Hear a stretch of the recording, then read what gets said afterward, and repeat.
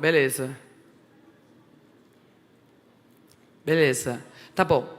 Não tem problema. Tá bonita, viu, ô Ted? Agora coloca o Omar ali, só pra gente dar um oi, ver se ele tá vendo a gente, tudo bonitinho, aproveitando.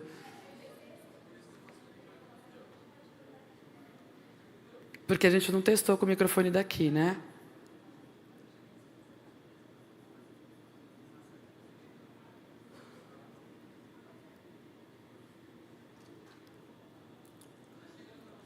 Tá linda essa imagem, hein?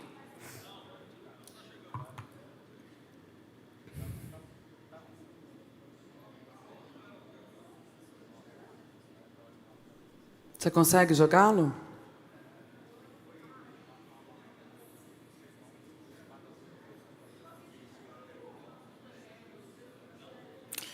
Ô Lu,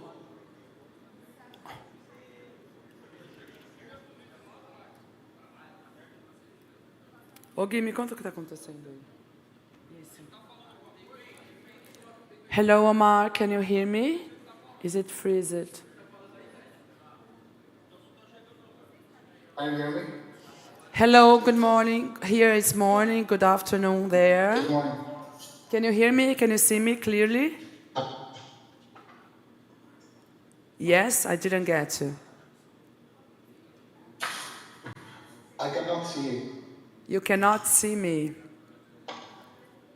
Yes. Olê, vê pra mim por que ele não tá vendo a gente. Porque a ideia é deixar esse...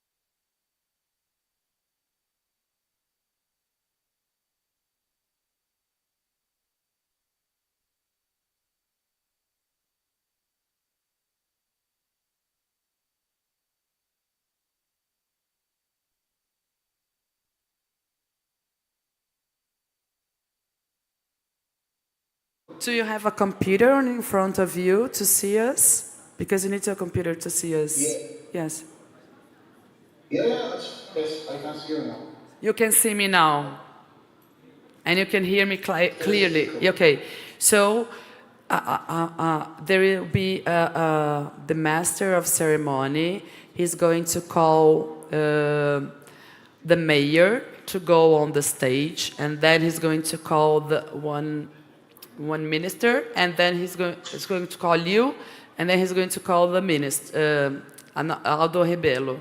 And then, first of speaking is Aldo Rebelo. He will be speaking, and then he's going to call you, and then he'll be speaking, and then the master of ceremony will say, thanks for your presence. It's very nice to have you here, and then you're going to log you out, okay? Okay. Perfect. Any speeches? So about our speech, when the person speaking, just close your mic because there is an echo. No problem. Nobody will be speaking during your speech, okay?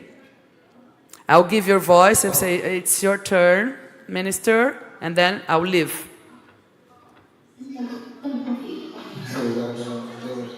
So you're gonna close your mic, right? Yes. Okay. So everything is... Okay. We are about to Okay, sorry, but can you disconnect? Sorry, I didn't get you. Can you close your mic? Yes. Fecha meu mic.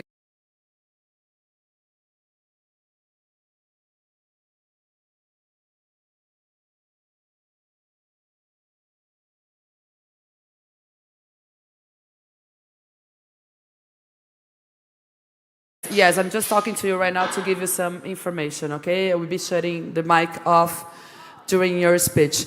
We are waiting for the mayor to arrive, and then you're going to start, okay? Once he speaks, he will open. Please disconnect the mic.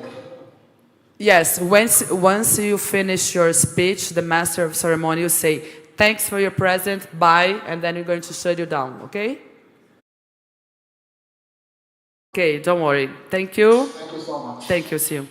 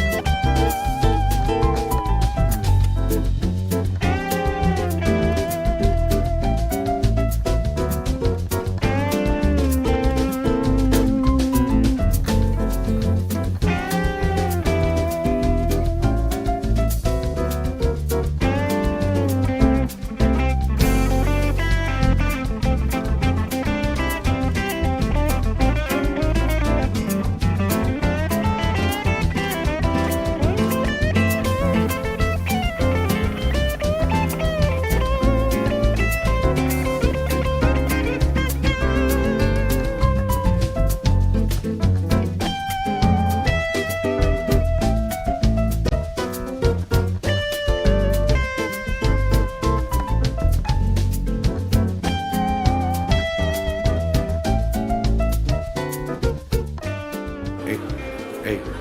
Senhoras e senhores, muito bom dia a todos. Peço por gentileza...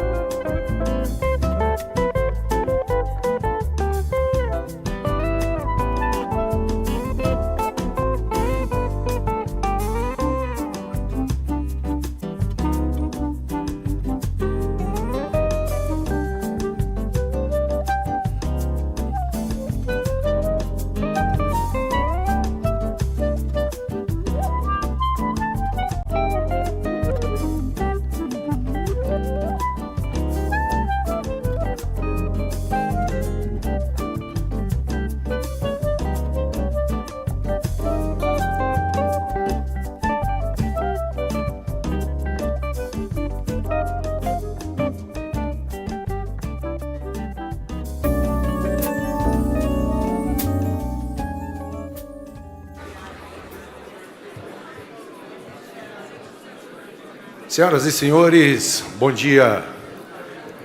a todas e todos. É uma satisfação participar deste evento com tanta gente. Together because you really want to make a change. We're gonna start our event by calling the participation of the Minister of Agriculture,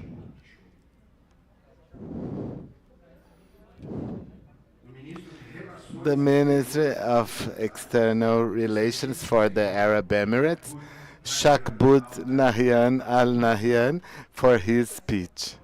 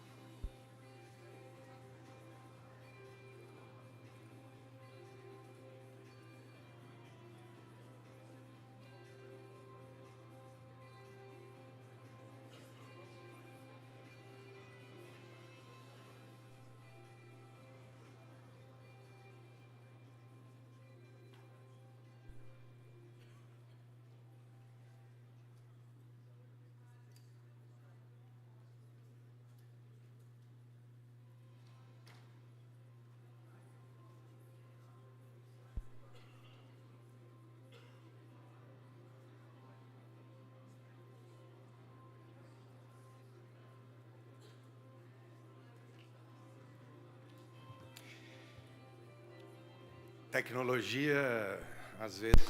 Technology sometimes leave us at a hard spot.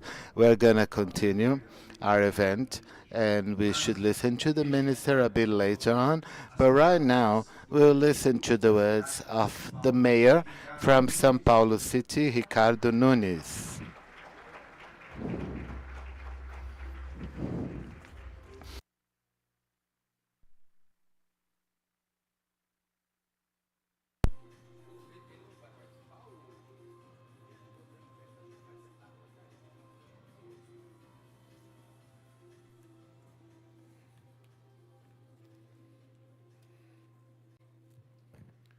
Bom dia, muito Good morning. Thank you very much for the opportunity of being here, talking to you at such a high level conference that's happening here in our city about a theme that's very important: agriculture, food safety. I'd like to begin by congratulating our Minister Aldo Rebelo for the idea, for the organization. Our guest who would participate online, Shabu Nayan Al Nayan. We had some technical problems, so hopefully he'll be able to join us soon. I would like to say hi to Advan Azevedo, the Agriculture Secretary from Acre. Our secretaries here from the Mayor's Office, Aldo Rebelo from Institutional Relations, Silvia Greco, our secretary from Disabled People. Where is the interpreter? Oh, there he is. Marcelo Danjo, our Secretary of Communications, producer, agriculture, farmer. We just found out about this Marcelo Danjo.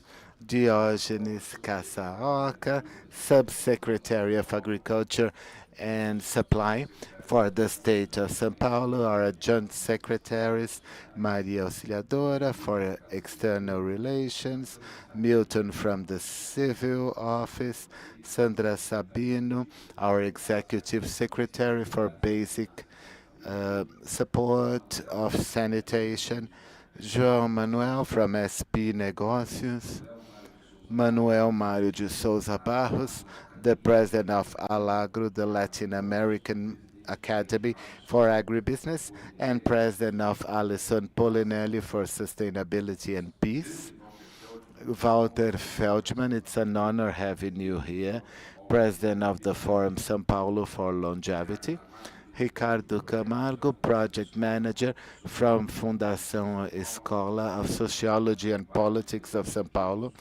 Many participants from consulates, entities connected to agribusiness, our speakers, supporters, students of institutional relations, all our friends from the press, all of you. I will read quickly a small text that I've written. We were running short on time, and now we have a bit more time because of our Minister of State Relations from the United Arab Emirates that couldn't be here. It's never enough to say how important agriculture is in Brazil. It's small and big producers for the economy of our country, for the supply of food to the whole world and supply big cities such as São Paulo. The entrepreneurs have big challenges ahead of them. They go through legal security for technology and the support of the public power. We understand these challenges and we are beside and we support our farmers. This food safety worries everyone everywhere, and the public management has an important part to support this responsibility. This management has been acting to fight hunger and providing food and everything else. We have a food safety policy with many successful programs ensuring that the poorer population have access to food and meals in enough amount and with good quality. We have a rural plan that is pioneer. We have the Solidarity storage unit that provides food for people at a 30% lower cost than the markets. We have the network Cozinha Escola that provides capacitation and contributes so that no one can stay behind in our city. There is the sustainable menu for schools to provide health and food and support the environment that ensures our commitment to the environment. And from these products, we also purchase them from family agriculture to provide food for our schools. Then we have less waste and we ensure that the community is more aware. And also, we are making sure that we increase the agricultural production with many nations and also everywhere in Brazil. And this is the first international conference, Josué de Castro, about food safety and fighting hunger. And also, we believe that we need to strengthen the production model, incentivizing and supporting the environmental help and benefiting our whole society. So I would like to complement my reading with some relevant data to the debate we're having today. We have a big challenge in a city such as São Paulo, just like many other cities where you live or represent here or work there, which is you associate in this economic development and the chance for family agriculture to stay working in the field. We have now in São Paulo a very considerable volume of rural producers, and our big challenges are maintaining them in their properties. Because if we can keep them in their properties, we are also ensuring that the environment is protected. Once the rural area is protected, then we ensure that the environment is protected as well. We have 772 places of agricultural production throughout São Paulo, and 28% of these are run by women, and 50% by people who are between 35 and 60 years old. Why do I mention that? We've been talking about this to support projects to maintain these rural properties. We have done recently the delivery of many prizes to the rural producers here within our mayor's office. And look at this experience, how interesting it is. Nowadays, with a big agricultural production, it's evident that the small producer has a very complex situation in competitiveness because of the gain in scale that the big producers have. I read a report about this, an article saying that some producers have more than 50,000 hectares. And it's an action that especially the European countries can't deal with. So it's a bit tough to have this commercial dispute with the Brazilian producer. So having a small property, less than 10 hectares, where the cost of land is more and more expensive, and the rural producer has to live from that and keep working toward against this huge scale gain from the big producers makes things very hard. And then we have this experience that I'd like to share with you. So Aldo Rebelo and me, we've been incentivizing this from the first fair of Parelheiros, and we delivered prizes for producers. One of the prizes we delivered was 35,000 reais to a rural property where they plant their vegetables, and they got these resources, and they presented this to the mayor's office, and between many producers, 35.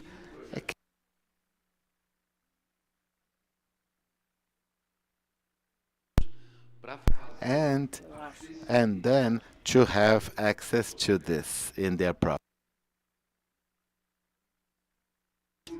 And why do we need to have accessibility?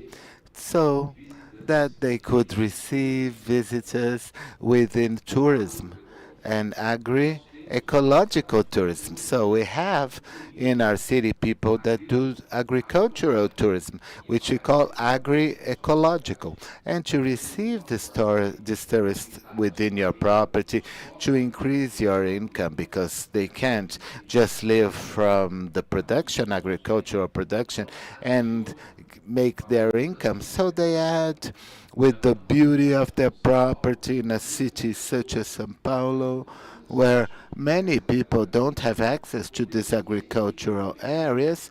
With the incentive from the company, they have accessibility work, and then they can receive tourists.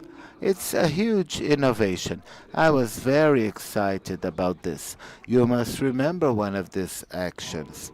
Another owner from an agricultural property, they won these resources to build new parts within their company. They will add some income with rural tourism, where people can ride horses. So they gained, they have income from their agriculture, and also they have an income from tourism, agricultural tourism, working together with producing food. And then they can offer, she can also offer horse riding. And then these tourists that visit, they get a great day, and also the owner receives extra money. I was very happy to participate and the mayor's office in São Paulo that strengthens the remain of our rural producers and our farmers. So if you keep the farmers in that area, you have a preservation of the environment, you keep the family there so they end up not having to come into the center of the cities. And then, as they've been working there for a long time, it would be much harder for them to come into the cities and not finding work. So, it's very important for us to develop this international conference, Josué de Castro, thanking you and welcoming all of you. There are not from Sao Paulo, from other municipalities, other countries. So you're very welcome here, and I congratulate the organizers for having this conference and always strengthening our agriculture, always talking about food safety and fighting hunger. The data we have about the public policies of food safety and fighting hunger, the participants will share with you because the city of São Paulo has really uh, been doing great in its actions for fighting hunger and for food safety. Just for you to have an idea, we provide on a daily basis every day 2.6 million meals a day in São Paulo.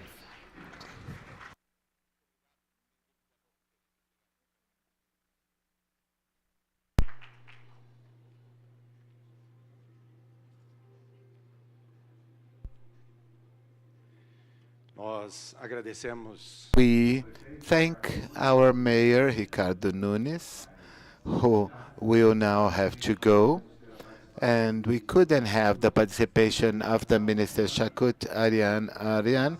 We know that transformation involves many challenges, but we also know that behind every challenge there is an opportunity. Hunger is very powerful. More than 800 million people in the world are hungry, more than 33 million people just in Brazil. As we have the privilege of not knowing hunger, I have the displeasure of introducing it to you. I can ruin a person. It's corrode its stomach, its dignity, its hope. I cause misunderstandings within families, and I ruin many families. The humans were able to send flights into space, but they couldn't get rid of me. Many of us, many people tried to help me, to get rid of me. But my strength is in within these gaps when there's lack of care and people who don't know me, they can't understand me.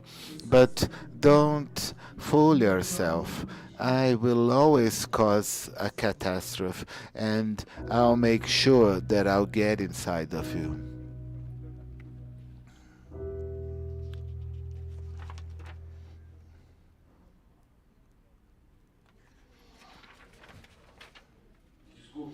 I apologize. I said it would be a displeasure, but we need to feel bothered so that we can transform. And actions that come from what is upsetting us, that's where transformation comes from. And this movement already exists. We see the importance of the agricultural producer, also the food production, that really is a highlight within our economy. So valuing the production is the first step for higher and more consistent consumption that it's accessible to everyone. We all need to be part of this movement. That's why I'm so happy to have you here today, because we believe that we can create ways that will lead us towards food safety. Now I'm calling the band from the Metropolitan Civil Guard. Please come up on stage.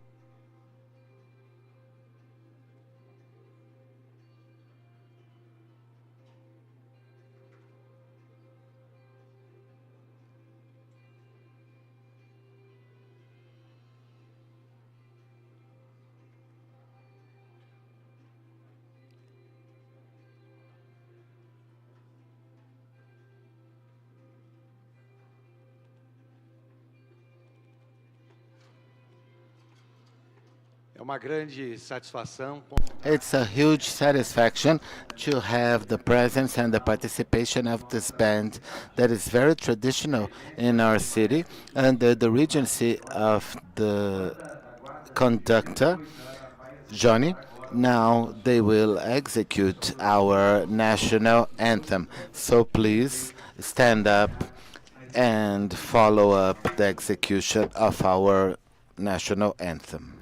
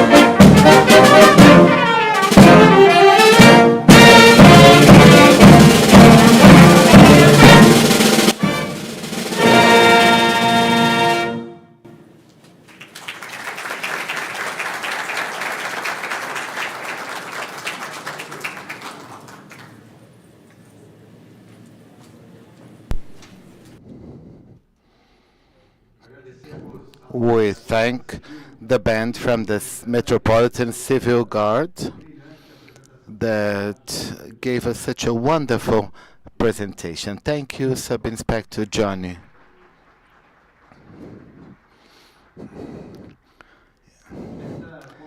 This conference, international conference, is inspired by the strength of a thinker, Josué of Castro. He was born in Recife, and he was a doctor, nutrologist, and a big activist about hunger. And he had the Nutrition Institute, and in 1952 he became the president of the Executive Council from FAO, Food and Agriculture Organization. Twice he was indicated to the Nobel Prize of Peace, and it has been translated into many countries, and the problems of malnutrition, and talking about the tragedy of hunger. We're gonna hear a part of this book. It wasn't in Sorbonne or any other intelligent university where I found out about hunger. I saw it in the miserable areas with so many and feeling like an animal.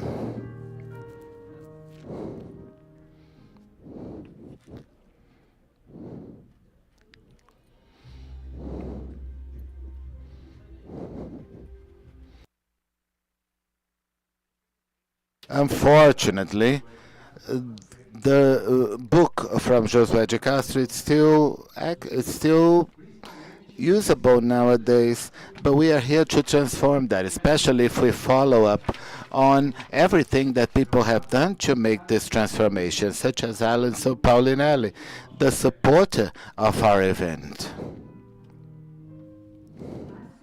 Alison Paulinelli was the leader from the sustainable tropical agriculture revolution that gave self-sufficiency for food in Brazil and transformed the country in a stronghold of agribusiness.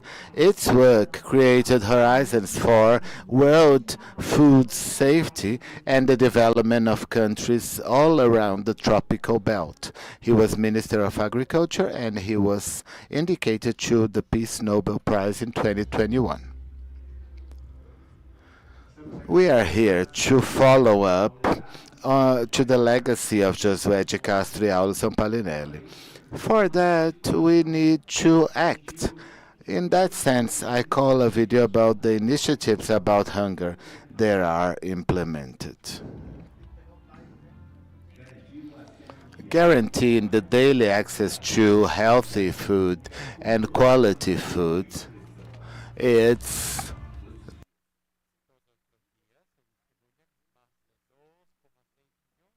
quem mais precisa. Programas de segurança alimentar estão espalhados em todos os cantos da cidade para milhões de pessoas. Além das refeições servidas, itens essenciais como de higiene e limpeza são entregues a famílias em situação de vulnerabilidade social. O Cidade Solidária distribui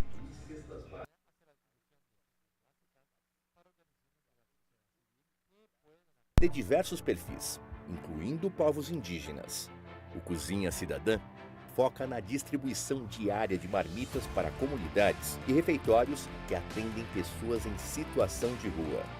O programa movimenta a economia das comunidades ao priorizar restaurantes locais para a produção das refeições.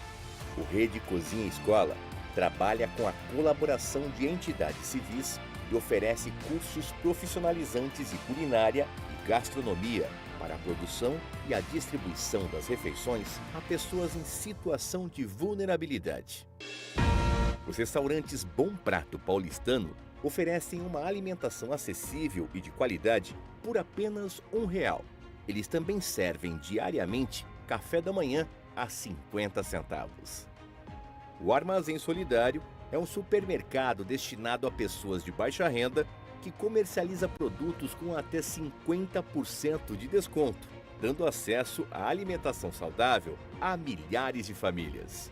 O Banco de Alimentos coleta produtos seguros e nutritivos que estão fora do padrão comercial e entrega a entidades assistenciais que os distribuem diretamente às pessoas com necessidade. Diariamente, atendemos mais de 1 milhão de estudantes da rede municipal, com refeições elaboradas por nutricionistas que priorizam cardápios com alimentos in natura e minimamente processados. Com foco em moradia digna e acolhimento, as 6 vilas Reencontro e os 31 hotéis sociais também incluem a oferta de alimentos. O Sampa Mais Rural possui um pacote de ações para fortalecer e expandir a agricultura da cidade, com a geração de emprego e renda, além de permitir que a população saiba quem são os agricultores que produzem alimentos de qualidade e onde comprá-los com preço justo. O Sampa Mais Rural conecta as áreas rurais à cidade. É a Prefeitura de São Paulo trabalhando no maior programa de combate à fome e segurança alimentar da América Latina.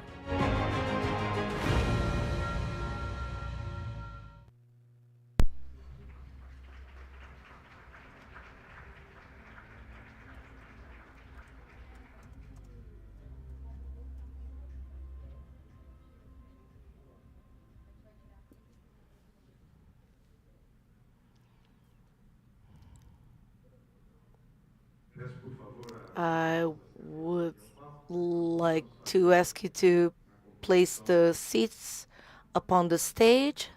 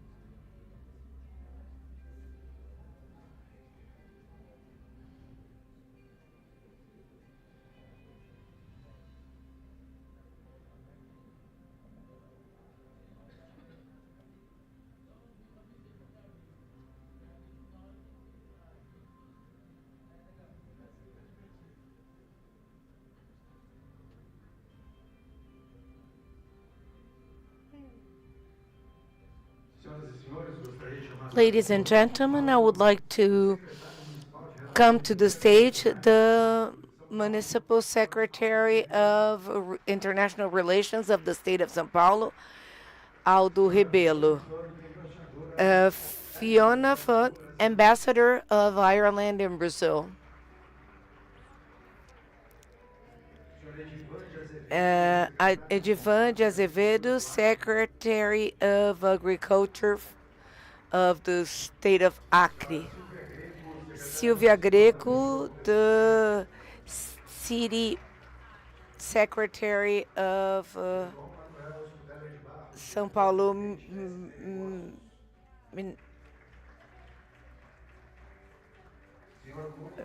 Muni Lourenço, President of the Federation of Agriculture and Livestock from Amazonas. Josefa Leonel Correa Sacco, Commissioner of Agriculture and Development of the African Union.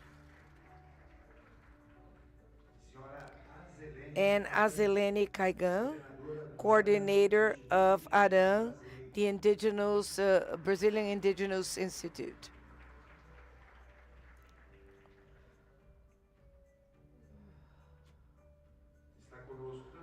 We also have with us remotely Minister Abdullah Ahmedi Balala, so Assistant of the Minister of Energy of the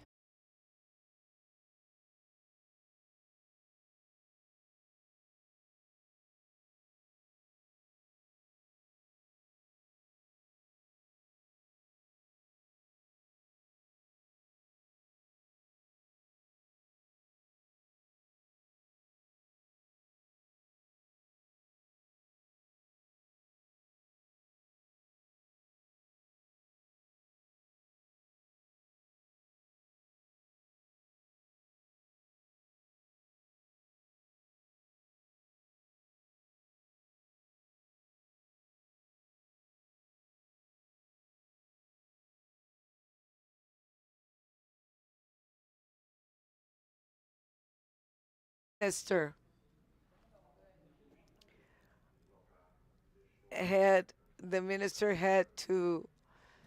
is waiting, so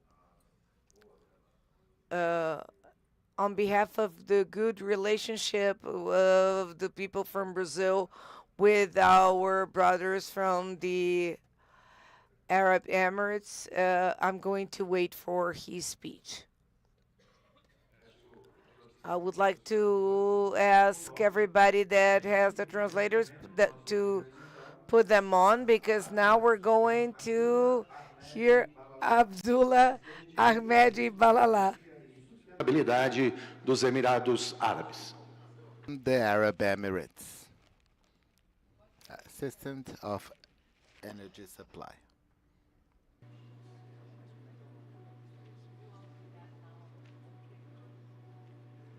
O ministro já vai falar?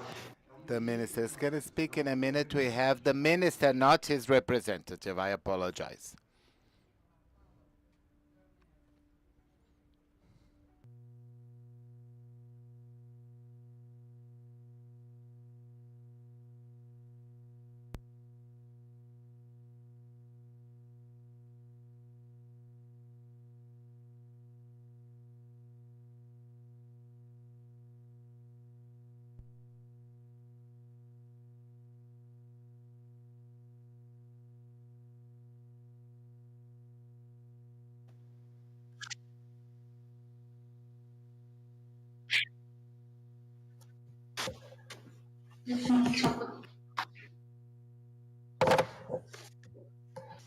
Good morning. Secretary Jose Aldo Rebelo, Municipal Secretary of International Affairs of Sao Paulo, Your Excellency, esteemed guests, ladies and gentlemen, greeting and warmest regards from the United Arab Emirates. It is my distinct pleasure to be given the opportunity to address you at the international conference, Josué de Castro, on food security and combating hunger. As I would like to take this opportunity to thank Sao Paulo's municipality for hosting this event to explore ways of further enhancing global food security in the coming decades. It is my hope that our participation will strengthen the cooperation in the fields of food security and other avenues of collaboration between our two countries. Ladies and gentlemen, we gather here today to discuss food security and combating hunger, a crucial issue that does not stem from the problem of scarcity only, but the distribution, access, and sustainability. Food is at the core of Sustainable Development Goals, in which it is important to highlight that the SDG number 2 focuses on ending hunger, achieving food security, and improving nutrition and promoting sustainable agriculture. Food security has been always a right that is preserved in international agreements and declarations. Yet it remains out of reach for far too many people around the world. According to the 2023 edition of State of Food Security for Nutrition in the World report, between 691 and 783 million people faced hunger in 2022, representing an increase of 122 million people compared to 2019. The report also highlights that 2.4 billion people experience moderate to severe food insecurity and 900 million people face severe food insecurity. Moreover, many children under 5 suffer from malnutrition, which highlights the intensive effort needed to meet the malnutrition targets by 2023. Those figures are not just numbers. They portray our reality and the call for immediate action and tangible results to prevent the exacerbation of food insecurity. That forecasts indicate that nearly 600 million people are projected to be chronically undernourished by 2023. Your Excellencies, the world requires a system that ensures sustainable access and distribution of food, and ensures that is a crucial moral imperative that calls upon us to collectively act with urgency, as it is a responsibility that we all share as global citizens. Throughout the years, food insecurity worsened by a complex web of challenges, including climate change, war and conflict, economic shocks, and human displacements. Both opportunities are rising, and we should tackle food insecurity through a few steps. First and foremost, nations must join hands to devise solutions. Food insecurity is preventable and requires collective action. Secondly, it is important to engage in public-private partnerships to catalyze innovation and seek out the world-leading technologies. Third, countries should take active steps to encourage local food production capabilities and tackle structural issues, such as unsustainable agriculture practices and lack of rural development, along with intensifying effects of climate change. Lastly, developing research capacities is key towards increasing food production.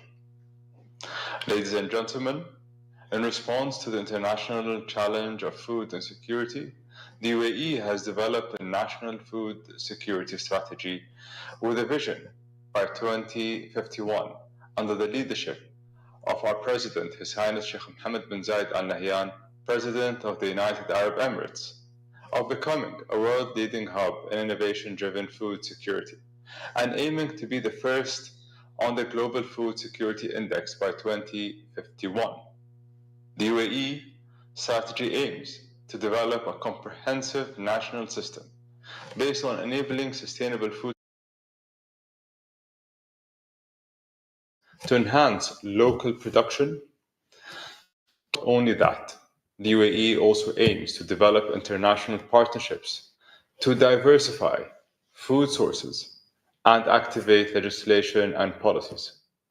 By launching the National Food Security Strategy 2051, the UAE aims to achieve zero hunger by ensuring access to safe, nutritious, and sufficient food for all year round throughout the world. Our strategy also specifically aims to implement resilient agriculture practices that increase productivity and production that help maintain ecosystem. Ladies and gentlemen, my country is playing a key role and leading by example at regional and global levels during the much needed transformation towards SDG 2.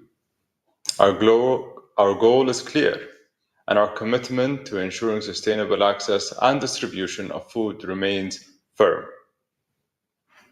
The UAE is making great strides towards achieving food security and ensuring sustainable agriculture sector, despite the various natural challenges it faces. It also looked forward to intensifying partnerships with the international community. Together, we can build bridges of cooperation between our countries in pursuit for a more sustainable future. I thank you very much.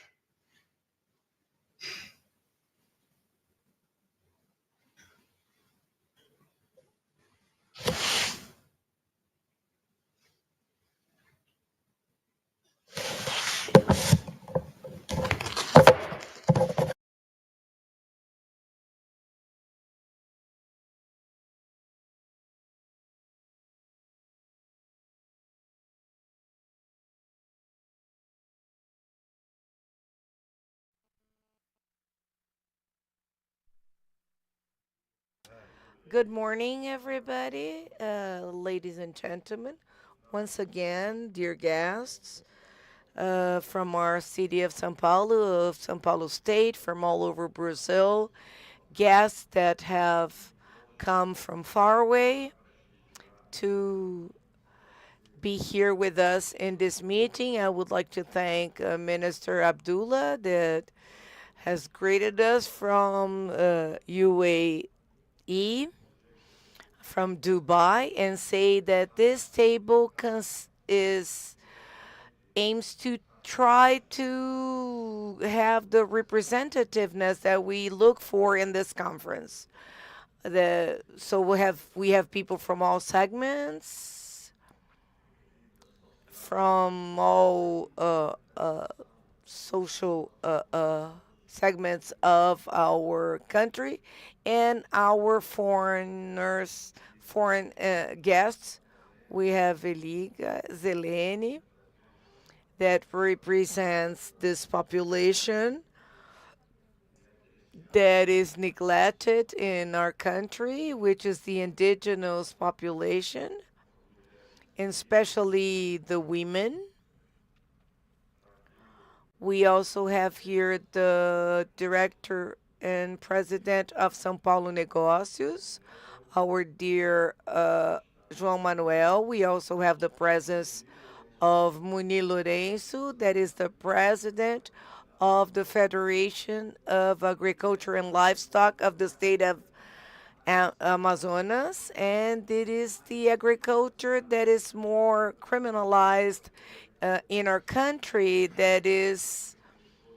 And we also have Muni Lourenço, that is also the director of the Confederation of Agriculture, represents this effort to produce food in the region that has the highest level of vulnerability in Brazil. So we also have Josefa Leonel, our dear guest from Angola, and that is from the development and rural development of the African Commission, our ambassador of Ireland and Brazil, Fiona Float, that is a representative of a country that produces food and that has in agriculture one of its economic and cultural references and in its identity. So we also have our ambassador here. We have here the Secretary of the Agriculture of the state of Acre that also represents the effort of producing food in a state that faces a lot of difficulties. I know Acre since the 70s when I was still a student. I went there in a challenge of organizing or reorganizing the National Union of Students in Acre, and since then I've been there many other times. And I went to an association in Parauacá on the margins of River Parauacá that also showed the level of difficulty to produce food there in Acre. We also have Silvia Greco representing the secretaries of the state of São Paulo. And she's also representing the love and the spirit of Brazil, which is our dear Sylvia, that creates with a lot of love and dedication and sacrifice and this approach.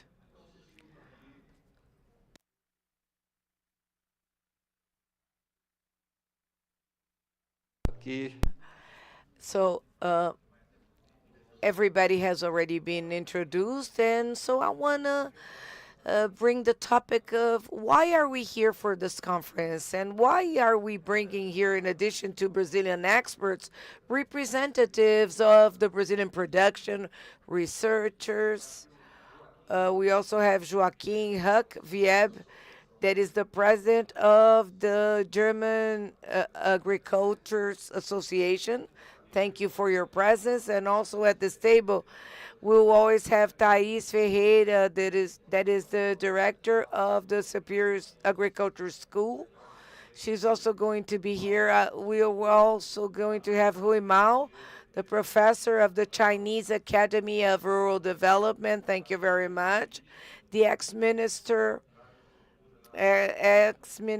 of Agriculture of Argentina, from the group of the southern producing countries that cheers for the Independiente. Marcelo Regunaga, also thank you. I see here right in front of me our dear researcher, executive, Marcos Yankee, that will always be participating in our debate. Well, I also see Charlie Sabo, the law professor from the University of Columbia in the United States, and we owe a lot of this event to Professor Daniel Vargas. We also have Tarifa Alzabi, that is the director of the International Center of the Agriculture of UAE, that conducts a very important work, which is to develop agriculture on soils that have a high level of salt. And so I want to greet this researcher from the UAE. We also have Diana Hodges, that is an author, nutritionist, and executive director of Global Food Justice Alliance, that is also here with us. Samantha Pineda, lawyer, law specialist, and that helped us in the forest code. And so we also have Ingo Blogger, that is the vice president of BAGI. And I've already talked about Munir Lourenço, Dr. Getúlio Cruz, economist and professor of the Universidade Federal of Roraima. and that knows a lot about the economic activity in the state of Roraima and Amazonia, and that has written a book about the development of Roraima. Gustavo Spadocchi, the General Secretary, and that replaced Evaristo de Miranda, Professor Alfredo Roma, that is a researcher of Embrapa Oriental. In other words, the Amazon region for geographic issues is divided, and that region more connected to Acre, we'd have the western and eastern Amazon, and our professor is in this area. So we have El Bonfim, that is the chief director and the presenter of Canal Rural. The Smith, that I have already seen a presentation of news from New Zealand, is also here and has a beautiful work about food safety. Omai Ozali, that is chief of the Department of Physics of the University of Oxford. I believe I have not forgotten anybody, any of those people, and thank you all that are present here. The tribute justifies the title of this conference to this great doctor from Pernambuco, a writer that wrote about food safety, and he has written about the geography of starvation for all the regions in Brazil. And the chapter about Amazonia is still up to date. He wrote about men and crabs, and he was a federal deputy. He was from the academia, wrote a lot of essays, and his name is a tribute to this history and this memory. And why his name? The tribute to Josué de Castro does not make sense to Josué de Castro. The tributes have a pedagogical meaning. They do not make sense for those that are already gone. They make sense to those who are still here, who are alive, so that can be educated with their memories, with their examples.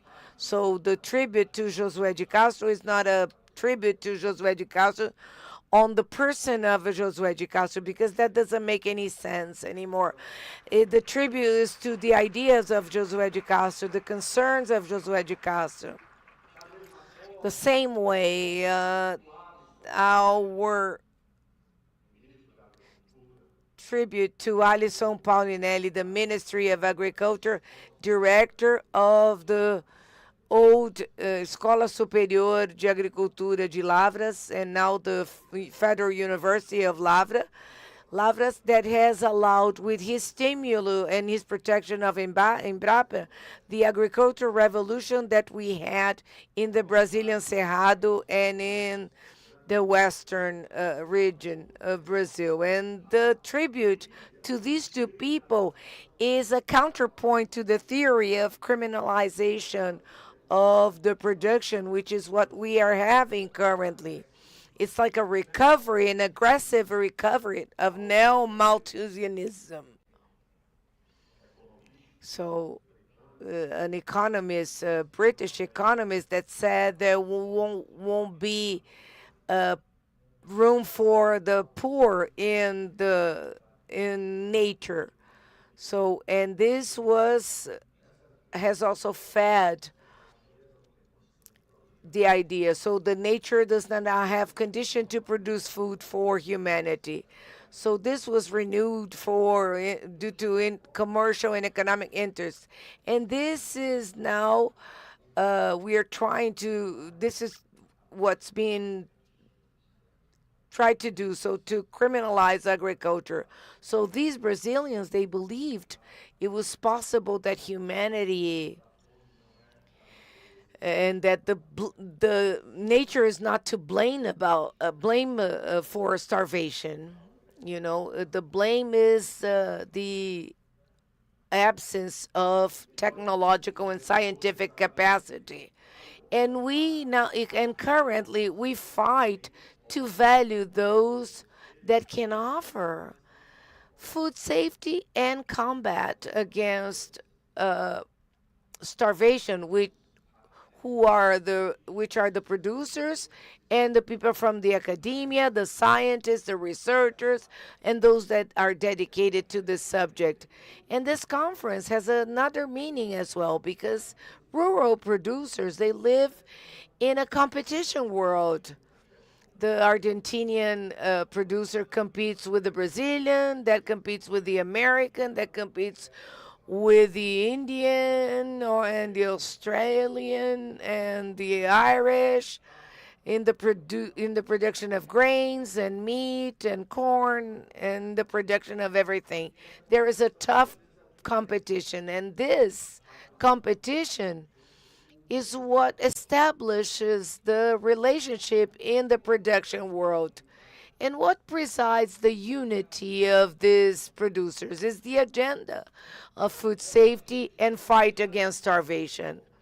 So, in this agenda, the American, the Irish, the Argentinian, the Uruguayan, the Chinese, all of them will be united in facing a humanitarian and generous objective. So let's try to value what brings us together, and that is much more useful to humanity. This is the objective of this conference as well, to establish the unity in this generation mission of protecting humanity. And this is the motto of the fight against starvation and food safety. So, and the only way to do that is by those that produce food. So this is the essential need of humanity. We have two tasks: energy safety and food safety. So it's around these two challenges that the world will foster a great effort: energy safety and food safety. And who can provide food safety? Which is the most universal of all needs. Man has lived most of its existence without an automobile, without using a cell phone, without having a wristwatch or having a television, without so many devices that now seem to be essential for us. I think that after a meal, I think that a cell phone is the most essential device, the most essential object that we have now. So, but food safety is essential. In Peking, in London, in Dublin, in Buenos Aires, in Asunción, in São Paulo, in Maceió, in Arapiraca, in Shanghai, people wake up in the morning to have a meal. They have breakfast, they have lunch, they have dinner. And most of the people in the world do not produce food. They are not responsible for their own food safety. They depend on the efforts of those that are somehow trying to produce and facing the challenges of doing that, scientific and technical, that depend on rain, on sun, on a plague that appears, on a pest that appears in the middle of cultivation. And people are doing that. So here we have our representative from India, our Nectar, that has a cooperative that produces, I believe, 30 million liters of milk per day. So it's a supreme effort in a country of 1,500,000,000 inhabitants like India. You know, the one that goes twice as much than the population of Brazil. So, what are the challenges? The governors, the producers, the executives, the producers. What are the challenges that they have to face to make sure that every day 1 billion of Indians can have their breakfast, have their lunch, have their dinners?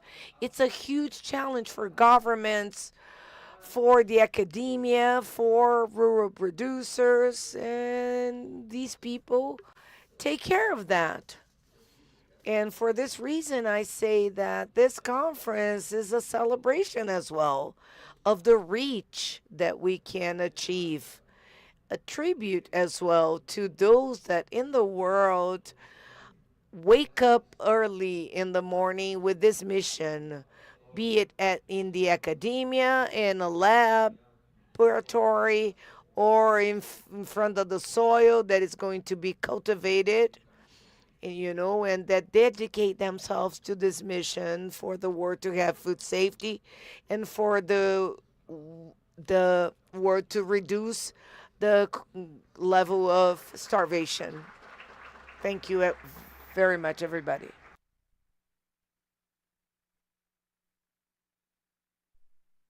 Agradecendo. Thank you very much. The secretary, I would like to ask you to go back to your seats, the ones that are in this table, because we're going to start the cycle of our lectures. It's very good to hear these positive messages because they bring us input about the subject and bring us and make us more enthusiastic to face this subject. And we will start our conference now.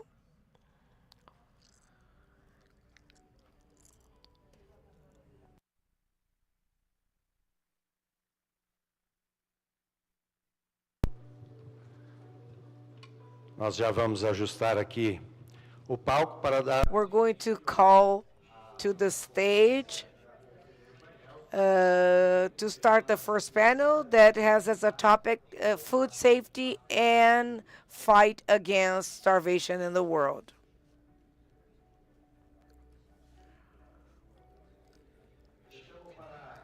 I would like to call for this panel Josefa Leonel Correa Sacco, that is the commissary for rural development and sustainability of the African Union. Please, Josefa. Celso Moretti, the researcher of general management and ex-president of Embrapa. Guilherme Bastos, the coordinator of the Center of Studies of Agribusiness of Fundação Getúlio Vargas. Cláudio Pinheiro Machado, professor of FEA-USP and coordinator of the Agribusiness Program. And to be the moderator of this panel, I would like to call back to the stage Azilene Caigangue, the coordinator of UARAN, which is the Brazilian Indigenous Institute.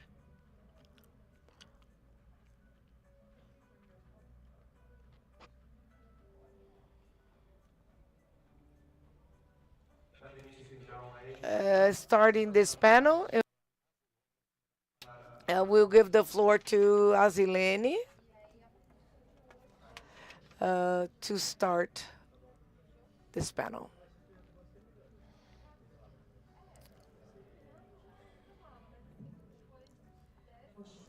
Good morning, everybody. To all those present here, the authorities and people from abroad that is visiting us for this conference. I would like to greet all the team that has organized this conference. I would like to thank first God that has allowed me to be here, coming from the floods in Rio Grande do Sul and taking a plane to be here with you. I would also second. I would like to thank my dear friend, Minister and Secretary of International Relations of São Paulo, Aldo Rebelo, for the invitation to be a moderator in this panel. And I don't want to miss the opportunity to say how much I admire this Brazilian, this Democrat, this citizen that gives us an example of how to surpass sometimes difficult agendas, if they're right wing or left wing, if they're center wing or the Brazilian that gives us an example of how to overcome such unimportant things, because sometimes some segments of the Brazilian population they judge the thought of Aldo Rebelo, and I would like to greet him for the launching of his book, the Amazon, the Malediction of Tordesillas, and say that he's a nationalist and he knows Brazil more than most people. It's worth reading his publications, but it's very interesting. The fifth movement and his last launching that I have just mentioned, the title that I have just mentioned. And I want to thank everybody from the International Relations Secretariat that have worked for us to be here. And the conference, food safety, at the international conference, Josué de Castro, on food safety, I expect that it allows us to put in the agenda things that sometimes we fear talking about because we fear to be judged because of that.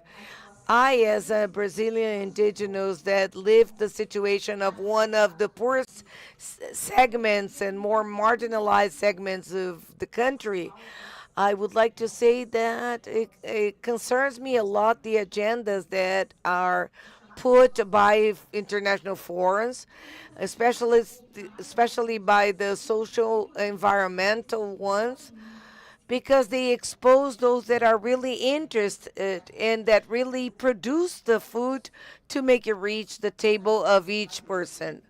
The most egocentric agendas on behalf of sustainability. What is sustainability? To whom? What is the concept of sustainability? When I talk about sustainability, is it the same thing that is discussed in Davos or the COPs? Or what is the concept of sustainability? Are some countries really concerned about sustainability, environmental sustainability, about humanity sustainability, human sustainability, or with the sustainability that make of the people called developing countries or third world countries, their mineral reserves and things like that? We see the things regarding the potassium in the indigenous lands to produce input for the Brazilian agriculture that is exported, but that the international forums, the NOGs, national and international, say no, we cannot touch the indigenous lands. Me, Zeleni Kaingangi, think, and it's my opinion that indigenous and the noble, especially noble areas where they have mines and ore, a lot Niopian to be a market reserve of the rich countries. And here we are starving. And the indigenous people that take up the biggest indigenous land in Brazil, the Yanomami, are starving.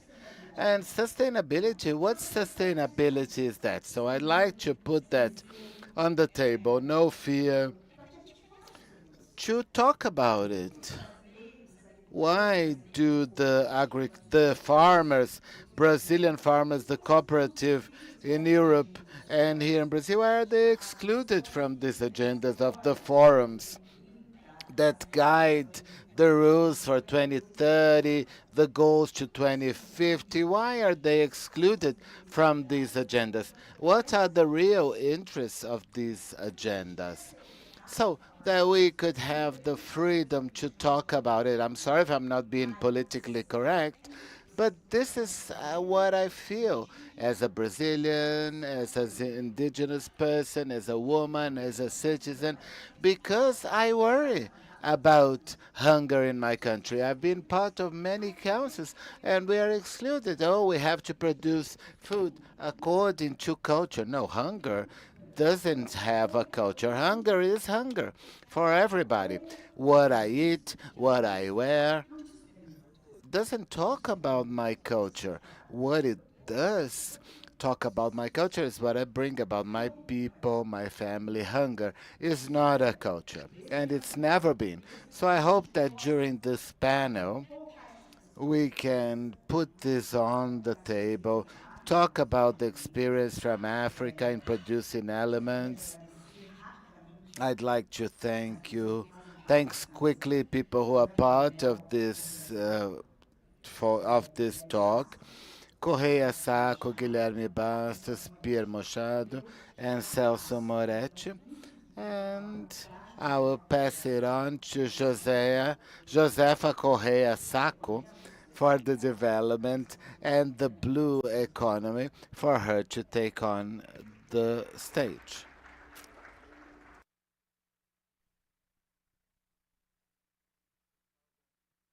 Senhora moderadora.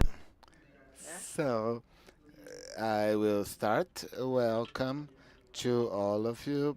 Bom dia a todos.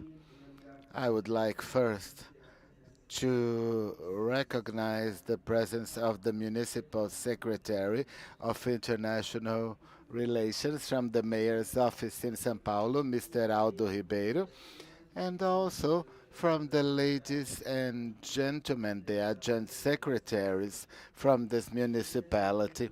I'd like to recognize the excellencies, the ministers, the ambassadors, representatives of regional and international bodies, and the many guests here, and the protocol being observed.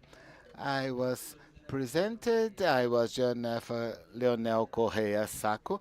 I am from Angola. I am the commissioner for the African Union for Agriculture, Rural Development, Blue Economy, and Sustainable Environment. And I would like to say that the city of São Paulo is we're congratulated for being the stage on the debate of the importance of food production and the centrality of the rural producers aiming to provide food safety globally in the next decades. Our vote goes to the organizers who have invited us to participate and share our African experience at this moment when Africa discusses a new action plan at CADEP, our common African plan for the development of agriculture. I'm here talking about representing 55 Union African countries and to talk about food safety issues and hunger in our continent. We have a lot of potential, but our continent is still very vulnerable. And we want to share with you what we've been doing to stop hunger within our continent. We've had the privilege of having the president of this republic there and our state chief, Addis Abeba, with Lula, promoter of zero hunger in Africa. And Brazil is the third country producing food and trying to feed its own people. So our vote goes to the organizers who have invited us to share the African experience in right now at a moment when Africa is discussing a new action plan from Kadapo post Malabo for the next 10 years. We are reflecting about the results we've had about the 7 commitments from Malabo Declaration, and we think it's essential to delineate from then the post-Malabo agenda to create more benefits and consolidate the CADEP gains to correspond the trends and dynamics that are coming up.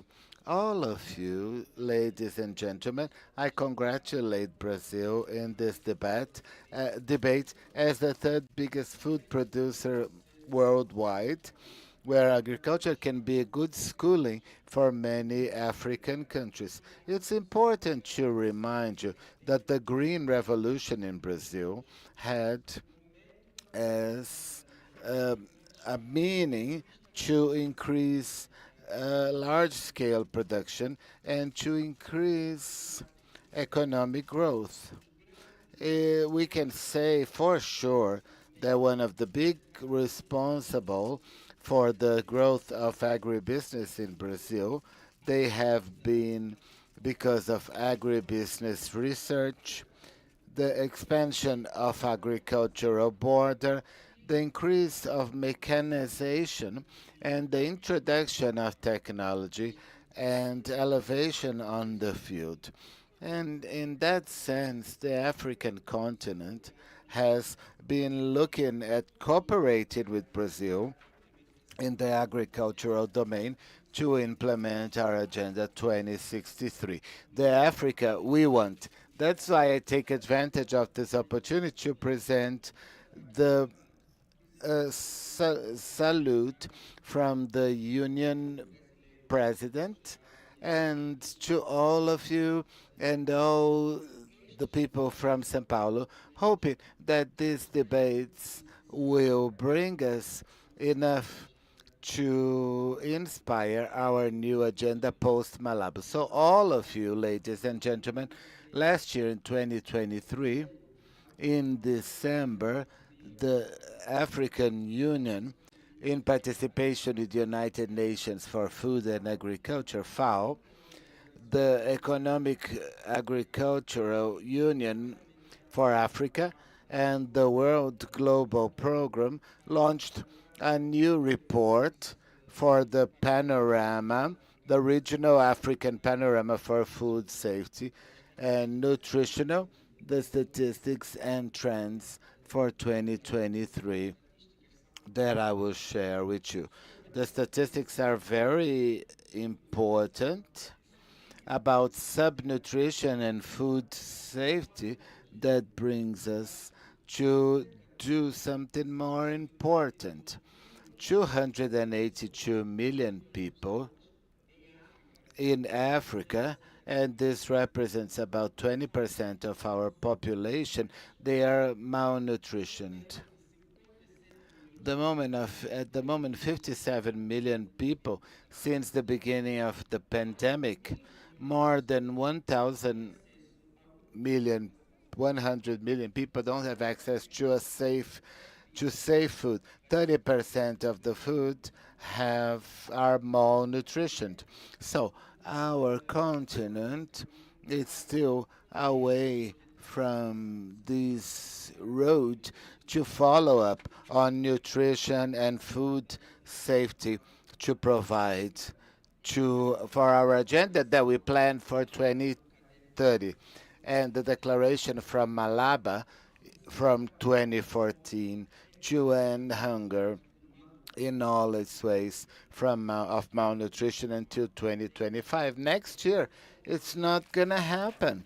We have just 1 year to finish that. Do you think we can do it? End hunger in the continent? No, because the reports are telling us that nobody's near reaching this goal. So we are facing unprecedented crisis where people will try to find out how Africa will revert these trends. And our continental program is CADEPO.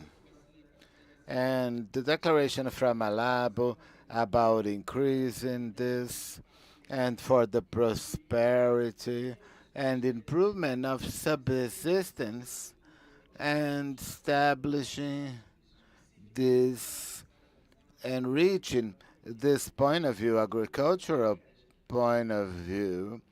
After 2 decades of implementation, we had Maputo, Malabo, and Cadapo that we did to increase growth and the improvement of the indicators to diminish poverty and results.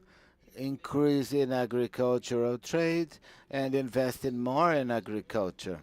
Ladies and gentlemen, I'm running out of time.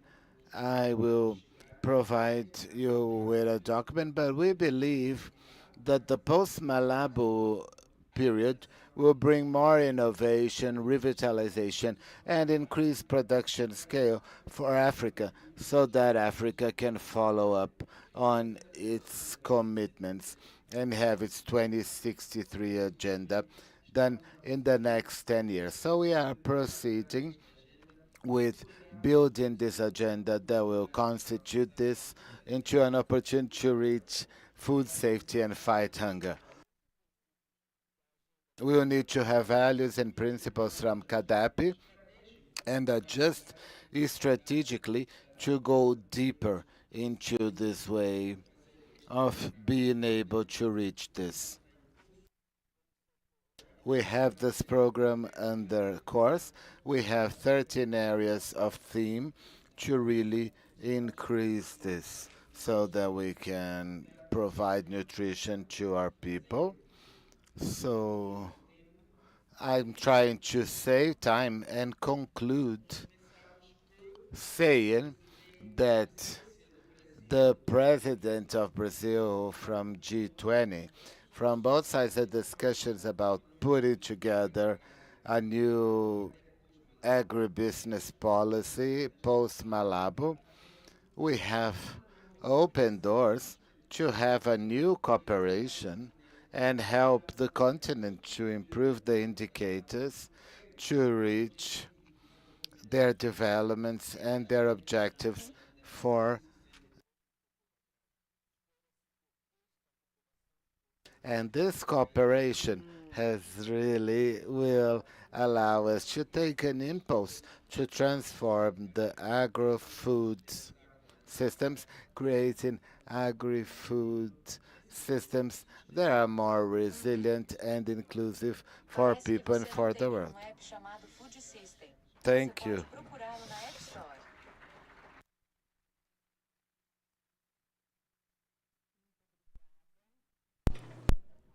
Thank you so much. I pass on the word to thank Josefa Leonel Correia Saco, and I'll pass it on to Guilherme Bastos, coordinator of agribusiness from Getúlio Vargas. We have time here, a timer here. We have 10 minutes only. Good morning, everyone. Thank you. I want to congratulate all of the panelists here. It's a huge satisfaction to be here with you. I think we have an important debate about food safety and the issue of fighting hunger. And I think we have here very important points to reflect on about this issue of polarization many times when facing exports compared to domestic uh, production, about transgenic and all these issues. We need to guarantee that our production system worldwide can produce more and more at a lower cost to feed this population that are hundreds of millions of people feeling hungry. So I have some slides just to put it into context. These points we are going through, these scenarios post-pandemic and war and globalization. Marco who's here, he always talks about it, and we are checking that. We see a disruption of the chains just in time. They produce it there, build here. A lack of supply. We've seen many chains being interrupted. Also, inflation worldwide, hunger and food unsafety, not only in Brazil but worldwide, being elevated to levels never before seen. These political and commercial issues, and also chasing the technological domain. This has become the new geopolitics. We have themes from our minister that it's always mentioned, and these themes also the energy safety and fighting for decarbonization, climate changes. It's impossible not to talk about it, especially seeing that we're being affected, especially by the excessive consumption of fossil fuels and the lack of equality, which is still a big challenge to be solved worldwide. So we have world trends. We need to mention more than 2 million people as an estimate up to 2050 to add to this world. Luckily, we have a rate that is lucky because of this pressure for food that we have, that it's going down. But we're going to have some regions worldwide where this rate is going to be very positive. The question is, should we increase production where? And we know that tropical agriculture has an important role in this possibility of increasing the ton of people per area. To talk about it, just reminded you these points of how our country has evolved in 2001, 500 after the discovery of Brazil, we had 100 million tons. 15 years later, 200 million tons of production, and last year more than 320 million tons. The pillars of our growth, we all know our natural resources are abundant: soil, water, lights, and the hydric and the water resources that we know after carbon. It's going to be an environmental service that our productive systems will have to worry about. Thanks to investment and research, our ex-president from Embrapa, we could leverage this production process. The entrepreneurship from the Brazilian farmer is, we can't discuss how important it was to advance into lands that weren't used before, and our public sector policies that allowed this, ensuring our food safety with sustainability. Also great to reinforce that we got all that, even though we've had little support from our agriculture, from our sector. Brazil with $10.4 billion measured by OCDE. Our commercial development performance has been reaching huge records with $106 billion, more than half our trade scale. And this also reflects on the performance of our agribusiness commercial scale with 150 billion, and allowing the Brazilian trade scales to be positive in almost 100 billion.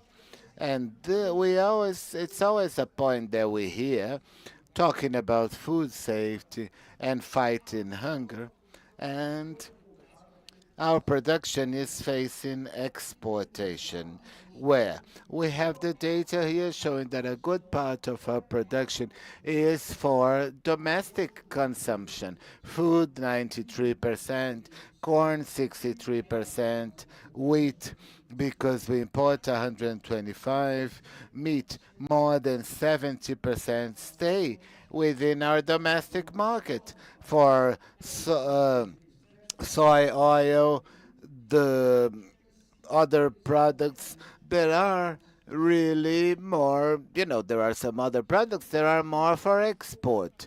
And then we have some points for reflection here. And I think this issue of internal availability for food with export, with import, they forget that the export market clean has a dynamic that's very important in the agricultural world, with contracts, with good pricing, with income. And this spreads towards the other forms of agriculture. Just reminding you, our small family production that is very concentrated in the south of the country benefits from this exporting chain. So, family agriculture and commercial agriculture also has to be considered. It's important to produce, whether it's food, whether it's energy, reminding you that there is a need to have and increase income this way through credit, price guarantee, technology, and safety. And it's not one or the other, organic against transgenic, organic against conventional. No, we worry about that when we see the FAO report saying the solution for the world is organic production. No, we have to ensure productivity value and amount to ensure that we're going to fight hunger. We have to have low prices, but not as low, so low that people won't want to produce. In the USA, you have organic networks. We don't have that here. We don't have because there's a lack of integration in this chain. The small family production that produces vegetables and fruits in a different standard. The storage also. Another lie is we're inefficient. This is public expenditure. No, we have economic elements that can work on that. This issue regarding rice now. We have enough rice, to feed Brazilians. Oh, the price is going up. So let's bring the import rates down because this allows us to have the entrance of products from other countries. Oh, the price is too high. So let's have a direct subversion. It's going to be much cheaper than the 7 billion reais that will be spent to buy imported rice, So this 7 billion could go to the harvest, could go to the government and foster the production in the coming year, the next year. Well, just to wrap up, we have regarding food safety and fight against starvation, we need to think that we need policies that are not agricultural policies, they're social policies. And reminding we need the program of food acquisition for Cesta Básica. But it does not make any sense that the government manages this volume of physical products because it's a high expenditure to manage this program. We have to think about the future.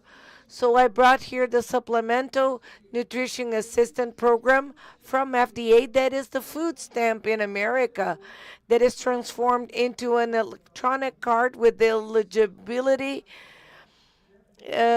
with a much more appropriate diet. I was president of CONAPI, and you have to distribute Cesta Básica for indigenous people, and Cesta Básica, the basic food basket, is not something good. So we could just it would be much more interesting to have a card and do that. So in 2021 is $111 million spent in this program. So most of that is for to fight starvation and food insecurity. So, and we can work with training and food education. Encontrado. We have another problem here that is a very serious problem that is waste.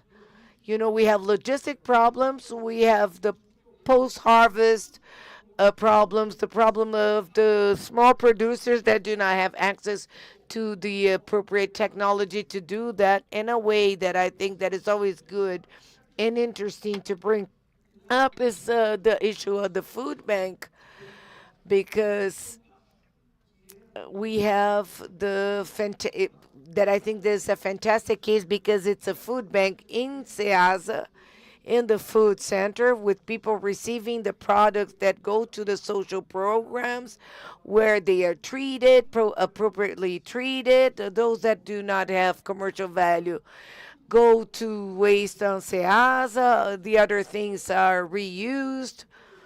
So this is a solution that could be thought of in Brazil, but in Brazil in 2020 it's not been updated. It's 168 food banks with 173 tons for 3 million people less. So we have a lot of things to do and think. So this is what I had to add.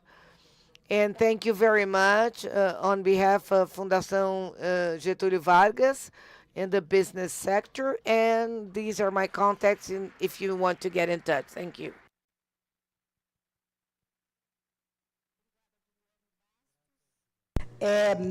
Bastos,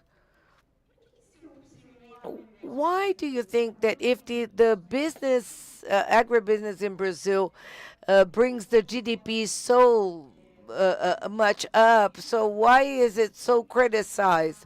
Like, for example, in the indigenous lands, we are forbidden to cultivate transgenic seeds. And the cesta básica that is provided to the indigenous communities only has transgenic food. So I want to hear now the coordinator of PENSA, professor of the University of São Paulo. Thank you on behalf of the Secretariado Rebelo and all the people from the City Hall. I would like to greet and also I would like to thank Ricardo Camargo and Daniel for the invitation and greet all the panelists that are here. First, I wanted to have a disclaimer because I had a piece of paper here and Guilherme threw it on the screen, but about what he said, I'm going to approach here maybe with a different context. And maybe I will revise my time because he was so complete that, you know, he has already advanced a lot in what I wanted to bring up. But the topic of food safety, I wanted to look at that from the governance perspective. So we use governance for several dimensions, and governance is when you look for an alignment of interests between the different parties in the process of creating sustainable value. And then we can work on the topic of governance on the macro perspective, like the global governance, and how this is it relates to the issue of food safety from the meso perspective, that we're going to talk about the governance in the industrial systems and how it goes into the productive chains and the coordination. So until we reach the end consumer, and the governance of the organizations of agribusiness, how they are structured and how these environments are structured, and the interests within the organization. Starting in with the macro point of view, Guilherme was very happy in what he said. So I'm not going to advance in the conversation because everybody has already mentioned about that, but just going to bring up some points and put them at the table for them to solve, you know. No, but they're going to debate that clearly. It's the consensus of this environment that we live in with several players, political tensions, several players acting like Asia, the United States. Also, Asia is another big player. There's not a bilateral confrontation, there's a multilateral confrontation, and how Latin America and Africa are inserted within this context. And the challenges, the governance challenges regarding this global agenda from the climate point of view, how the climate agenda is discussed in this environment, in this chaotic environment, in the global sphere, the agenda from the social point of view, and there's the point that Guilherme mentioned. In 2050, we will have 10 billion inhabitants. We will need to keep producing. So how can we reconcile the climate agenda with the production agenda? And in that, how the economic environment will be translated into policies that can take up this challenge. And the attention point that is probably less approached is that in 2050 we will have a population that is around 10 billion. Some scenarios forecast that there will as of then there will be a stability from the populational point of view, but it will be an older population. We see, so most of us will live more than 100 years, and the actuarial point of view, our grandchildren and great grandchildren will have a bill to pay. So how they will have to pay the bill of this generation transition? So few people working for a lot of people, and the reform that will need to take place within the context of the global society in different countries with their different realities. So, from the point of view of Marcos, Ingo, Daniel, you can bring us some light. I'm just bringing some topics up. From the Meso point of view, looking at the agribusiness systems, industrial agribusiness systems, we have a very heterogeneous environment. We have short chains of regionalization for regional consumption or national consumption, and we have other long chains that go throughout different countries. And I agree also with Guilherme that it's not either one or the other. We have the agricultural Brazilian complex that is very heterogeneous and complex, which shows the importance of the coordination and the alignment of the different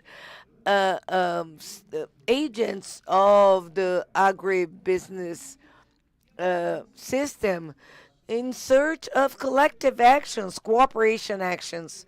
Of course, that any industrial system, will have conflicts, distribution conflicts. Of course, there are different interests between the different agents, but there are several convergence points, where the alignment of these production chains can generate much more value and be a win-win business for everyone, and with a much bigger impact towards food safety.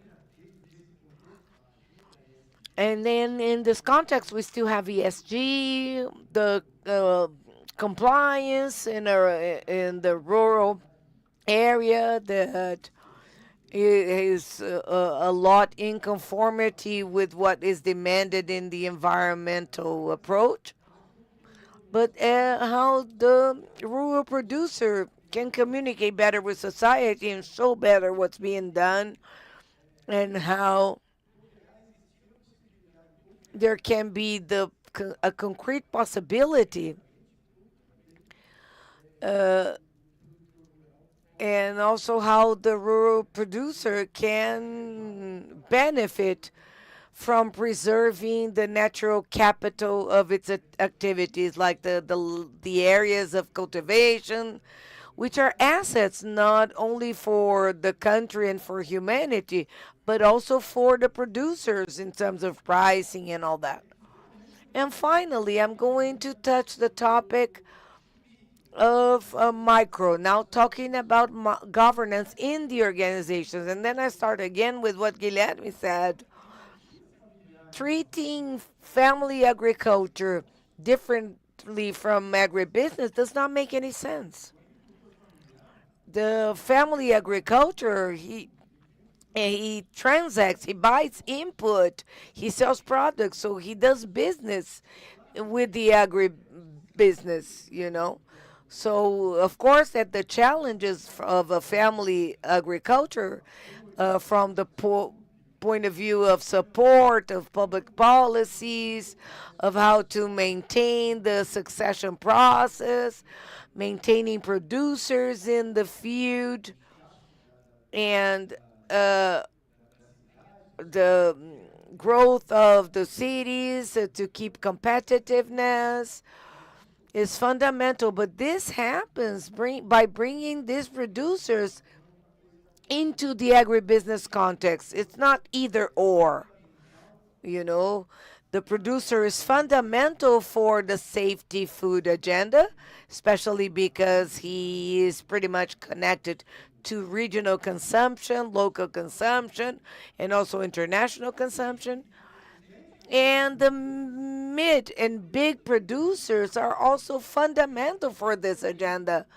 There is also a bias of demonization of big producers, the big capital of agribusiness, the great soybean producers, and all the producers of all this huge amount that we've had in the evolution of our grain producers. This is fundamental for food safety, not only for Brazil but for the country.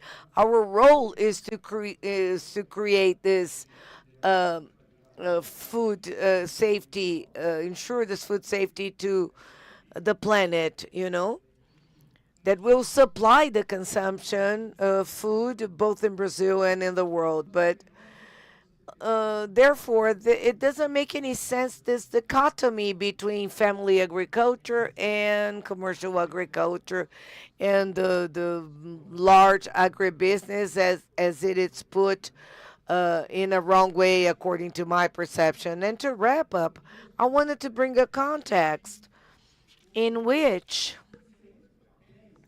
the different roles of diversity of our agribusiness, both for family agriculture and our colleagues from Africa that are here.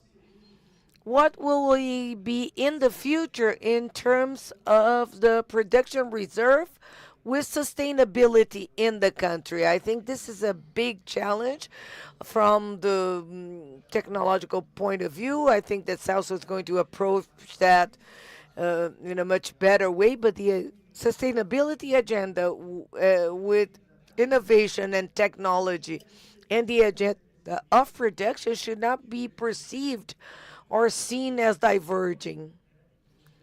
They may and can deliver this value, and Brazil particularly has all the conditions to have an advantage in terms of competitiveness due to the great role that we have in the global sphere for small, medium, and large producers. I think that we need to stop this discussion that does not take us anywhere.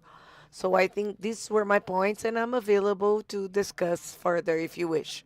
Thank you, Claudio.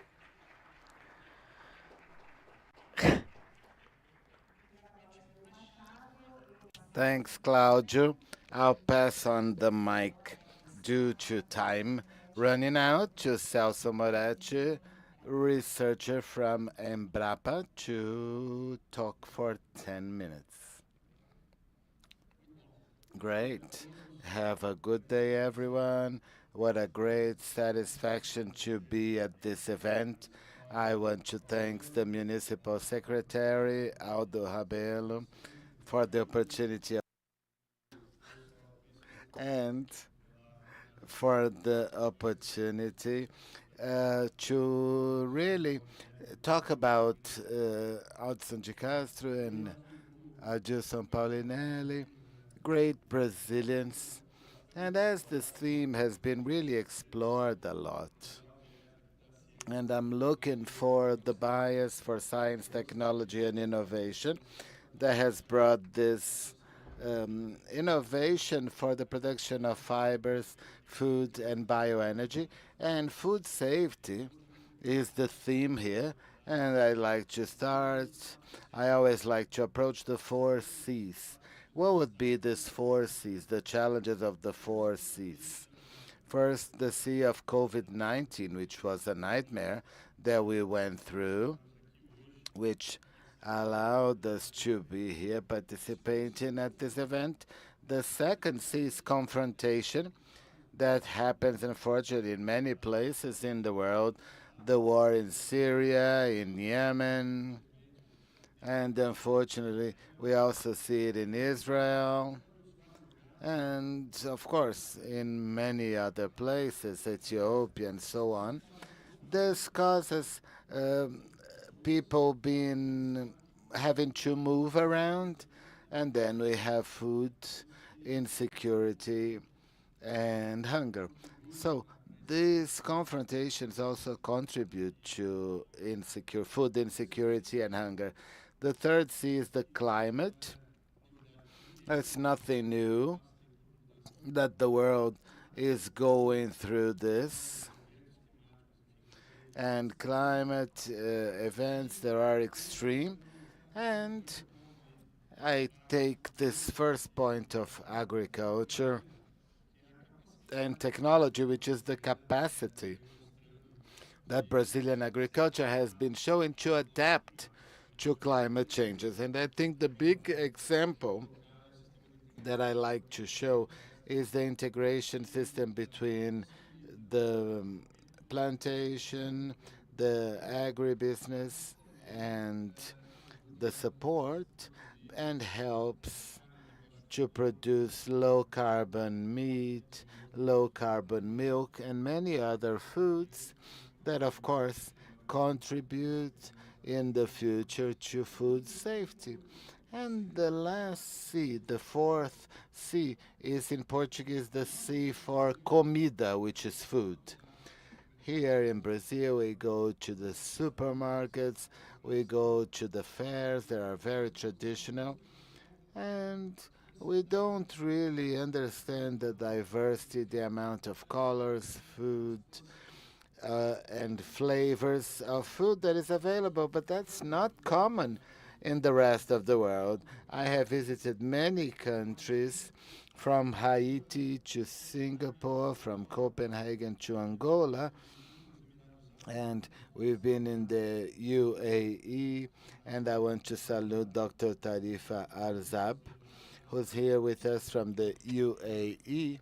It's a country that I have been visiting a lot and working with a lot. They import more than 90% of the food they consume. We had here the Minister of Sustainability, their Minister of Sustainability, talking about the situation in their country. But the food issue is central. Food safety, fighting hunger, is at the center of this agenda when we think about food production.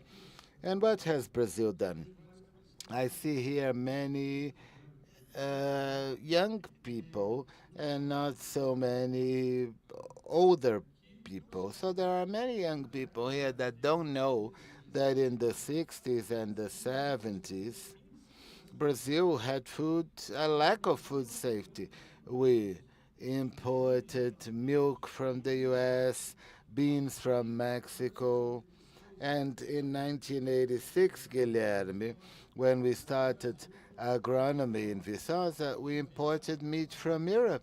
And there was a concern that might have been that that meat might have been contaminated uh, with radiation. So we've changed in less than 5 decades the situation, and we, of course, decreased hunger.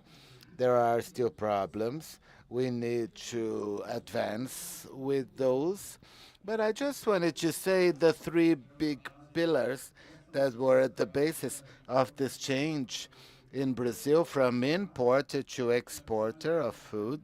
We were able to use the Cerrado lands, and people bet on developing that and working and using the fertile lands, more than 200 million hectares.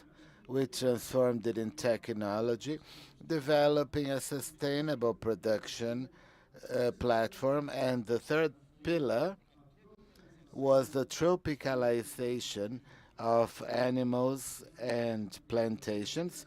We brought the European cattle to Brazil. We created Girolando, and this wasn't in Noah's Ark. It was developed here in Brazil. And with that, with technology, science, production, we developed tropical wheat. So most people produce wheat in the temperate weather, and now we can produce in the tropical region of the world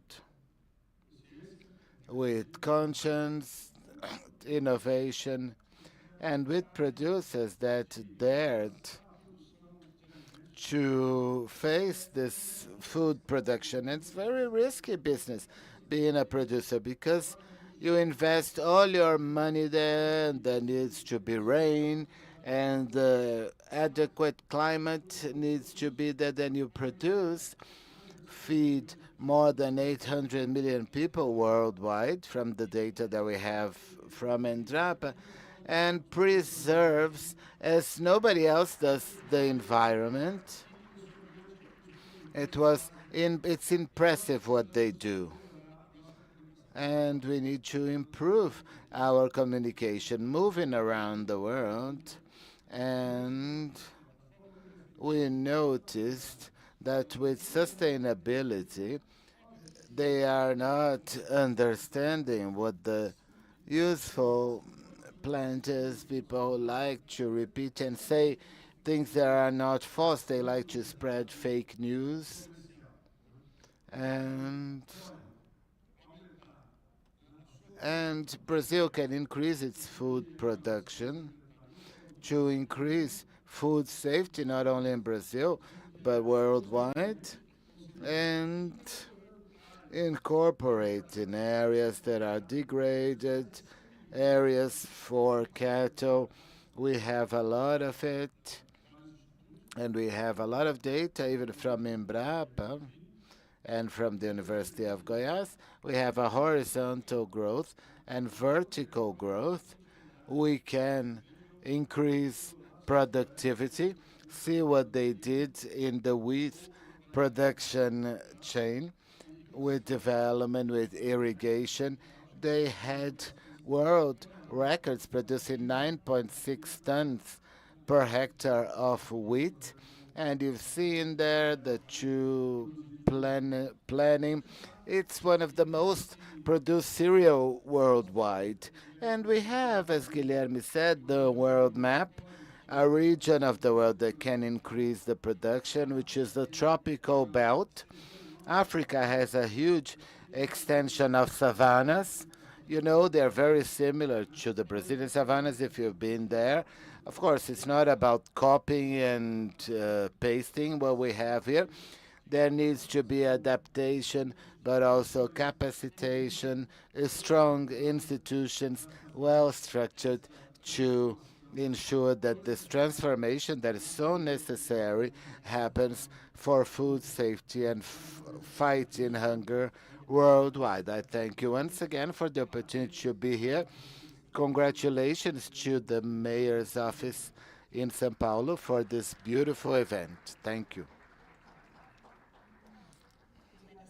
Thank you, Celso Moretti.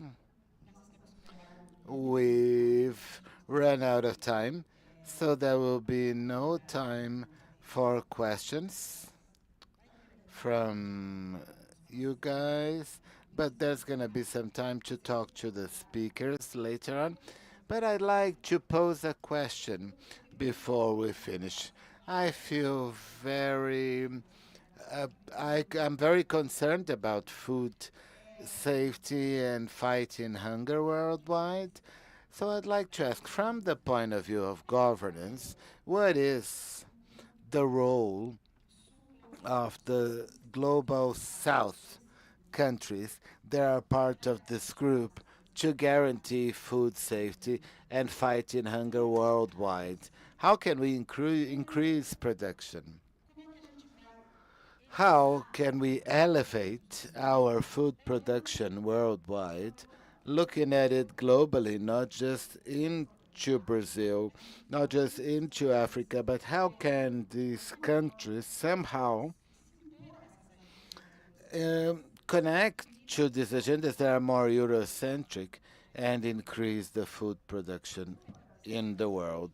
What's the role of these countries for governance to allow these countries to do that? So I'd like to put this question to all of you, and once again to thanks the municipality of São Paulo, thanks Aldo Rebelo, thank each one of the participants in this panel to provide in time, and I apologize if somehow we said something that we shouldn't, and we finish our talk now.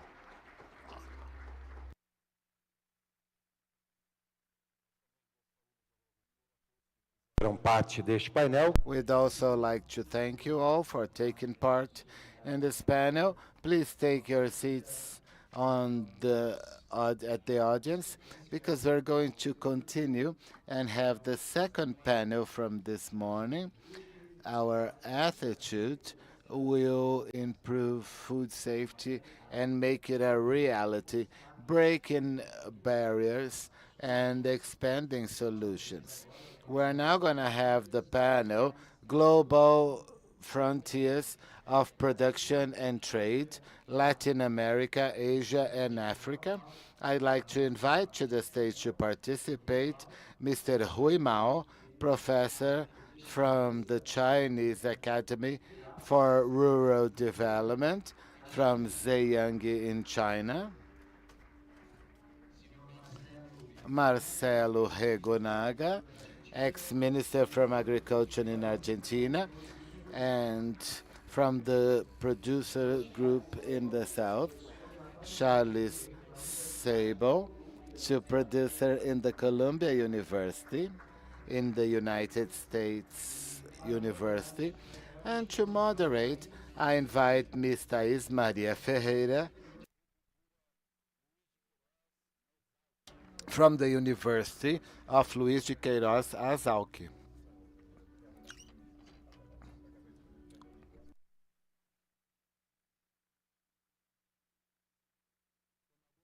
Passamos a palavra então à senhora. Without any further ado, Thais will moderate this panel.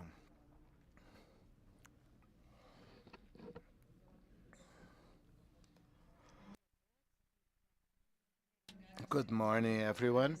First of all, I'd like to thank the organization and especially the team connected to Aldo Rebelo. It's important to be here, moderate this panel. I will start with Portuguese, and then I will conduct it in English with all of you. Especially taking into consideration that we have a name that really honors us, the memory of Josué de Castro and Aulisson Paulinelli, that worked at Exalc, where I'm the director. So we must honor the memory of these people that have truly contributed to agriculture. That elevates our discussions to a deep discussion level, thinking about global advancements for food production and saying what was been already said by Zeleny, we have a lot of responsibility. We are here to discuss the food production and the trade of these agribusiness products in Latin America, Asia, and Africa, which are responsible for the future of food production in the world in the tropical and subtropical systems. So, having said that, we've already heard about the fact that we will be almost 10 billion people to be fed worldwide. This brings with itself the responsibility of increasing 50% the food production worldwide. We know this won't be harmonized in the whole world, but it represents a lot of what's coming. And to guarantee the food and nutritional safety globally without compromising the natural resources and the environment for future generations, it's necessary to adopt an integrated approach considering very relevantly sustainability, not just for the environment but for the society and the economy, thinking about life quality for people. So, this triangle, agriculture, food, and production, cooperates internationally. And apart from the differences that we have in the productive chain among the main food producing countries worldwide, the transition into productive systems facing climate change and demographic changes, the economic impact is shown unmistakably to all of us. We all have this challenge of adapting, and the geopolitics interferes in the international division of production and also the trading to innovate into the agri-food business. And we can develop that. Three aspects would be essential for this discussion. First of all, is food safety,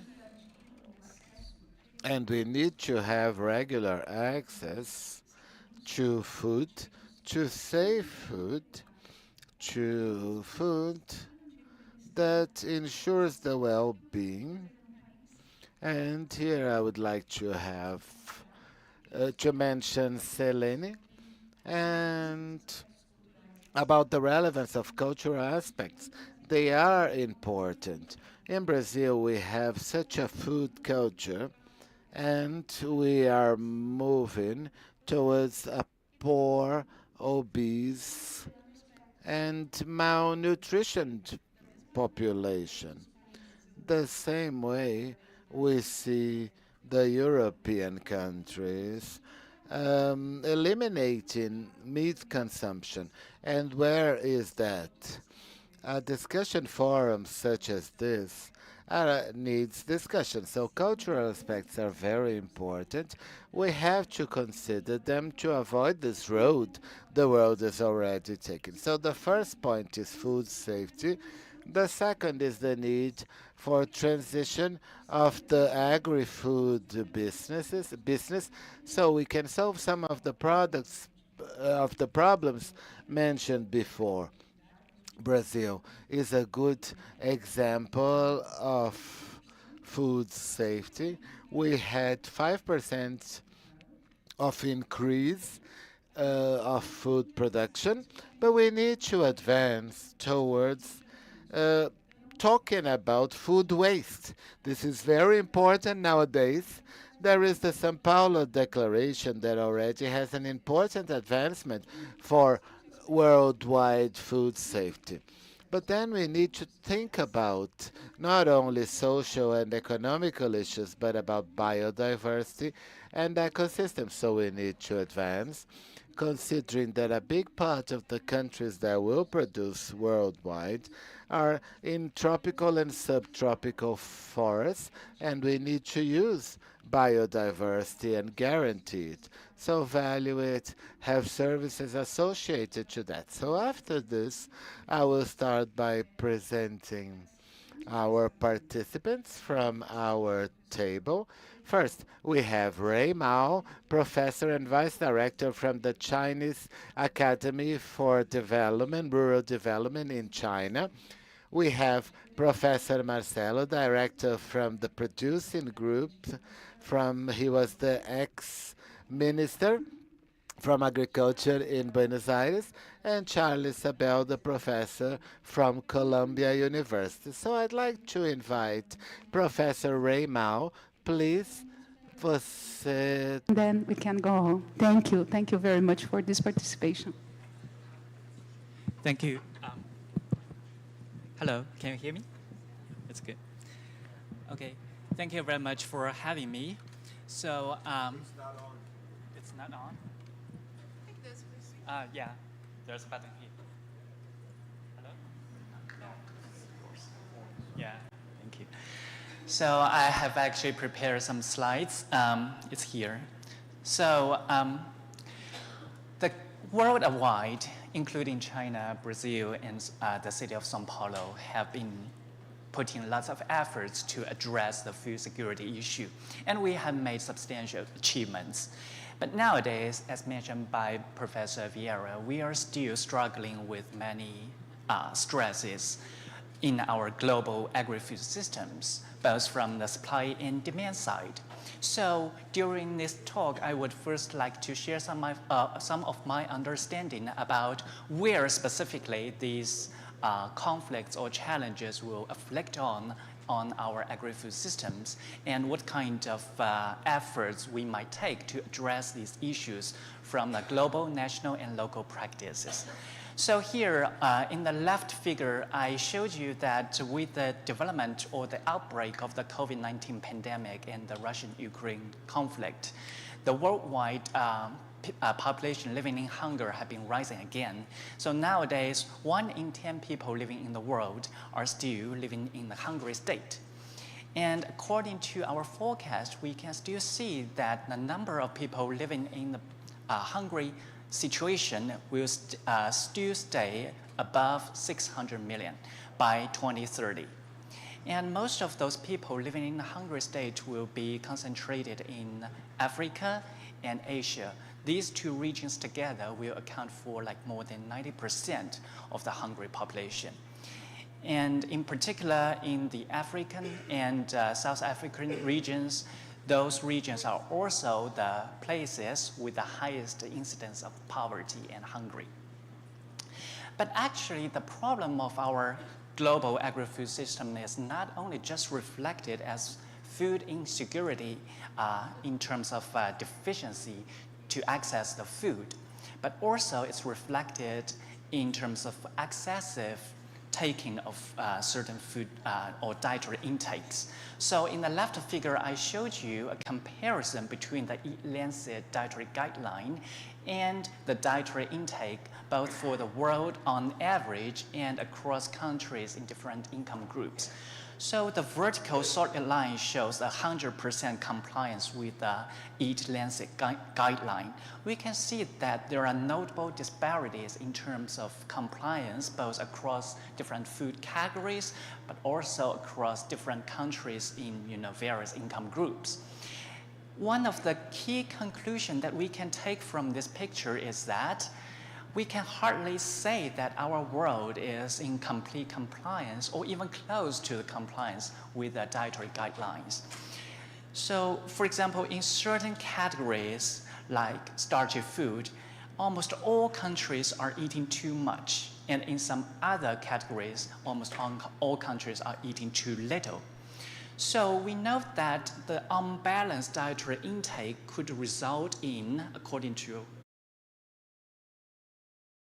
many negative impacts. For example, it can render short-term impacts with regard to the body and brain development, especially when we consider the fetus and the early development of childhood. And in the long term, it can also induce cognitive work and immunity capacity losses. So as indicated by the right figure, we can see that the death years of loss and the disability years attributed to the nutrition issues have been increasing around the world in recent years.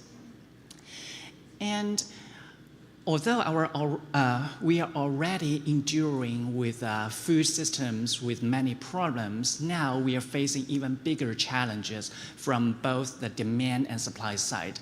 In the demand side, we can see that due to increasing population across the world and income increases, the demand for food will be continue to increasing, which we have already been talked a lot by our previous panelists. And in the meantime, we are also going to see a dietary transition. So you can tell from the yellow bars, we have a stronger demand. We will face a stronger demand by feed, and also from energy, indicated by the green bar in terms of biofuels. And on the supply side, climate change is going to impose serious challenges.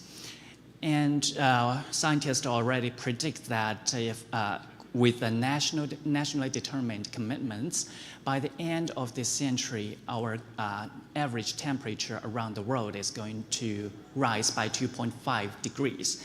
And for each degree of heating, we know that there will be substantial yield losses for major grain crops.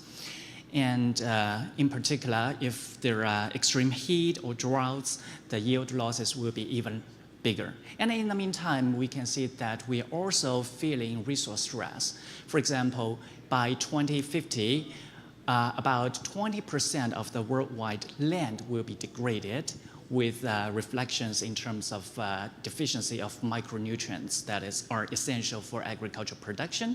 And also, we will see lots of water stress. It's predicted that many people living in this world will be living in extreme water shortage around the world. So in the figure, you can see that many agriculture producing areas in the world will be afflicted by the water stress.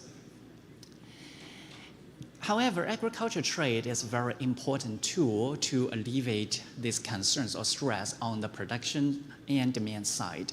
So here in this figure, you can tell that with more severe climate change conditions, as you can tell by the darker red bars, our total population living in the hungry state will increasing over time. However, if we can adopt certain trade facilitation like tariff reductions and the building of infrastructures related to trade, we can have those numbers substantially declined. However, the problem with agriculture trade nowadays is that we are facing a lot of disruptions. We can tell from the figure that although the worldwide agriculture production has been rising over time, and so does the agriculture trade, in recent years, the growth of agriculture trade has been slowing down. And why has that happened? That's mostly because we have imposed, while countries have been reducing tariffs regarding agriculture trade, but non-tariff measures have been increasing over time. Take ASEAN countries as an example. Without consideration about non-tariff measures, we have the average tariff rates regarding agriculture imports declining to almost 0%. But after taking into the ad valorem equivalence of non-tariff measures, we will see that this decline is going to be substantially reduced. And in recent years, we can see lots of factors are actually driving countries to impose more and more non-tariff measures. As indicated by this panel, we can see that the outbreak of pandemics, even according to WHO, those pandemics might not be directly foodborne. countries will still impose extra barriers regarding the import regulations. So we see there is a positive relationship between NTMs and the pandemic cases. And in the meantime, countries may also impose additional barriers when their own agriculture sector is facing like an increase in unemployment rate. So it's like a story of import competition. And in the right bottom line, we see that in recent years, there seems to be an increasing feature that countries are also going to impose non-tariff measures to agriculture trade following their network in terms of international relations. So for example, when one of my airlines in the international relationship network impose a specific regulation or import restriction with a partner, then his ally is probably follow and also impose certain kind of restrictions. And this kind of non-tariff measures will aggravate the situation about the food prices. We know that after the outbreak of the Ukraine-Russian conflict, the worldwide food price index have reached the height in March 2022 to around 160.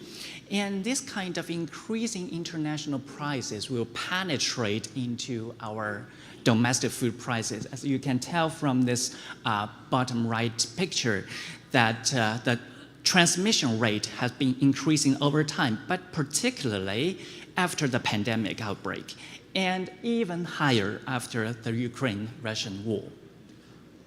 So we are calling for an ideal agri-food system that need to be nutrition-oriented, the climate change to be sustainable, to be inclusive, to take all the smallholder farmers into account. And we try to build this kind of a research network, a global research network in Zhejiang University in China by taking two approaches. One is to enhance the resilience in domestic production, and the other is to promote the sustainable trade regimes. So we have developed this trade portal using the latest technology so we can lively track the trade relationships between partners, and we have constructed indices to monitor the competitiveness of each exporter. They're complementary in terms of product exported, and also we are now developing a module to track their participation and their position in the global agricultural food value chains.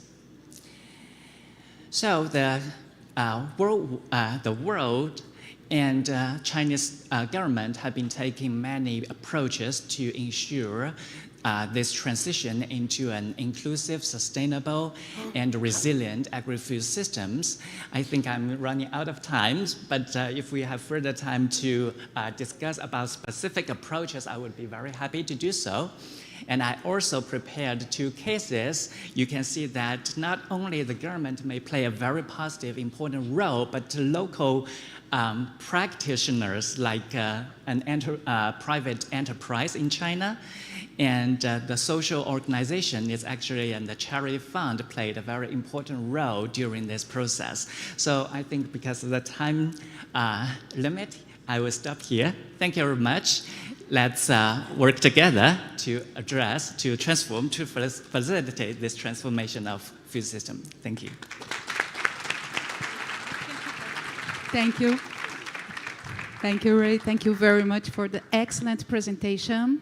We didn't talk before, but we talked about the agri-food system transitions and the biodiversity and the importance of the social aspects and economical. Thank you for giving us, sharing with us all these tools you have developed. So, Marcelo Regunaga, please take your time.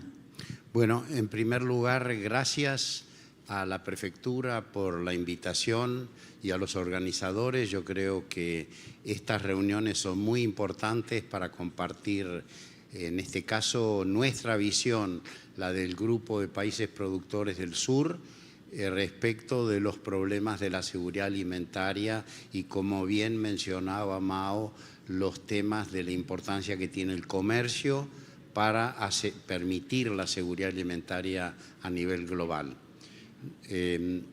Dos palabras respecto del escenario internacional.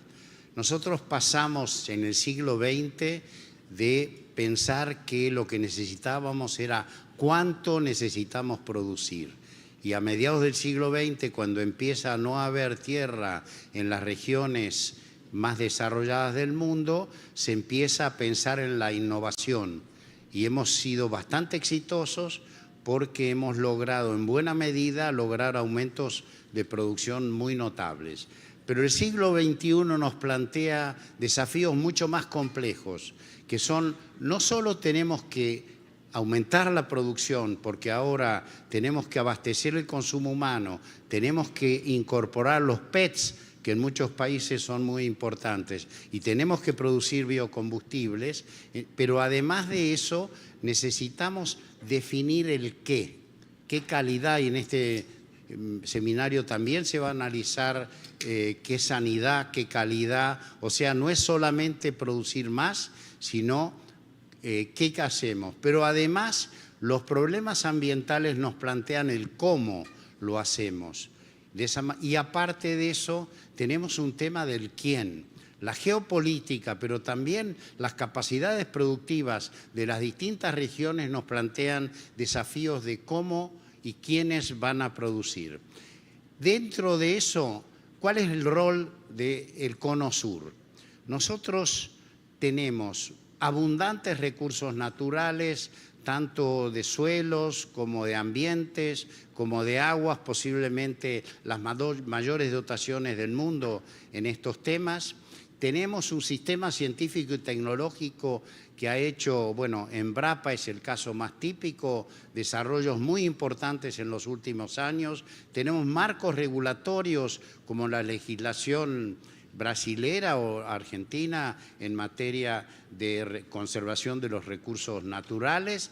Entendemos que la legislación de Brasil es una de las más desarrolladas y más importantes del mundo. Nos hubiera gustado que en Europa, hace 30 años, cuando destruyeron la biodiversidad, hubieran tenido una legislación como la que tiene Brasil hoy. Tenemos un sistema científico y tecnológico que es de altísimo nivel, y finalmente tenemos los agronegocios.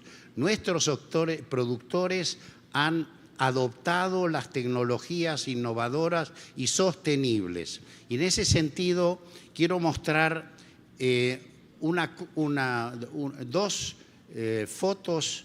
Uno es cómo producíamos hace 30 años en el Cono Sur, como sigue produciendo Europa hoy, es decir, destruyendo el suelo todos los años, destruyendo la biodiversidad, y eso implica mayor energía fósil para mayores fertilizantes, mayor uso de energía para la tracción, es decir, cambio climático en contra. Nosotros hace 30 años empezamos un proceso con los agronegocios de nuestra región para avanzar con la siembra directa, con el plantío directo, con la utilización de la biotecnología sin problemas ideológicos, y con eso hemos reducido dramáticamente el uso de agroquímicos y resistencias de manera de afectar mucho más el suelo, y estamos logrando un tema central del futuro, que es la biología del suelo. Hoy la biodiversidad del suelo es uno de los temas más importantes del futuro, y lamentable en otros países se está pensando solo en la diversidad arriba del suelo. ¿Cuáles son los resultados que hemos tenido con este enfoque de intensificación sostenible? Brasil es el país que ha tenido mayor tasa de crecimiento de la productividad total de los factores en los últimos 20 años. Pero además eso nos ha permitido a la región ser los principales exportadores mundiales de alimentos. Y como ustedes ven ahí, la tendencia es creciente. Es decir, el rol del Cono Sur es clave para la seguridad alimentaria mundial. Pero eso no es solo el tema. Nosotros decidimos hacer con nuestros agronegocios una agricultura sostenible, y Aquí tenemos un análisis de las emisiones por unidad de producto en los últimos 30 años en Argentina y Brasil, que muestran claramente cómo con políticas productivistas, pero además con un enfoque de sostenibilidad, estamos contribuyendo a producir más bienes con menos unidades de producto, menos emisiones por unidad de producto. La evolución histórica y hacia dónde vamos. Desde Malthus ha habido dudas de que la tecnología iba a resolver los problemas. Y yo creo que nosotros tenemos dos temas centrales para el futuro de la seguridad alimentaria del mundo. Uno es la innovación tecnológica. El segundo, lo que mencionó Rao. Tenemos que mejorar el comercio mundial, porque hay regiones del mundo que tienen que reformar sus sistemas productivos, empezando por Europa y siguiendo por muchas regiones de África y Asia. Y nosotros tenemos la capacidad, si hay un buen comercio, de contribuir a resolver esos problemas alimentarios, porque en el proceso de avances de la agricultura en la tecnología mundial, lo que nosotros tenemos es que muchas regiones del mundo no han pasado de la agricultura punto 2 a la punto 3, donde estamos ya nosotros, y el cono sur está avanzando a la agricultura punto 4, que es el futuro que vemos hoy para el futuro de la alimentación del mundo. Y eso que es muy importante, lo que destruye Europa, la genética del suelo. El futuro puede ser que sea más importante el desarrollo de la genética del suelo que la de las plantas. Pero además a eso tiene que ver todos los desarrollos biológicos que vamos a lograr para capturar carbono y para reducir emisiones con las innovaciones tecnológicas. Tenemos todo el apoyo del Internet y de la inteligencia artificial y todo el uso de la robótica y los distintos sistemas para ir automatizando y haciendo más eficiente todo el sistema productivo con lo que es la agricultura de precisión. Brasil, Argentina, somos líderes en las AgTechs y eso es una de las maneras más eficientes de utilizar los insumos limitados que tenemos. En definitiva, y como proyecta FAO, OCDE, nosotros somos actualmente los principales exportadores de alimentos, es decir, somos parte principal de la solución alimentaria del mundo como región, pero además somos parte fundamental de la transición energética. Nosotros vamos a ir aumentando nuestras exportaciones de alimentos, pero además, muy importante para el futuro, vamos a generar una agricultura baja en emisiones de carbono. Ya somos líderes en la producción de biocombustibles para reemplazar a los combustibles fósiles y tenemos enormes posibilidades de generar activos ambientales, desde una forestación, a una ganadería silvopastoril, a la producción como ninguna otra región de la mayor parte de nuestra superficie con no-till, es decir, nosotros tenemos la posibilidad de contribuir a la transición energética a partir de una cantidad enorme de servicios ecosistémicos por los cuales tenemos que desarrollar mejor todos los mercados de carbono del mundo. Y para concluir y sintetizar lo que yo quise decir y tratar de cumplir con el tiempo, el futuro de la agricultura plantea muchos más desafíos que los que teníamos en el siglo pasado. Ahí destacamos dos temas centrales: qué invertimos en tecnología y cómo mejoramos el comercio mundial, como bien mencionó Rao. En las últimas 3 décadas, el Cono Sur ha mostrado el sendero de lo que debería seguir el resto del mundo.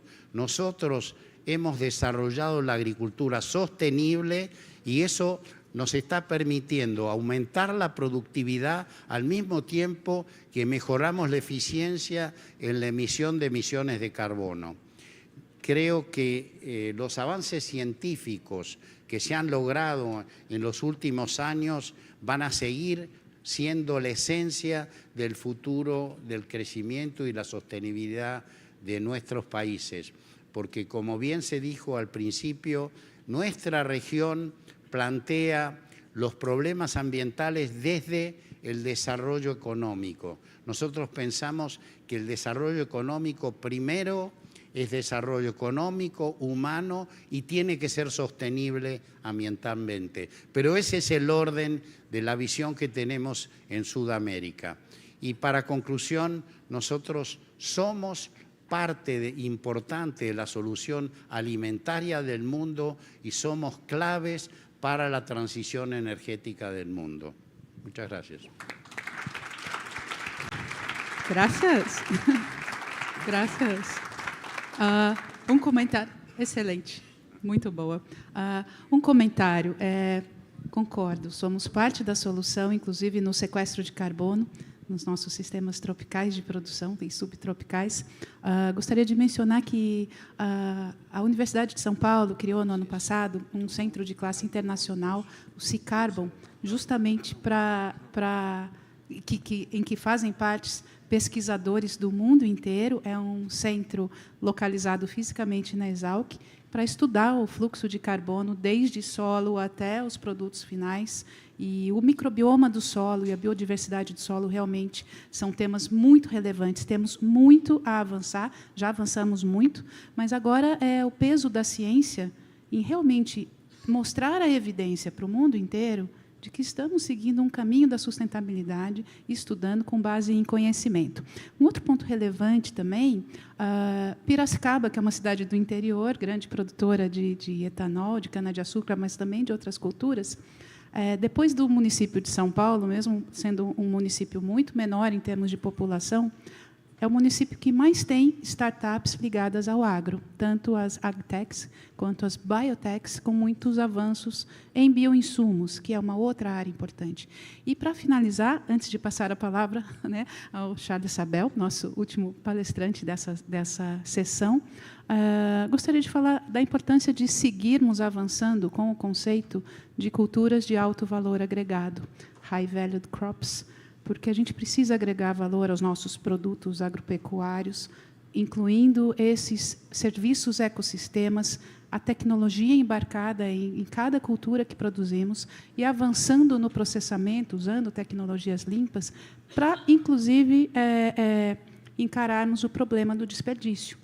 Então, agregando valor aos produtos, a gente também já pode evitar desperdício, garantindo que esse alimento chegue aonde precise chegar, que é à mesa das pessoas. Então, nossa última apresentação, por favor.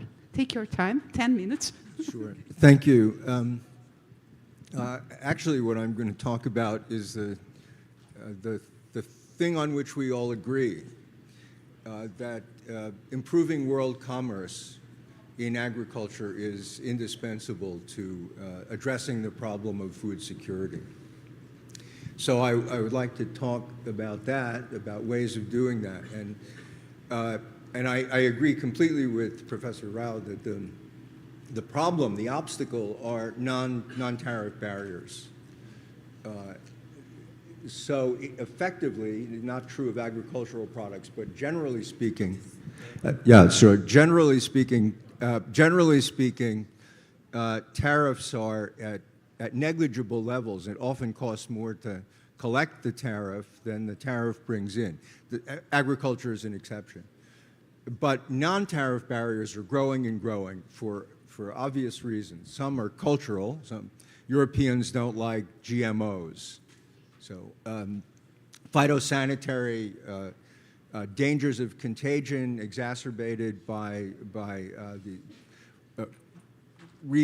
the recrudescence of pandemics, and probably most important now, and for our purposes, ecological considerations of ecological sustainability and, unfortunately, security measures. So that's a lot.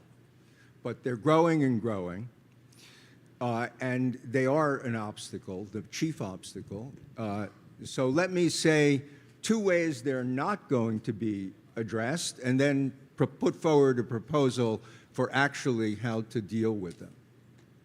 So the first way that they're not going to be addressed is the way that the recent European regulation on deforestation-free products, the EUDR, is articulated. That says, in a semi-19th century way, we in Europe don't want to be contaminated by your dirty, ecologically dirty products, and you must, in order to export to us, come up with measures guaranteeing the innocuity, the sustainability of these products. If you do, we admit them.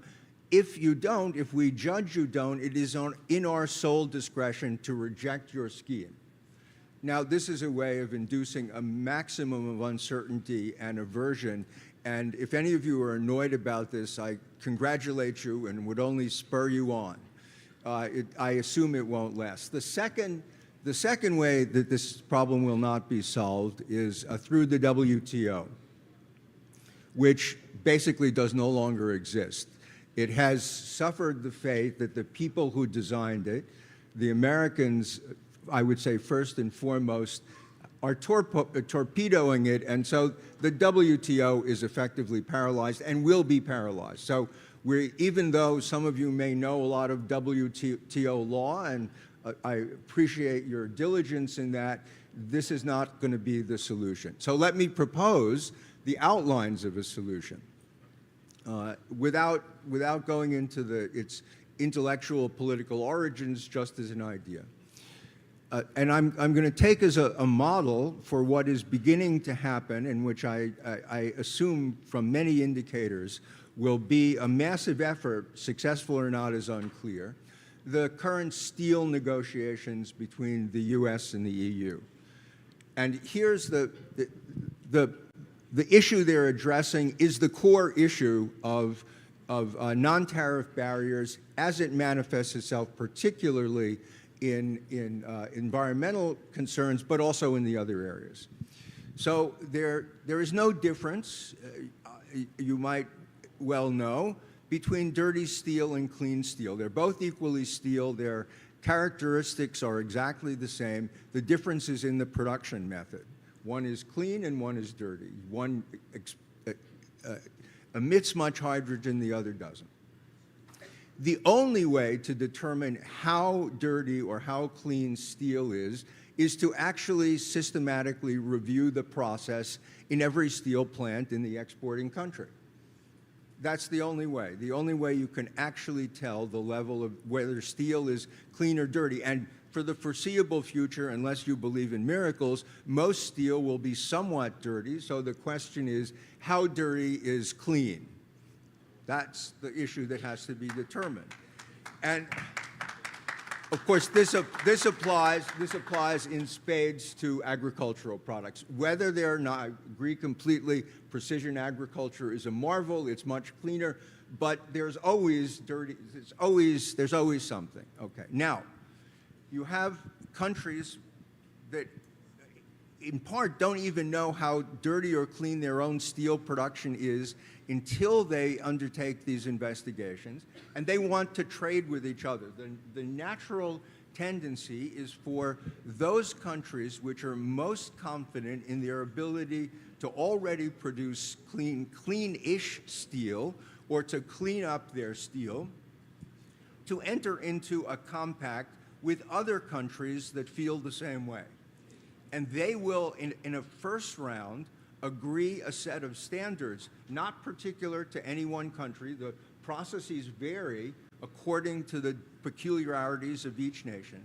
So they will agree on a set of standards which encompasses the spectrum of their different ways of producing equivalently clean steel. Members of this club who meet the standard export duty-free to each other. Outsiders pay a fee that, if you follow the European discussion, would be based on the difference between what they what the potential exporter currently pays to clean up its steel, and what it would pay if it were operating under the rules of this Clean Steel Club. That's the first round. The second round is crucial, and that's what's the key to this design. If only small clubs of clean producers trade with themselves, it's useless except as a protectionary measure for their producers. The world is still full of the dirty product. The club has to expand. It has to expand in two ways. One, by enlarging the range of production methods that are allowable, provided they meet the common standard, which may go up in time. And second, if the existing members of the club provide technical and financial assistance to potential new members who are making good faith efforts to meet the standards in their way. Okay? Let's call this kind of agreement, where a club is allowed to form on the condition that it opens itself up in the ways that I just stated, an open plurilateral agreement. I think, this is a bet, but in a time of great uncertainty and confusion, you can't go anywhere forward without a bet, knowing that you may have to correct it. I think that's the way that things are going to go. Now, I have 2 minutes. That's always dangerous for you. And I want to point out that these kinds of rules will undoubtedly put great pressure on potential new members of these clubs to clean up their production processes. Let's talk about the Amazon. A central issue because that's where this deforestation concerns, and when people think of Brazil, they don't think of the triumph of precision agriculture, they think of the Amazon. They think incorrectly, but that's how they think. Now, to clean up the Amazon, there's a fundamental change, I think, in Brazilian policy. This is not my invention. I'm repeating things that people from Embrapa have said, but which are somehow still at the margin, I think, of the current political discussion. A key to cleaning up the Amazon is integrating smallholder agriculture, raising the productivity and skill level of smallholder agriculture. Why? First, because this was mentioned in some of the earlier presentations, that if you increase the productivity of smallholder agriculture, these are family farms, you reduce the area that they have to clear in order to produce an equivalent amount. Second, if you increase the skill level of the farmers, they use more sophisticated methods. The more sophisticated methods mean they do not exhaust the soil as they currently do, and therefore don't have to move after 5 years, deforesting more of the Amazon. The reason that our friend from Embrapa could point out that there was a huge amount of deforested land in the Amazon is precisely because of low productivity, low skill agriculture that moves from place to place degrading. So, a third benefit would be that if people don't want to stay on the land, learning to manage farms better is an important qualification for doing anything else that they and their family want to learn in life. It is a contribution to the human capital of that area and of Brazil. So the connection is this. I think the way forward for world commerce is through these open plurilateral agreements. They're not for free. If they're serious, as they should be, they will impose obligations on countries to do things that they might not normally do, even if they were in general committed to the forms of sustainability that are common in the Cono Sur. I hope that's the way things go. Thank you. Thank you very much. If you can, in some words, a closing session. Technology, it's very important for every farmers, but mostly for the familiar farmers. in Brazil, in China, in Argentina. And we have to work with technology, integrating agri-food systems. And keywords would be transparency and communication. So for the world. And with data and technology and science, we can reach this and have this transparent communication with all the markets. So thank you. And I don't know if you have time for some questions. Temos tempo para alguma pergunta da plateia? Não? Nenhuma pergunta? Do you have some comments? No? So, yeah, please. We have some time. Actually, I think we are challenged, as Professor has mentioned, in how we improve trade. The global governance is a serious problem that we face, and any unilateral decision, as the European decisions in relation to deforestation, does not guarantee at all that we are going to resolve the deforestation problem and minus the environment problem. So I find that what he mentioned brings to me an idea that we should try to discuss in WTO, which is to what extent we shouldn't describe a kind of initially technical discussion between the technicians in all over the country to identify which are the production systems that are more friendly with the environment. And within that, then we can have in WTO or in plurilateral within WTO some agreements on which are the techniques and the systems that are more friendly with the environment and which are the other ones, based on science, not as now that are based on ideology as the non-GMO of the USGMN or the European Union of this. So I find that what Professor has mentioned is one of the eventual solutions that we can find for what Raum has mentioned and I have mentioned and he has mentioned. Food security relies on smooth trade. And some of the main discussions, and it's very important, and thank the organizers, because we should discuss how can we improve trade to improve food security in the world and sustainability.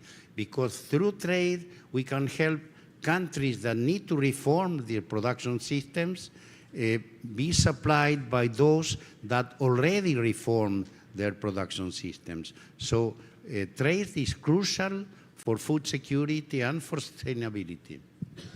Thank you, thank you. Tomorrow we're going to have a session about meat production, and we have very good cases, examples in Brazil. Boi na linha, I don't know, yes, maybe. And we have very good examples, and the idea is to spread this for all the production systems in Brazil, in China, in Africa, and the Global South. So, thank you very much. I think we are near the lunchtime. Yes? So, thank you, thank you.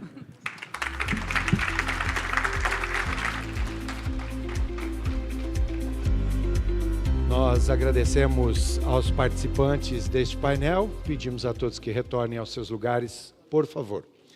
A Conferência Internacional Josué de Castro sobre Segurança Alimentar e Combate à Fome tem como objetivo partilhar conhecimentos e dividir experiências. E nada melhor que o relacionamento direto entre as pessoas para fazer isso. Assim, chamo todos a aproveitarem esse encontro para travar novas relações e aprofundar as antigas. Um bom momento para fazer isso é agora, pois estamos fazendo uma pausa para o almoço e retornaremos em exatamente 1 hora. No meu relógio, precisamente 12 horas e 36 minutos. Então, aguardo vocês aqui em 1 hora, às 13 horas e 36 minutos. Tenham todos um bom almoço, que será servido no nosso foyer aqui do hotel, em frente aonde vocês fizeram o credenciamento. Tenham todos um bom almoço, muito obrigado. Credentials made. Have a good lunch.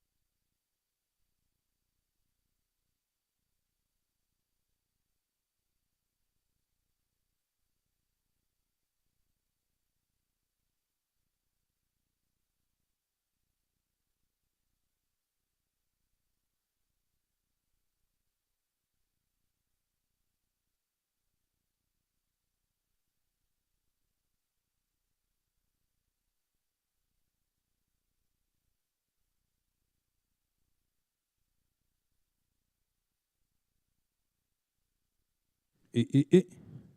Alô, som, um, dois, e. Se a pessoa falasse assim, já ficava audível. Senhoras e senhores, muito bom dia. Sejam todos bem-vindos.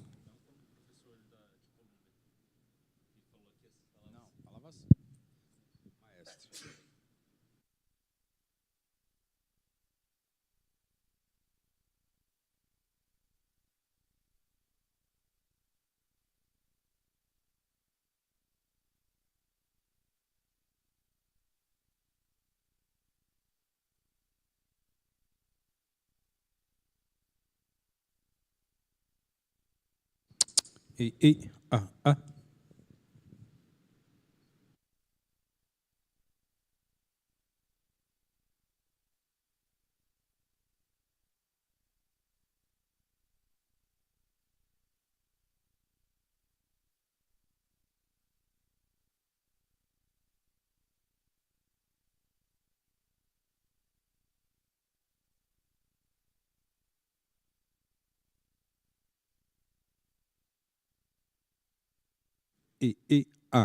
Alô.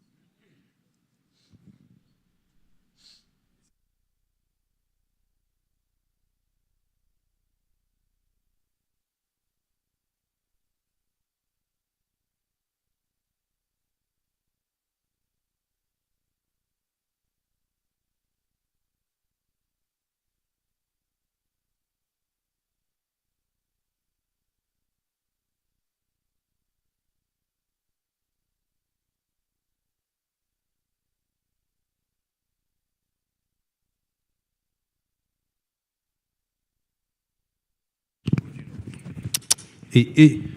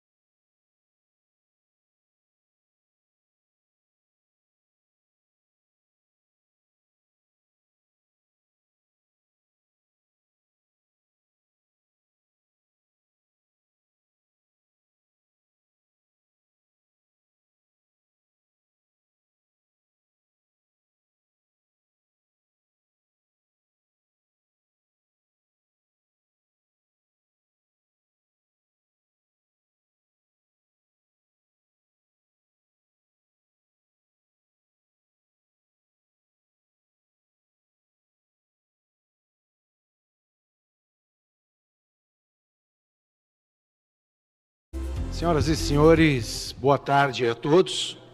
Estamos retornando com a Conferência Internacional Josué de Castro sobre segurança alimentar e combate à fome.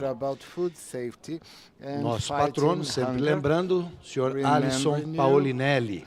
Em nome de todas as pessoas que têm suas vidas transformadas e seus horizontes ampliados, eu agradeço aos nossos patrocinadores e apoiadores. Teremos agora o painel Nova Geopolítica do Alimento, Comércio versus Sustentabilidade.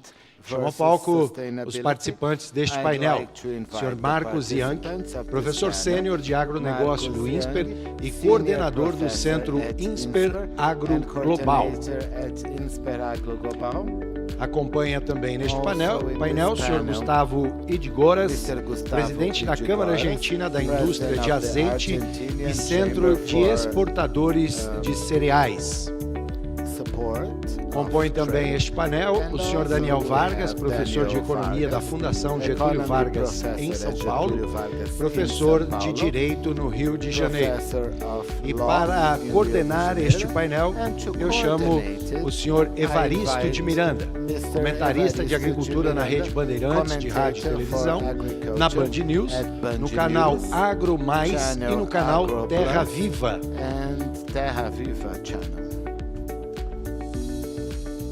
Iniciando então o nosso painel, a palavra está com o Sr. Evaristo. Boa tarde a todos, bem-vindos panelistas. Esse tema que vai ser abordado, ele já de certa forma foi tocado anteriormente. Não cabe ao mediador introduzir uma introdução, porque o mediador vai falar para lá e eles vão falar para lá depois, né? Então, o que eu queria só destacar é que nós vamos tratar de algo extremamente dinâmico, né? Que é tanto a produção de alimentos. O ano retrasado, o Brasil agregou a exportação dele 50 milhões de toneladas a mais, né? Isso é mais que uma Ucrânia, né? Então, a Rússia ampliou muito a produção de trigo. Agora, tudo isso funciona pelo comércio. Foi destacado até nos painéis anteriores, né? E a gente vê um deslocamento no centro de gravidade nisso. Está mudando no mundo, né? Com a América Latina, sobretudo a América do Sul, produzindo muito alimento, né? E uma Ásia cuja população aumenta, cuja renda aumenta, uma Ásia demandando alimentos e demandando proteína também, né? Então, sem mais delongas, eu vou passar a palavra para o Marcos Yankee para bem usar os seus 10 minutos. Não é? Vamos ver se esse painel vai ser o primeiro do evento que vai dar para fazer pergunta. Se vocês respeitarem o tempo, haverá tempo para as perguntas. Muito bem, muito obrigado, Evaristo. Obrigado aos organizadores. Obrigado ao Gustavo que está aqui conosco. Ao Daniel pelo convite. Olha, eu estou muito contente com esse evento, porque parecia que o assunto clima e meio ambiente tinha tomado conta de tudo. E de repente a gente precisou ter uma pandemia, uma guerra, inflação, para as pessoas acordarem para um problema mais do que histórico da humanidade, que é alimento. O alimento voltou à tona depois de 2020, e a energia também, né? Então não dá para falar de segurança climática sem combinar o jogo com segurança alimentar e segurança energética, e as três são igualmente importantes. É uma satisfação imensa hoje a gente tocar nesse assunto do comércio, que é uma das soluções para a questão alimentar global, certo? Talvez uma das mais importantes, além da produtividade, é o comércio, né? É a gente ampliar o comércio para reduzir fome, para melhorar a dieta, para incentivar a concorrência, ganhar produtividade. Então esse é o tema que a gente vai tratar aqui hoje. Eu vou começar com alguns slides de figuras. Não tem texto, só figura.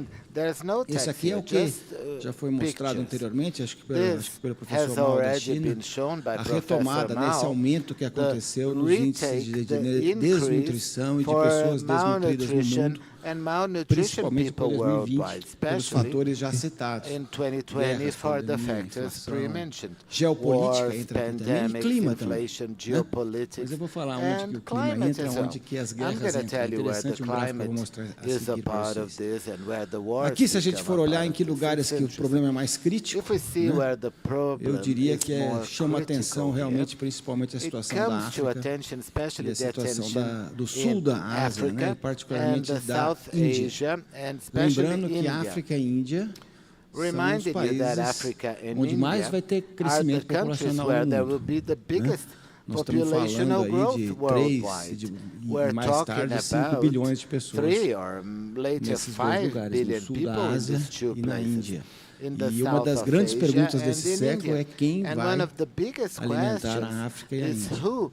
Esse é um problema interno dos países, mas também é um problema internacional, global. Talvez o problema mais crítico de alimentação do mundo esteja na África e no sul da Ásia. Ainda que nós temos problemas também, né?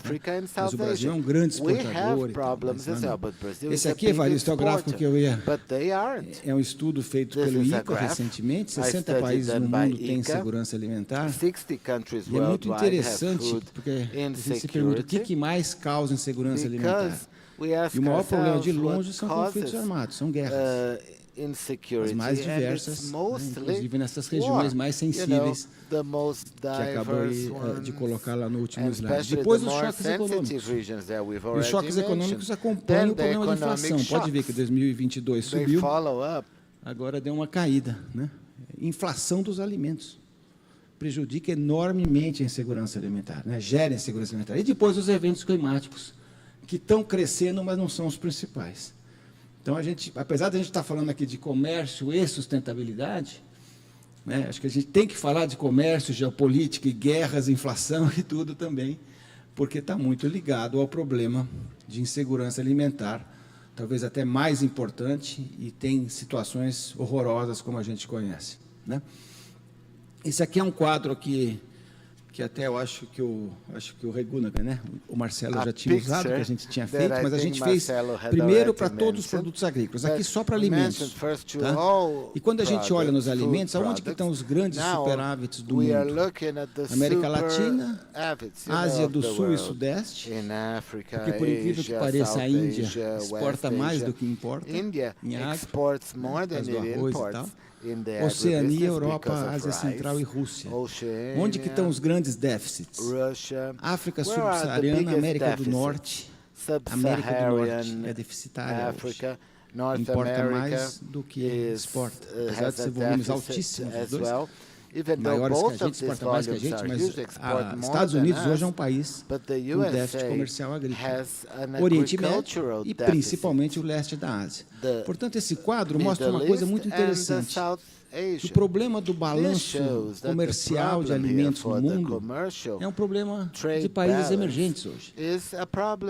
E principalmente dos grandes países exportadores de commodities da América do Sul, que é isso que puxa a gente para frente, e do outro lado os grandes importadores da Ásia, principalmente a China, né, o leste asiático, o Oriente Médio e o sudeste asiático. Não vamos esquecer disso. Tem o sul da Ásia e o sudeste da Ásia. O sudeste da Ásia são 10 países, 630 milhões de habitantes, e também importando e cada vez importando mais produtos. Então, é um assunto daquilo que alguns chamam de Global South. Eu não gosto muito dessa definição, mas é um assunto de Global South. Eu não sei por que a gente se preocupa tanto em ficar olhando para as regras do Global North. Né? As regras que dominam o mundo desde o final das guerras passadas são as guerras são as regras criadas pelos Estados Unidos e Europa, inclusive a própria Organização Mundial de Comércio. Mas hoje esse assunto deveria ser tratado diretamente por exportadores e importadores. E, infelizmente, esse diálogo quase não acontece. E nós deveríamos promover, porque esse quadro mostra claramente quem tem excedente e quem tem déficit, e por que uma relação, por exemplo, do Brasil com a China hoje é tão importante para a gente na questão do agronegócio. Esse é um quadro impressionante, também um outro estudo feito pelo IFPRI, done by lá nos IFPRI Estados Unidos. in the E a pergunta United que eles fizeram é: States. qual é o custo And da the dieta question saudável? they asked is how much Pegue does it prato cost de comida to have em todos os países do mundo this e compare healthy com a diet? renda das famílias. Compare all the Certo? food Quanto that custa um people prato eat de in a dieta different saudável em world, relação à renda da a família? dish Dieta of saudável é healthy aquela food, dieta super equilibrada de and proteínas, compared to how much carboidratos, people earn. So verduras, that is e frutas, né? the Então, isso é comparison, bem you know, definido having pelo Eat fruit, Lancet. having Eles pegaram esse vegetables. prato This e is compararam well defined. They com a renda compare média diária this familiar. dish Olha aqui and o choque que é compared to isso. the average O lugar onde a family comida é income, mais the acessível são os place países ricos. where the food is Os países em most amarelo, Europa, Estados Unidos, accessible Austrália. are the green ones. Isso, Europe, lá a comida US, ela representa de Australia. 3 a 10% da renda das There it famílias. represents Aqui no 3 Brasil to em torno de 5% of 20%. the income of the E quando a gente families. vai principalmente para a But África e para a Ásia, when we move os towards números são de Africa and 40, Asia, the 50, numbers are 60, 40 to até 50, ultrapassando even 100% da above renda das famílias. 100% of Para these comer families' saudável. income, just to eat Ou seja, healthily. comida saudável, que é So, perecível, que healthy depende de food geladeira, that is que depende de cadeia perishable, fria, that depends que on cold depende chain, de on acesso a fridge, mercados. access to Essa the é difícil markups. This chegar is nos the lugares. hardest E por thing isso que to o tema get do to comércio é it. tão importante. E o tema do comércio se And amarra com o the tema theme da of geopolítica, trade né? adds E no up caso to da geopolítica é geopolitics. interessante quando a gente olha essas And duas when grandes we coisas look que at surgiram it, no mundo agora, this a OTAN, né, que theme, renasce com a when we guerra da think Ucrânia, about OTAN e a that aliança comes back, and Rússia-China, this alliance, que a China gente pode and chamar de Russia, Eurásia, se that bem que a we Eurásia can não é call um bloco, Eurasia, não é even though nada, quer it's dizer, not a block. a China, como vocês estão vendo aí, ela tem conflitos em todo o seu entorno, has conflicts né? all around itself. Lá com as Coreias, With the lá com o Koreas, Japão, com Japan, Taiwan, no Mar do Sul da China e com a the Índia, né? South Sea, Mas a gente vê que with existem esses India, potenciais conflitos, principalmente Taiwan, do outro and lado they no have Oriente this conflict, Médio, especially uma Taiwan, questão agora in the Middle israelense, East, mas também now que envolve Irã, Israeli issue that envolve also posturas involves da Arábia Iran, Saudita, postures a from Ucrânia ali Saudi no Arabia, centro, the né? Ukraine there in the E por center. trás do mapa são And os behind the os map, grandes superávites e os the grandes déficits comerciais do mundo agrícola. Né? O Brasil com o maior superávit comercial agrícola do planeta, a China com o maior déficit agrícola, e as regiões que têm mais déficit agrícola são exatamente os países da Ásia e da África. Né? Então isso coloca essa questão da geopolítica dos alimentos no centro desse novo mapa da geopolítica global, né? E é interessante porque no nosso caso a gente não está diretamente dentro dessas áreas mais conflitivas, mas a gente tem uma raiz histórica de cooperação no agronegócio, na agricultura com os Estados Unidos e Europa, mas hoje os nossos clientes, 60%, 66% das nossas exportações estão indo para a Eurásia. Né? Então a questão geopolítica é uma questão muito importante, ainda mais quando a gente vê os alinhamentos que estão surgindo pelo mundo, os países que estão mais próximos do Ocidente, os países que estão mais próximos da China. Né? Então a questão Rússia-China de um lado, depois a questão do Oriente Médio, a questão Ucrânia-Rússia, né? Estados Unidos e China, são todas as grandes questões do mundo nesse momento. E eu aproveitaria agora meus últimos minutos para falar de algumas coisas que eu acho que são importantes. Né? Eu acho que essa questão do nearshoring, em termos de commodities, ela não é tão relevante quanto o friendshoring. A China não vai se abastecer na sua vizinhança. Não vai encontrar os produtos que precisa, mas vai ter privilégios para quem está do lado dela e quem não está. E isso está se desenhando cada vez com mais clareza. Vamos lembrar que agora, daqui a 2 meses, acontece a reunião do G20 do Brasil, que é uma coordenação de todos os grupos, né? É uma expansão do G7, mas o ano que vem o Brasil faz a reunião de BRICS, que é um bloco comandado pela China, né? E que está se expandindo também. Então, essa questão da geopolítica é bem importante. Né?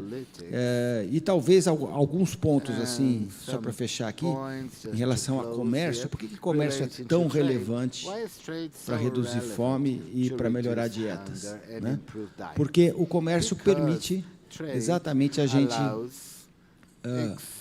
garantir qualidade e quantidade de alimentos, né? E alimentos acessíveis.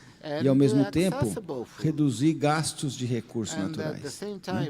Porque a razão que a gente está tirando soja do Mato Grosso, 2.000 quilômetros, pega um navio, atravessa o mundo e vai alimentar suínos e aves na China, que a Argentina e nós fazemos, e lá no Oriente, é exatamente porque existe uma deficiência de recursos naturais imensa. Né? A China tem 120 milhões de hectares de áreas agrícolas e ela faz trigo, milho e arroz. E se for fazer soja, tem que tirar o trigo, tem que tirar o milho, quer dizer, ela não tem condição nem de fazer a segunda safra e nem de expandir a produção agrícola, a não ser a custos extremamente altos. Talvez isso vá acontecer um dia, mas é uma questão. Então, o comércio existe. A China, quando ela se urbanizou, ela veio buscar a América do Sul, até para não ficar dependente dos Estados Unidos. Né? E no mundo lá das proteínas, a mesma coisa. Né? Então, a gente vai vendo essa questão como algo assim que seria super importante para a segurança alimentar, acima de tudo, mas que ainda, principalmente a parte de comércio, é uma agenda que se perdeu no tempo. Né? É uma agenda que perdeu importância frente à agenda climática, é uma agenda que os países, depois da guerra, reagiram com mais protecionismo e não menos. Quer dizer, quando o problema da segurança alimentar piorou depois da guerra, depois da pandemia e tudo mais, os países começaram a aumentar suas barreiras tarifárias e não tarifárias. Hoje cedo se falou, hoje as piores barreiras são as não tarifárias. Né? E dentro das não tarifárias, além das sanitárias, das técnicas, das burocráticas, agora temos as ambientais também, chegando por meio da legislação europeia, por exemplo, que ela quer que seja mundializada, assim como o modelo europeu que eles acham que tem que servir para o mundo inteiro. Né? E eu posso dizer com toda certeza que, no caso da África e de vários países da Ásia, seria muito mais interessante seguir o modelo brasileiro do que o modelo europeu pelas características da necessidade de commodities que esses países têm. Né? Então, eu fecho por aqui ainda com menos de um minuto, né? Mas espero que isso sirva para a gente abrir esse tema. Eu tratei basicamente do tema de comércio e segurança alimentar e agora a gente amarra com o tema da sustentabilidade, né, que são as grandes questões da segurança alimentar no mundo. Obrigado. Obrigado, Marcos. Muito bom. Muito claro. Eu vou convidar o Dr. Gustavo Igoras, que é presidente da Câmara Argentina da Indústria de Azeite, né? Coisa que apreciamos muito aqui, né? E do Centro de Exportadores de Cereais, que está totalmente ligado ao nosso tema, um país que esse ano cresceu muito na exportação, em soja, em várias coisas. ¿No? Bueno, muchas gracias por la invitación. Como siempre, un placer estar acá con los amigos, con Marco y con Daniel. En mi caso no voy a presentar ningún PowerPoint. Voy a tratar de aprovechar los conceptos que Marcos ha dado y lo voy a tratar de llevar a la visión desde una empresa exportadora del Mercosur. ¿Qué pasa cuando tenemos todos esos problemas? Primer problema que hasta... It's when we have all these problems. The first problem that didn't exist before was geopolitics, the tensions politically and war tensions. This issue of commodities trade did not exist in the past. Now, whenever someone hires a sea boat, they have to check where does it come from. They will have to go through a conflict zone, the cost of having the boat go through there, the additional cost of containers when they leave military conflict zones. The second point, if we're going to South Asia, how are we going to get there? As Marcus said, 66% of Brazilian exports go to feed Thailand, China, Indonesia. The second point is the way, something that we always keep listening, tracing, tracking. We always hear about this. It's very tough to fill in a boat with 60,000 tons of soy that has 100% traceability. Because we produce 100 million, 500 million, we have hundreds of producers. There are all over our territory. We have to put a polygon of each producer in establishment so that they will have a unique ID number so that the soy or this grain won't mix with another grain. More than 3.5 million trucks, something similar to 10 million trucks in Brazil, are identified so that in this way they won't mix.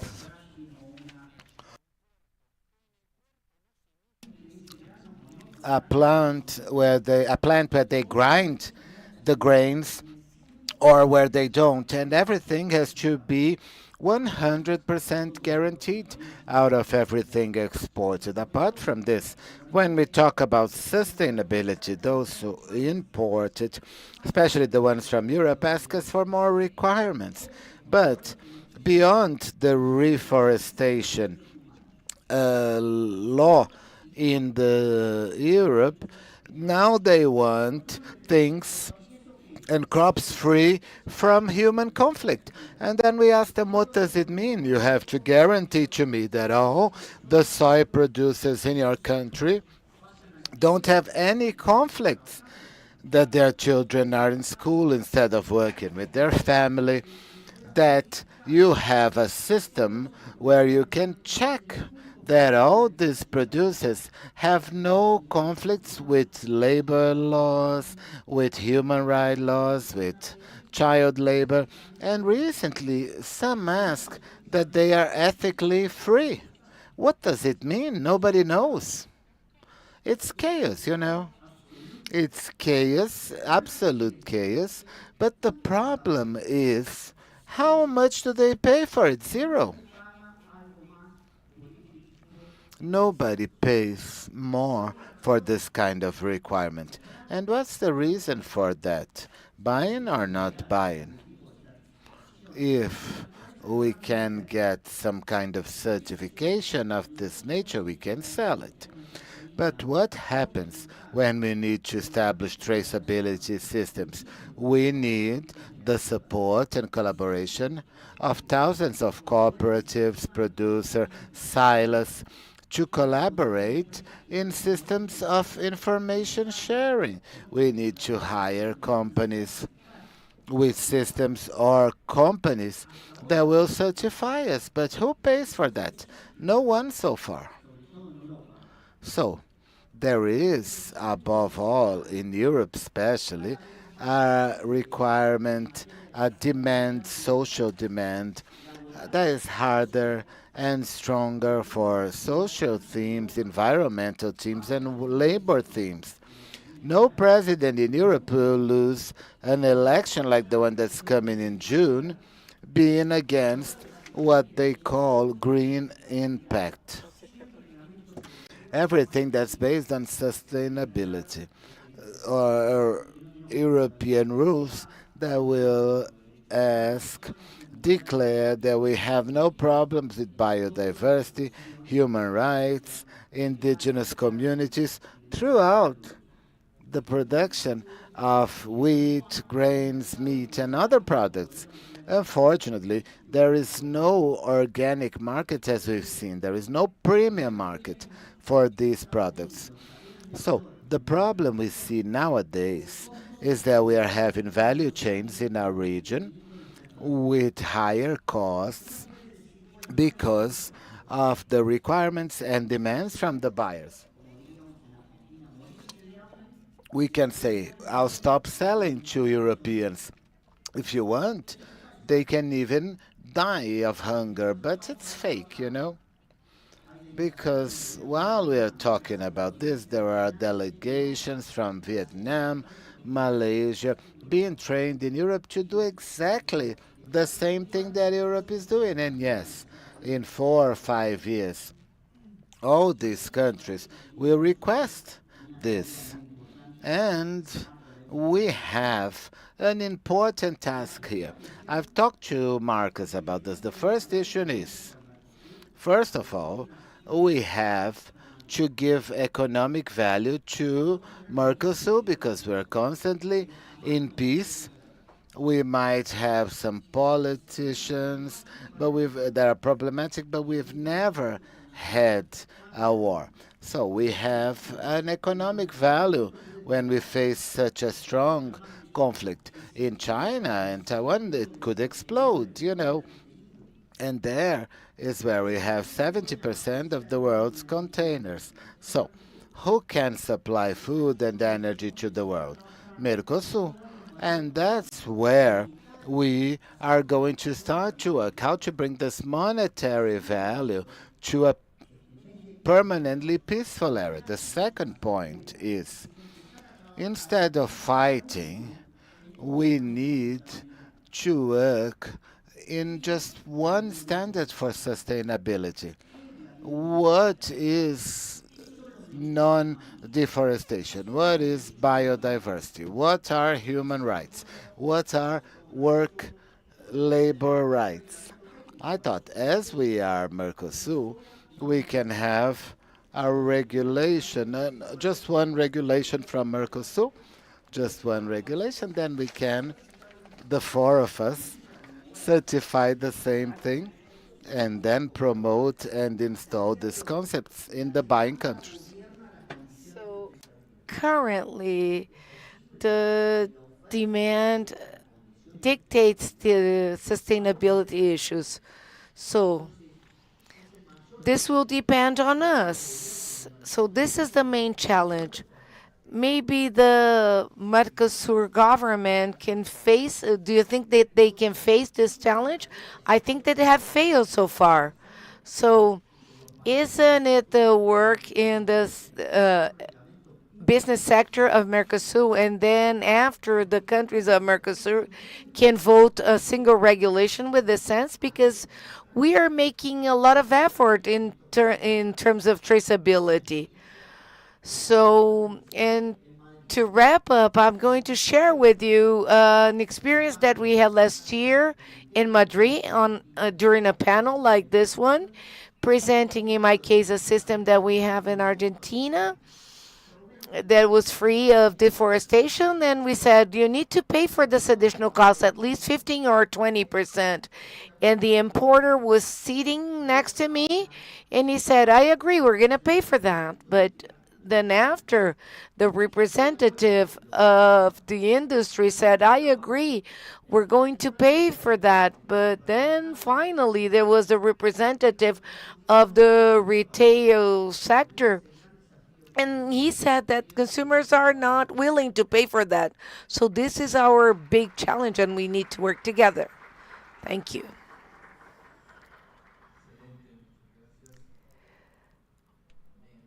Well, thank you.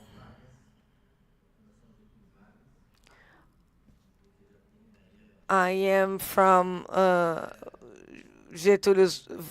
Getúlio Vargas, and this has a differentiated focus.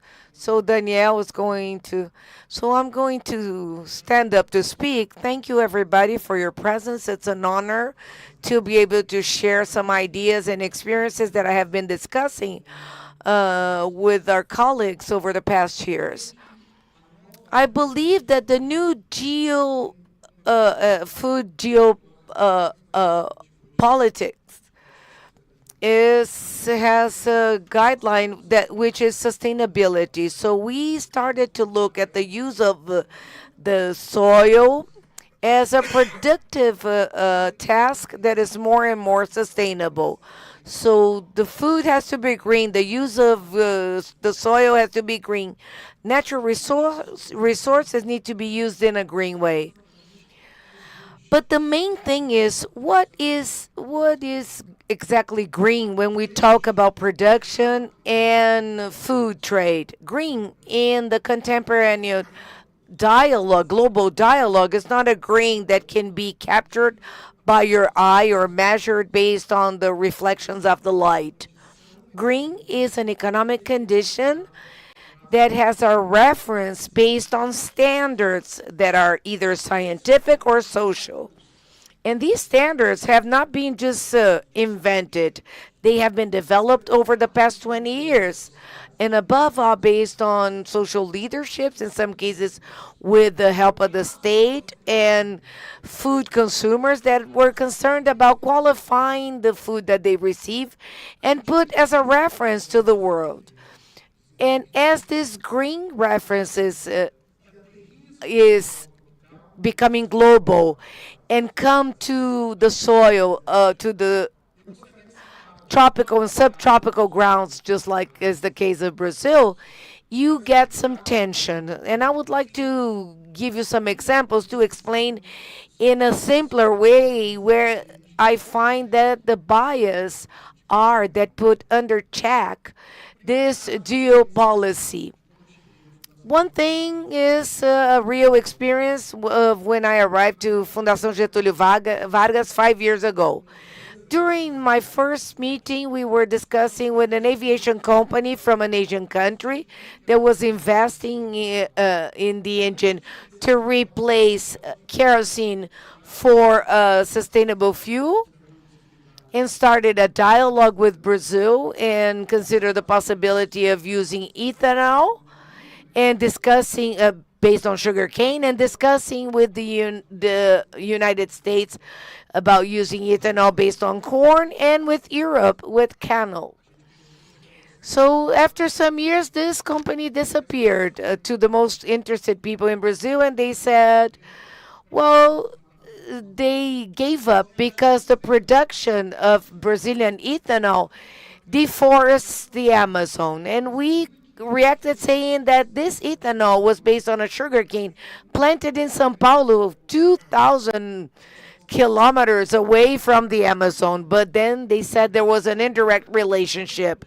But when you plant the sugarcane, you impact on the forest. So it's an equivalent to saying that we're going to plant eucalyptus in the southern of Italy and the trees will fall in Glasgow in the northern Europe. So the ideas they had was based on standards created along the years to ensure that the ethanol production does not does not cause an productive expansion that is disseminated in the world. So this was based on the use of soil in Europe, in the United States. In Europe, it's called Globio, and in the United States, it's called GEPAP. And they have two common premises. The one is that there is no free land that it can be reused. So when you plant something, you're making a decision not to plant something. So if I expand sugarcane, one forest was going to be down, and I won't be able to plant something else. So it's important to see that for every hectare, we have between 2 and 3 degraded areas that can be included in the environmental impact. So in Europe and in the United States, maybe this productivity has been falling relatively along the years. In Brazil, over the past 50 years, we have a continuous shock of a great productivity that is still to grow more and more. And the thing is that these standards that became key for the investment in the international trade, they became like a second step, a covered based on the decisions of creating trade or buying. So based on one way of using the soil and of looking at agriculture, they are immediately exported to make us understand how we see production throughout the planet. So the second story is based on the organizing committee of the Olympics in Paris. So there, the point is regarding meat, and that they say that meat is a main focus that we need to combat to save the planet and save people, because the ox, it produces methane, and the methane impacts on global heating. and it's multiple times bigger than the CO2. So if we avoid that, we can accelerate our commitment with the climate. But the problem is that methane is that has its metrics still in evolution, and now the so-called GWP, that is the reference metrics of the methane, is based on second considerations when applied to cattle that are not precise for you to measure the real impact. So the first is that methane does not act like CO2. Each of them, methane is broken for some years later, and it takes out its heating potential. So we have to replace what it does not provoke. So this second part is not done, And second point is that the measure that we have to look at the methane process in livestock equivalent to what happened in the oil industry. So the oil company takes the oil, but in 2 or 3 years it's broken. The molecules are broken. The ox produces a pasture, and that will help eliminate methane that in the beginning will be the same molecule of CO2 that was in the atmosphere in the past. So the ox is a cycle, and that depends on how the pasture is produced. And this, depending on that, this result can be not only neutral but negative. And if the ox produces CO2 and also provokes methane, it is also a freezer of the atmosphere as well. And if this is true, why does not physics recognizes these methods? IPCC itself in the AR6, Chapter 7, page 137, says in every word that the method of methane underestimates the emissions of livestock in 400%. And the author of this study is going to be speaking here at 9 o'clock in the morning about the social role of beef. So we also have electrification. Maybe it's a natural path that's welcome for several countries like Europe and the United States that assumed daring commitments of neutralizing emissions. But they embrace electrification in order to do that. But we know that the source of the energy in Europe is of a dirt nature. So electric vehicles do not emit, but the battery has a large emission potential. So when this model of sustainable transportation, when we compare that to Brazil, we have a discrepancy because Brazil has a tropical technology for the flex vehicle that is fueled with ethanol that allows you to choose upon fueling your car what kind of fuel you're going to choose. But our ethanol has a potential of footprint emissions. But when we calculate the life cycle of the footprint between our car and the European electrical car, the fact is that our car has emissions that are very much inferior to that of the European cars. So this is not for us to ignore the potential of new technologies, but this is just to let us know that the path may be different. We may have different ways, and the flex cars may be one of them. So currently, international trade is based on standards that are discriminated according to the orientations of IPCC. If a country produces oil and exports, the responsibility of that chain is of those that consume and use the oil in the end.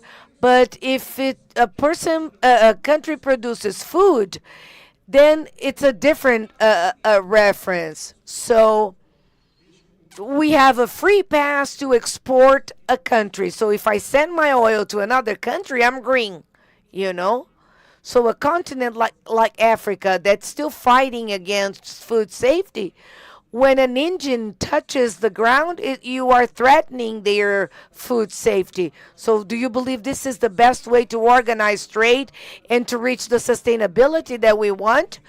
These things are no longer exceptions to the rule, and they are disseminated in several areas, and they were standards created in a tempered productive reality, and that now are arriving to us, to the rest of the tropical world, and are causing tensions and problems that we are learning to discuss. The main issue is how are we going to tropicalize this governance regime, global governance regime, to adapt these standards created based on different realities to recognize our virtues and identify our mistakes and guide our production towards global sustainability. Doing that is very important not only for Brazil but for all the countries, the tropical countries, starting with our southern cone countries that have the possibility to feed the world with relative environmental efficiency. So this is a way for us to contribute with the planet. Thank you, Danielle. We have 2 minutes. We can ask 2 questions. 15 seconds question and 45 seconds to answer. So do you have any questions? Questions, not considerations, okay? Questions, please. The first I did not understand, and nor the second. It's a little difficult here. Well, I'm a PhD, but you know, the first one is about seed bank and armed conflict and climate events. And if the global trade is diversified in different countries. So maybe I will open for a more pertinent question regarding trade. Okay, I'm going to ask a question about Brazil and Argentina, okay? Currently, we have the perception that it's been created a triangle between Russia that provides us with fertilizers, and we provide food for China. We talk to the Chinese and to the Russian. I think that the Chinese talk to the Russian talk to the Chinese. Do you think this is does this triangle exist? And it gives a new dimension for this geopolitical environment? Or, well, I'm going to give you some very good news. We have 15 minutes, okay? Because according to the agenda, this panel goes from 2 p.m. to 3:15 p.m. So we have an additional 15 minutes. Let me look at that based on the following perspective. What drove the growth of the Argentinian and Paraguayan and Brazilian agribusiness was the international demand. So I think this has been consolidating like with the European Union. I remember that in the 2000s when we started international trades and I met Gustavo for the first time, our concern were subsidies, European subsidies and American subsidies. So I think that when the geography changes radically, it changed radically with the re-emergence of Asia, because it was for like 200 years, you know, a little set aside, especially China, and then China is sort of reborn and transfers 250 million Chinese from the fields to the city. And then behind China, you have Asia, Southern Asia, you have Southern Africa, and in the future, we have the issue regarding Africa and India of the Indian subcontinent. So I think that this geopolicy is already established, and it tends to grow with time. I think that we can only have an agricultural revolution because there was a revolution that generated consumers in other parts of the planet. So I think that this is it's the central topic. But of course that China and other Asian countries do not want to depend on Brazil, Argentina, and the United States. Let's take the example of soybean. Soybean is an essential commodity. So, and what we do in Mercosur are the 10 essential commodities like wheat, soybean, cattle. So it's obvious that China does not want to depend on 3 countries that are in the Americas. So they had been stimulating Ukraine to work on corn. Russia grew on wheat. So, and now, be it because the Ukrainian war is causing damage to the agriculture in Ukraine, Russia became the bad guy internationally. Africa is far away from solving its own food problem.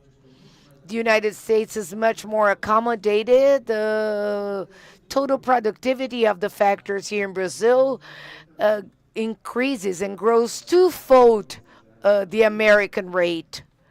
So I see that the region of South Cone applied to China, Bolivia. It's one of the regions that has one of the biggest chances to expand their offer, looking at emerging markets.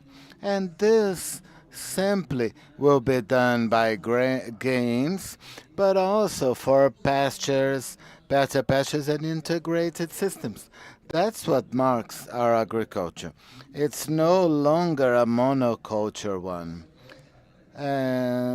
The center east were before not so many, but now the capacity of reaction that we have at the signs of the market, it's amazing. Look at 2022.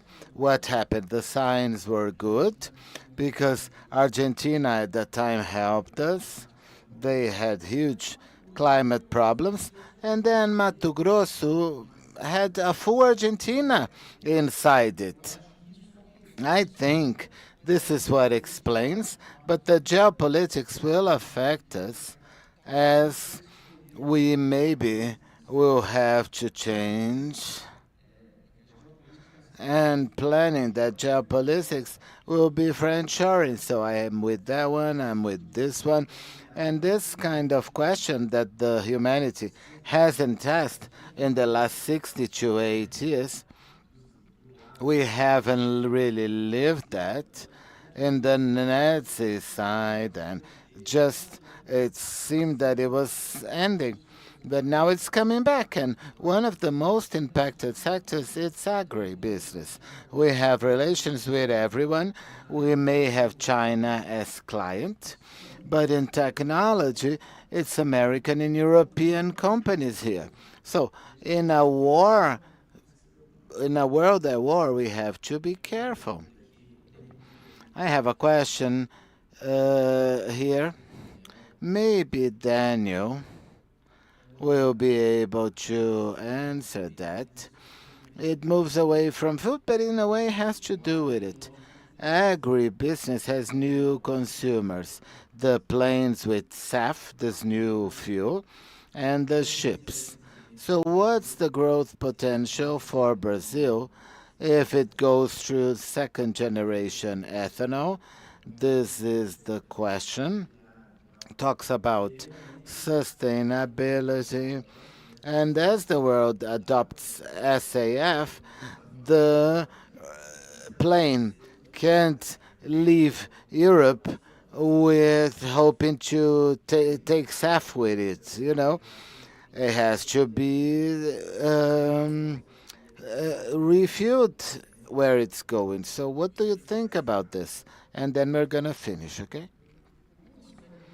One interesting aspect of this question is that we start looking at the land usage.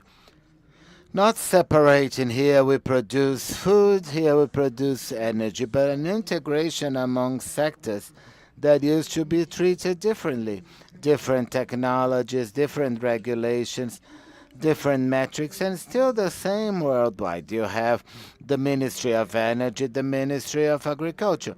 You have one for agriculture, one for sustainability. So, as we advance in the sustainable task, we start finding meeting points. And there are many ways where we find that. And it's the system integration. And now we see that the rural producer will generate and complement ways of producing food with food production. So the central is no longer to look if the focus is energy or food. Most efficiently way. So in this global agenda, where there is green transition, we want to create the biomass society. Japan's going to be the first hydrogen society, but Brazil might be the first society of biomass. And which sector defines you, and how can you contribute so that biomass is more efficient, it's more innovative, and more sustainable. But the demands that have come up worldwide have just shown this trend and this walkthrough. We no longer look at ethanol as a car energy. The same way that we're going to start looking at new sources of biomass as a potential source of fuel, of coal, but different sources of production. What we are seeing now, it's a discovery process of the potential of biomass as a substitute for a group of products that were before connected to oil. Yes, clearly, it's a renewable energy market for the companies, for airlines, all the airlines we know. It's going to be 4 times bigger than the vegetable fossil market. We are now ready to fuel these airships. We can't get any aircrafts yet if we don't have vegetable oil at the moment. Singapore in 2025 will not allow any commercial airline to land if they don't have at least 1% of renewable vegetable oil. The renewable vegetable oil that we need now is 35 million additional liters to the production nowadays. For you to have an example, between Argentina, Brazil, and USA, we sell to the world 10 million tons of soy oil a year. So we need to produce 35 million tons extra so that we can supply all the airlines in the world. Otherwise, there will be punishments, more taxes, more restrictions.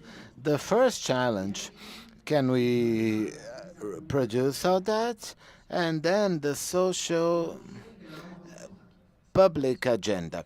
They don't want us to do that with soy. Soy is bad, they say. Palm oil is bad. We need to use new bioenergetic plants. And I'm going to tell you in Spanish, I don't know how I can say that.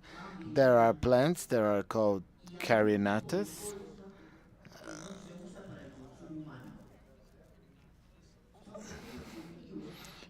Which are small cultivations that are not used for humans, that has a huge amount of oil. What's the problem?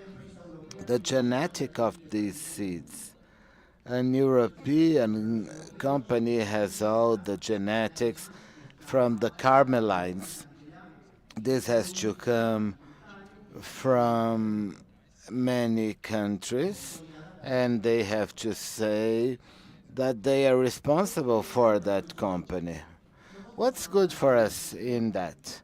We are going to adapt in Mercosur this issue much faster than everybody else. So easily in the next few years, we're going to be one of the biggest importers and exporters of carmelines and carbonates. And another thing that we have is that we can have two crops. Maybe we can have wheat in the winter, and then we can have a plantation, and we can have carmelines and carbonates, and then we can have soy or corn, and we can have these different crops. Now, we have a huge challenge. The oil companies and the oil business wants to have our business because they have oil and they have money. Who's gonna fuel their airlines? Who's gonna provide fuel for the airlines? We're seeing many investment projects from the petrol industry. They are used to doing multi-millionaire investments. We aren't. So there is a huge challenge here. We are going to supply for the petrol industry, or are we going to be the substitutes to generate the biorefineries? This is a huge challenge we have. So if we work together, we can be the biorefineries of the world.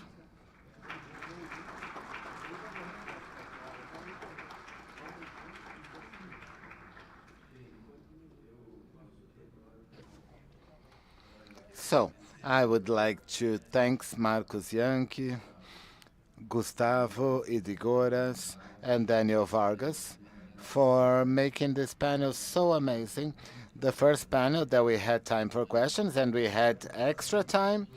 So thank you all for being here. Thank the translators working there so that everyone can be a part of this.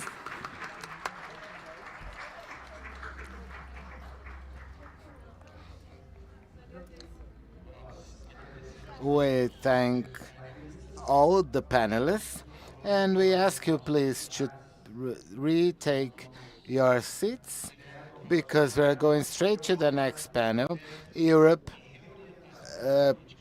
changes in the agricultural and commercial policies.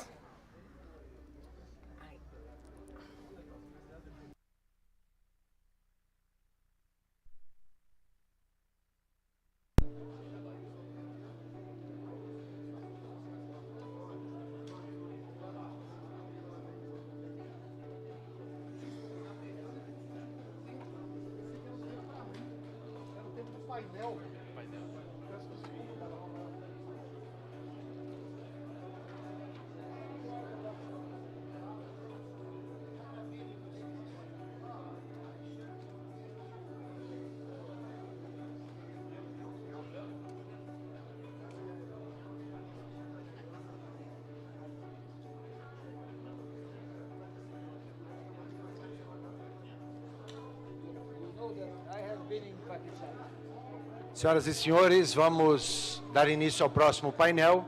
Europa, protestos e reorientação das Next steps, so agricultural strikes in Europe and the re-guiding of commercial and agricultural policies. I invite Joachim Rudwig from Germany, also Mr. Ingo Plober, Vice President of the Brazilian Association of Agribusiness, and to coordinate and mediate this panel, I invite Samantha Pineda, Management Coordinator from DGK from Germany.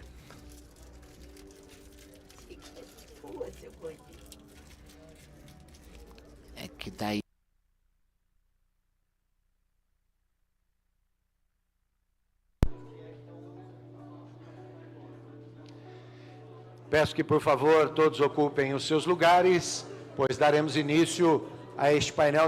Please take your seats so we can start this panel, starting with Samantha Pineda. Thank you. Good afternoon, everyone.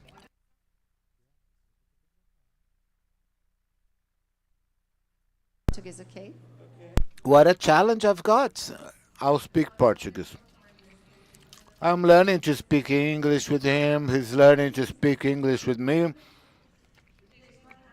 But fortunately, Ingo speaks German. This is a challenge. It's going to talk about the strikes that we saw all over Europe from the European producers. It started in Holland with that issue of soil overusage. And in 2023, a reflex of Green Deal from Europe provoked these protests in many different countries and for many different reasons. The Green Deal is the agreement that wants to make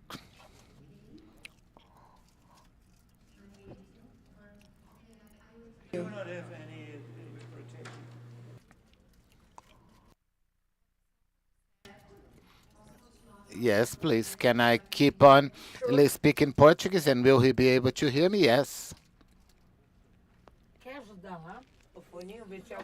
I need our guest to be in the context, so the translation is happening.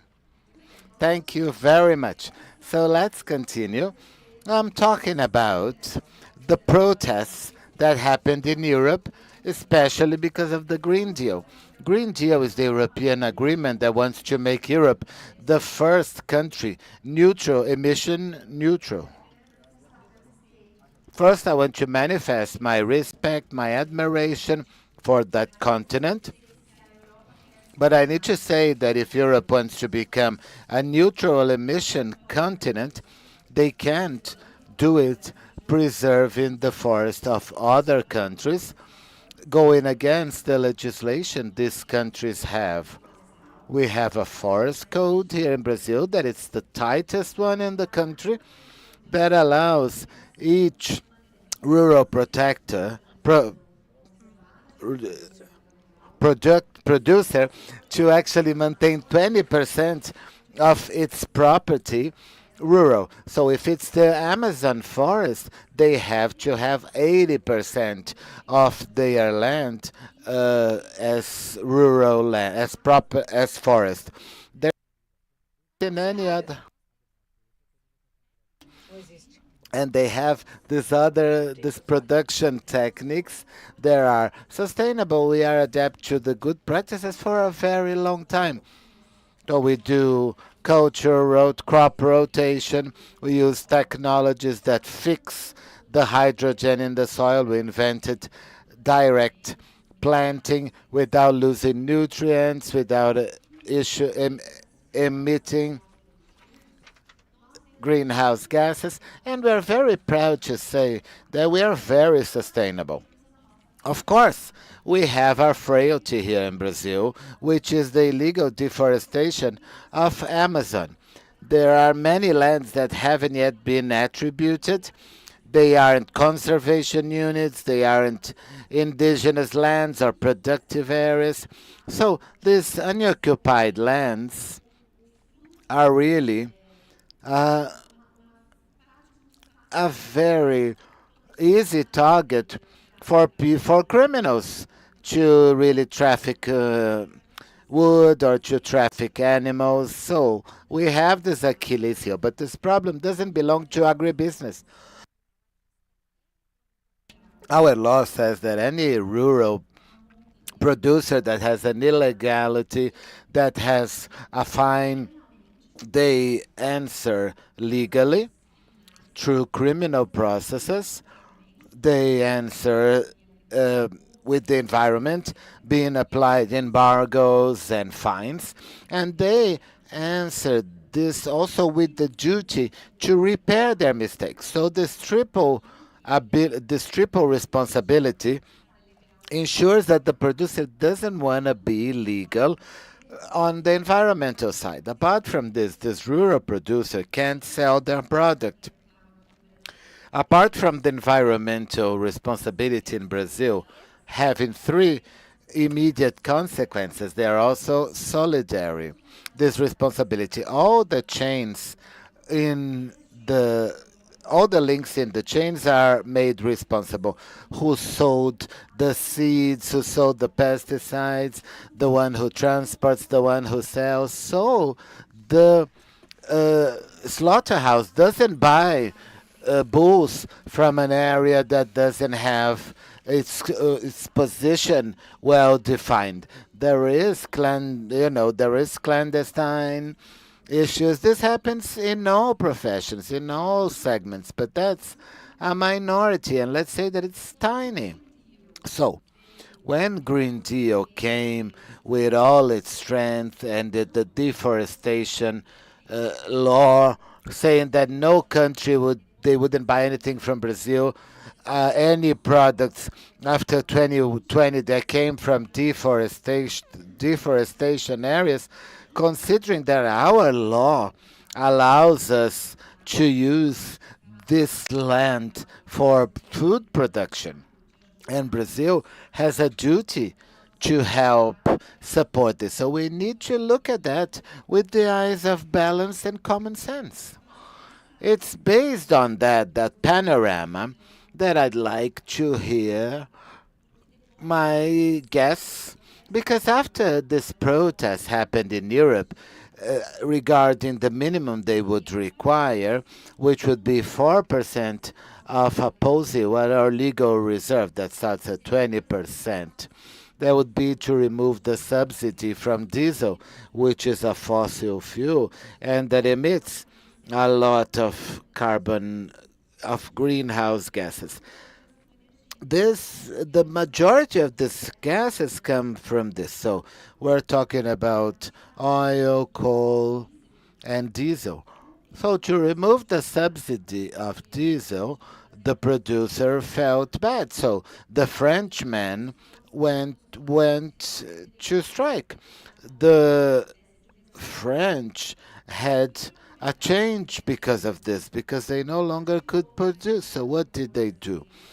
They delayed this. But to Brazil, on the 1st of January 2025, 7 productive chains, coffee, cocoa, wood, palm oil, and rubber, won't be able to enter in Europe, even if they come from legally defined deforestation areas. How can we connect our interests in the production of clean energy, producing food, in ensuring food safety for the world, and take care of the environment using technology but working together?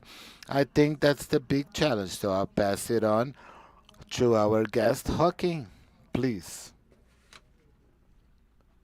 Samantha, thank you for your introduction and for your comments on European policy. Thank you for being invited here. It's a great pleasure for me to present the political and agri-political situation that's in Europe. I'm not a politician. I'm a farmer, and I'm producing cereals, sugar beets, vegetables, and also grapes for a cooperative. And since 2012, I'm president of the German Farmers Union. And between 2017 and 2020, I was president of COPA, the European umbrella organization of 60 national farming unions all over Europe.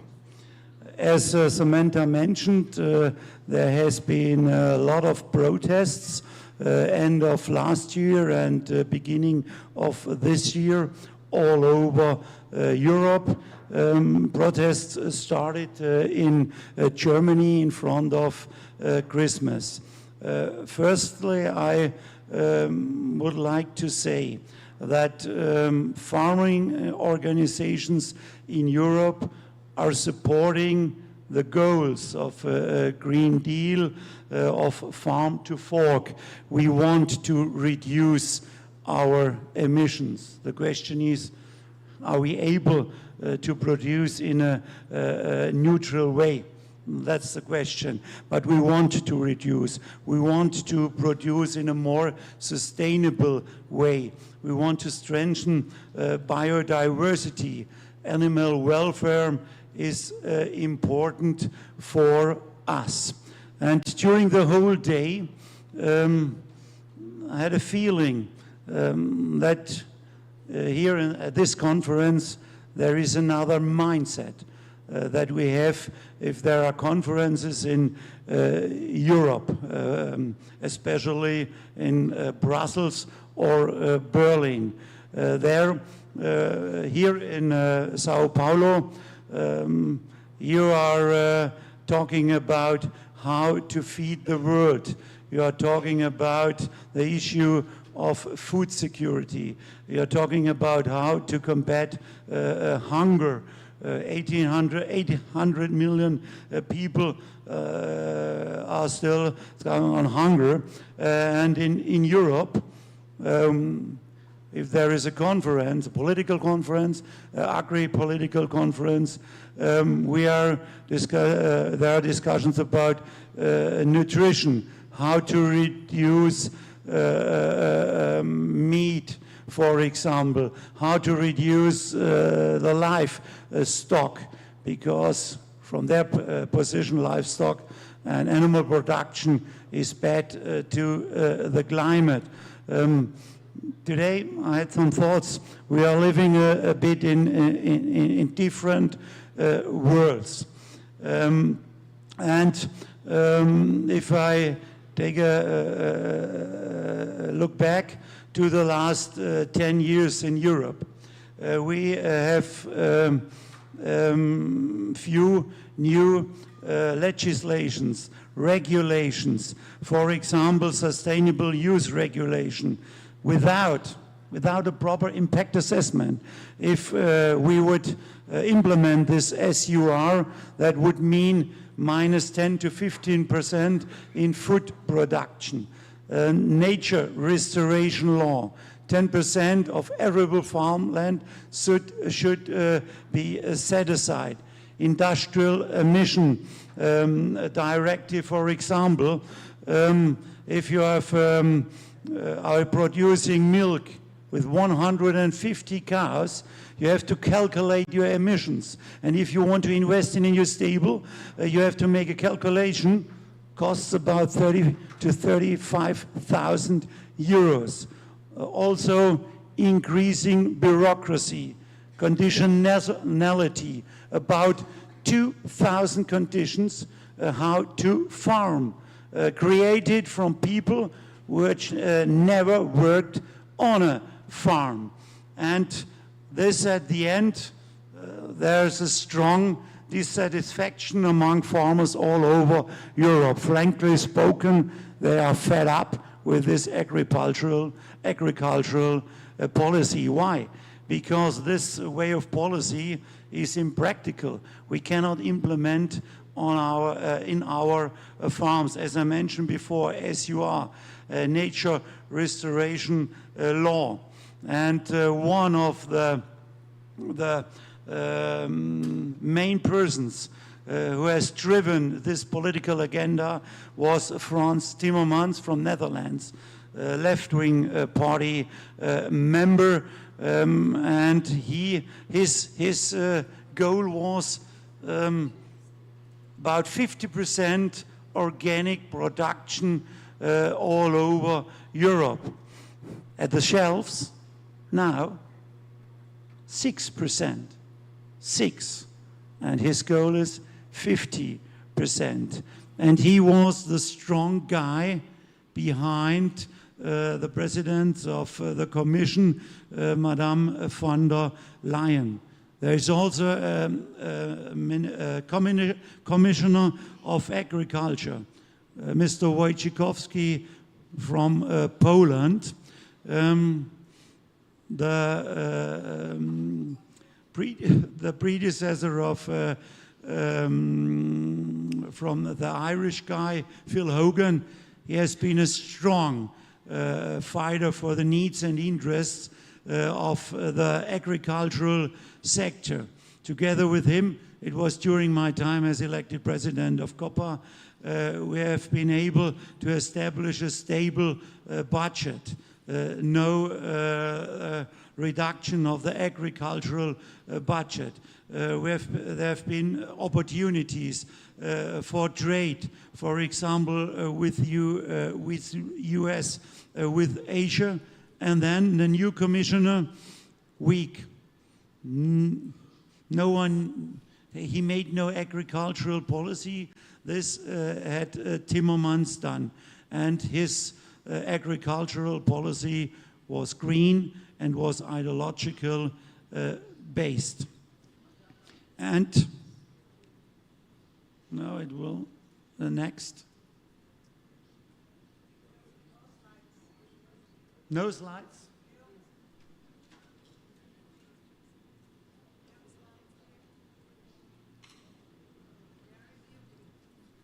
Okay, there are no slides, then I will go on. Coming back to the situation in Germany, as I mentioned before, the German farmers are fed up of this EU requirement and EU regulations and legislation. And then in front of Christmas, there was a proposal from the so-called traffic coalition. It's built up from the Social Democrats, the Greens, and the liberals. Normally, they cannot collaborate. The positions from the Greens are there, and from the liberals in the opposite. But they built up a coalition, the traffic coalition, the new government, and they made a proposal. Withdraw implementation of a new tax for our, okay.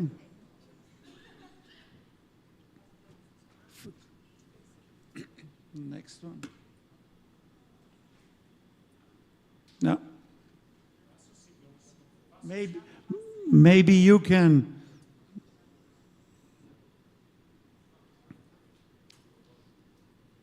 Okay. The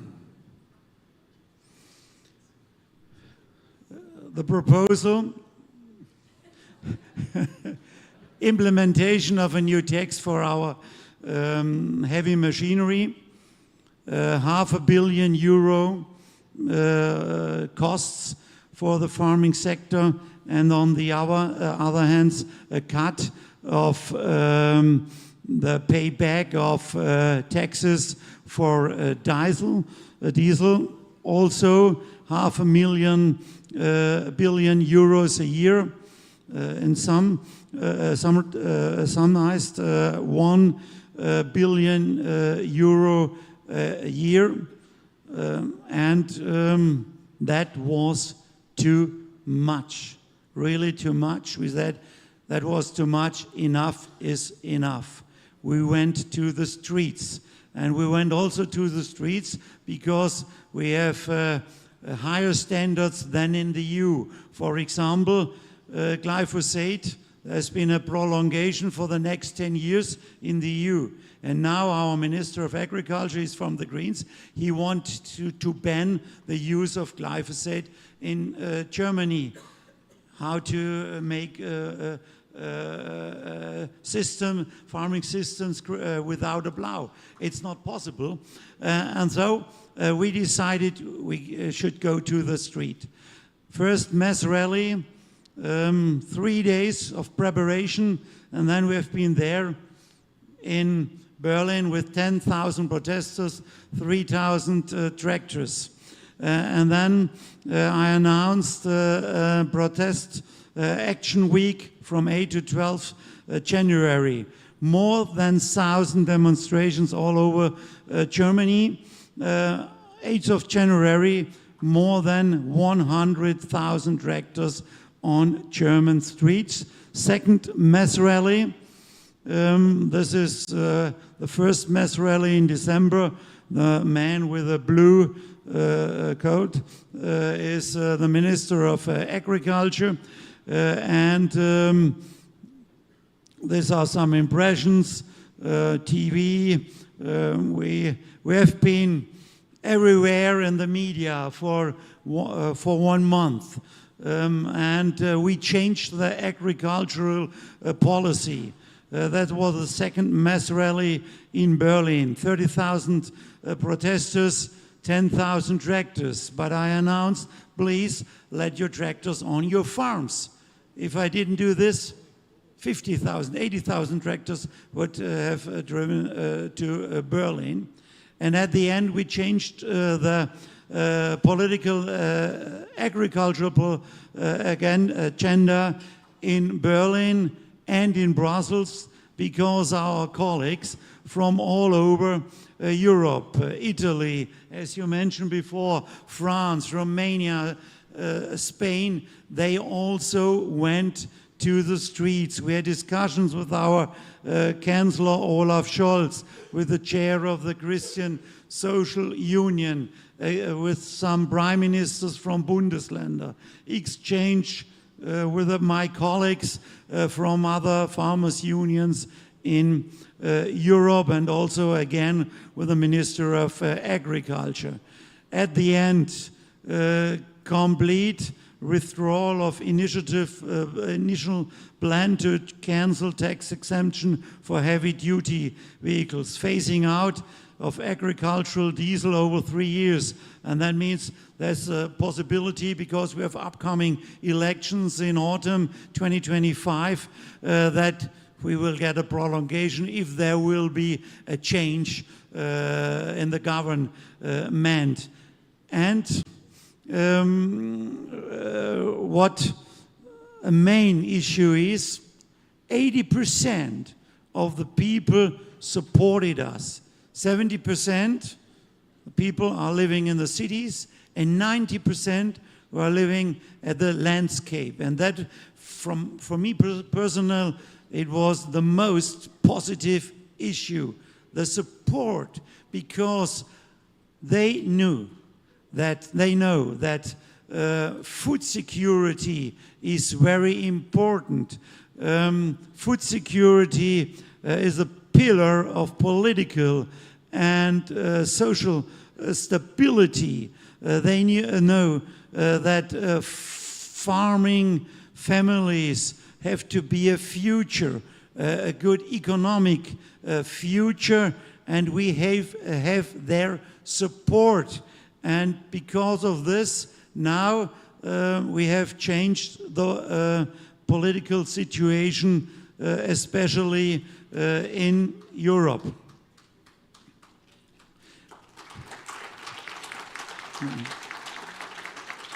For example, Madame von der Leyen had to withdraw her proposal for a SUR light, this reduction of 50% use of plant protection products. If you want to produce a healthy food, if you want to save your yield, whether you are producing conventional or organic, you have to use plant protection products. Withdrawal of SUR, withdrawal of 4% set aside, increased flexibility in the implementation of CAP requirements like crop rotation, for example, and you started a strategic dialogue for future of agriculture. We want to have the same fair living standards than people in cities do have. What's our point of view? We have to change the agricultural policy. We have to create a science-based agricultural policy. We have to be able to use new techniques like CRISPR-Cas, for example, like precision farming, and so on. These new techniques are kinds of the solution in the challenge of climate change, for example. And we hope that there will be another European Parliament after the elections that will happen on 9th of June. But there's a risk, maybe strengthening of the right-wing parties, and they are a bit against Europe. Some of them are against trade, against treatments, and we are in favor. We are Europeans, we are thinking European, and we are open for fair, free trade agreements. What we want to have, what is necessary, a strong agriculture commissioner, as Phil Hogan has been. And we have to have a revision of the CAP. And from our perspective, ensuring competitiveness of domestic agricultural production is important, because we lost competitiveness and we are losing production volume. For example, between 2013 and 2023, 7.2 million pigs less than 10 years before. A huge decrease, but on the other hand, an increase in Spain, about 9 million pigs. Coming to trade relations, as I mentioned before, we are open for trade agreements, but frankly spoken, we are a bit critical to Mercosur treatment, because our main question is, and a lot of farmers all over Europe have concerns, can we compete with Brazilian farmers, with Brazilian commercial farmers? Because in Europe we have small scale farms, not in each part of Europe. In the former eastern part of Europe we have also big scale farms with 2,000, 5,000 hectares, but not 50,000 hectares like in Ukraine. And where I'm from, the average of a farm is 85 hectares, not more.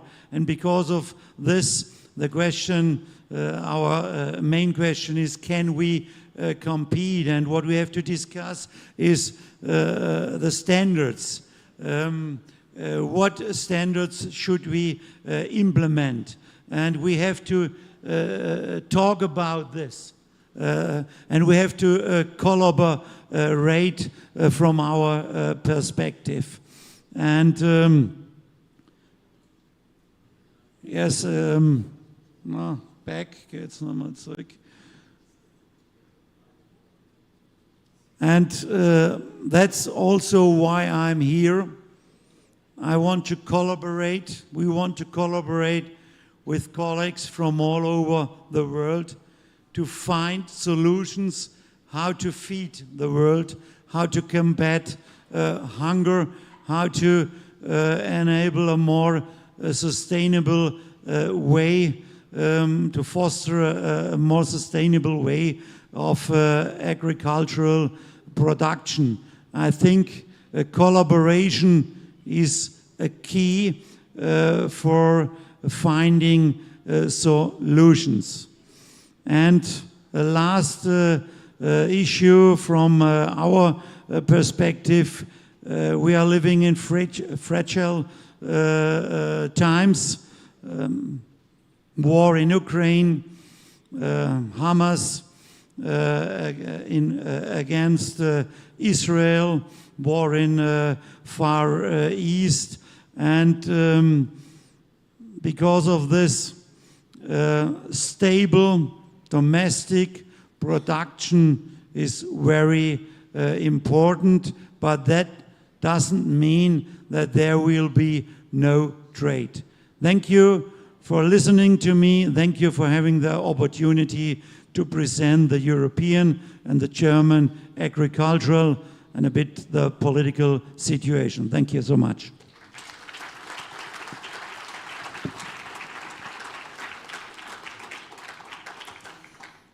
Muy muito obrigada por trazer para nós o lado de que também há problemas lá difíceis de resolver. To hear that you also have issues and problems that are hard to solve, you know. And your question is very clear, like how are we going to compete? The agriculture in Europe is 1.5% of their GDP.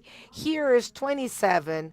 So we produce in 9% of our territory with agriculture. We have 20% of pastures that can be optimized to produce more. So if we push this discussion forward, you know, and they went to this competitiveness of having like 1.5% of the GDP, but it's a genuine question when they ask, how are we going to compete?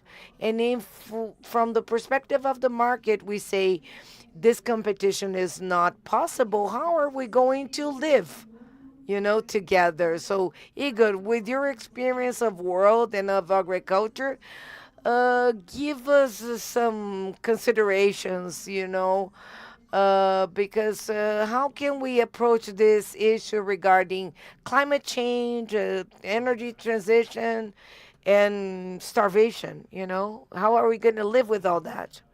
Thank you very much, Samantha. I'm very impacted with what I'm living here, and I'm very grateful to Aldo Rabelo that invited such excellent people to be here to discuss one single topic, which is starvation in the world.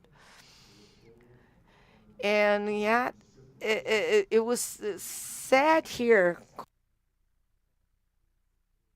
Jocha put something here that I think that it was very important, because that we in Latin America, we have a deep admiration of what Europe has conquered in the European Union. In the history of humanity, such a diversified Europe has been always united through wars and achievements. And now they have done that with democracy. This is a huge value for humanity. This is something that we have, you know, to celebrate, and we have to, you know, consider. So at the times I was in Brussels, I was very impressed during a debate. You had like almost 20 translation booths. And we noticed that the collaborators from the European Union negotiate every day with them their regulations.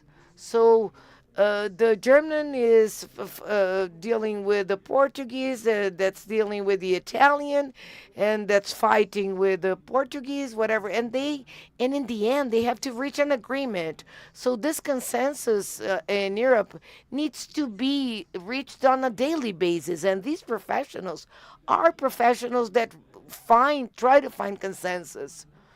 And because of that, the European Union became the biggest exporter of concepts and rules in the world. So it was based on this logic that this happened. And I've been following since 1990 the negotiations with Mercosur and our colleagues, and we noticed that our counterpart was always like 2 steps ahead, you know, because they knew about the cultural differences that we had, and we did not have many. We do not have many, but even so, this is the European advantage. And it's an advantage that you cannot miss, you know, you cannot lose, you cannot leave behind, because the values that you have in terms of respecting one another. But when you started in a negotiation for climate change, and it was like a Christmas evening that you built the consensus of Green Deal. Green Deal was to conquer common goals for COP26. And there was an agreement that has never been published, but we know because we've read it. And this consensus was only reached because you didn't want to open the agro-industrial market till 2026.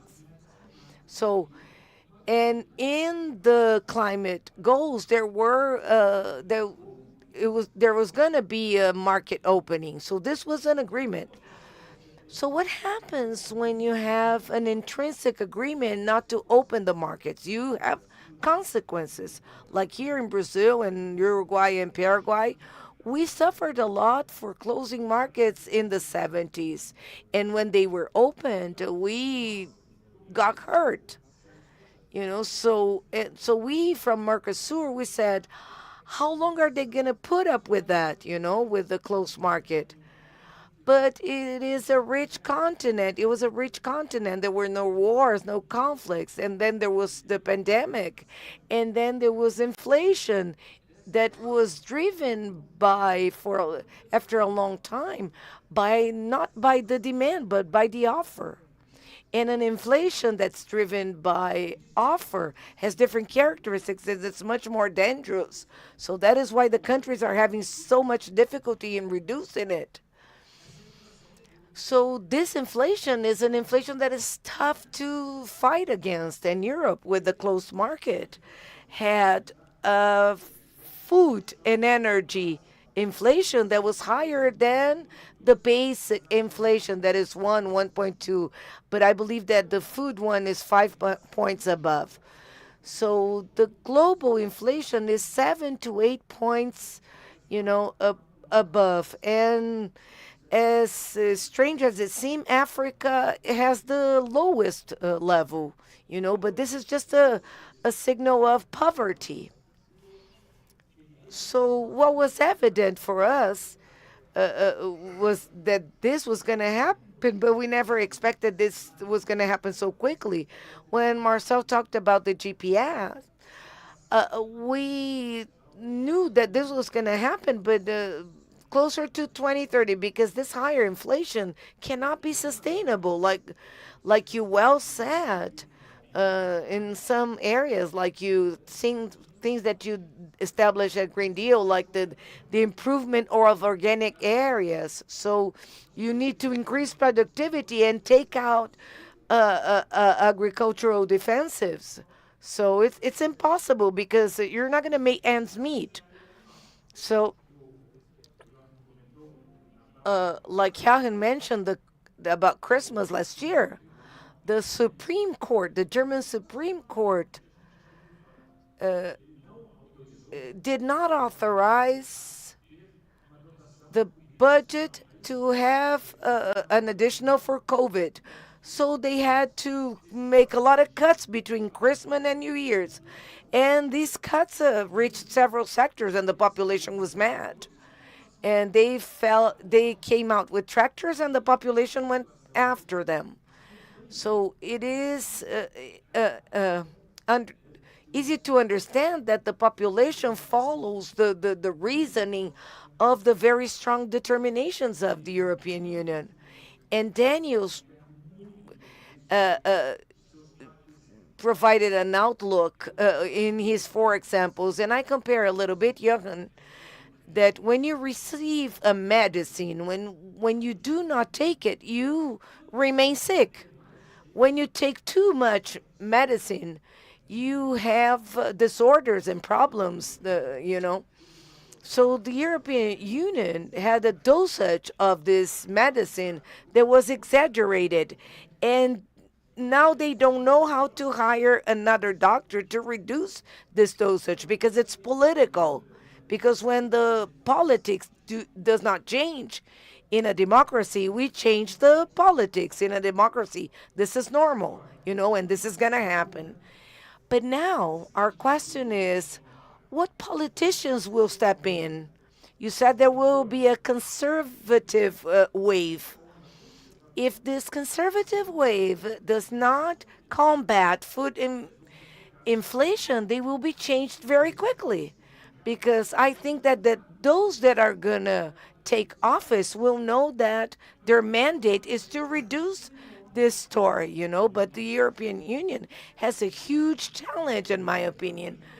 It's like saying, I'm going to need to open some parts. If I open to reduce inflation or this supply, I have two options. Either I open to the whole world and everything that is confused without norms and everything is going to come in, or you open for democratic partners. And democracy has a value.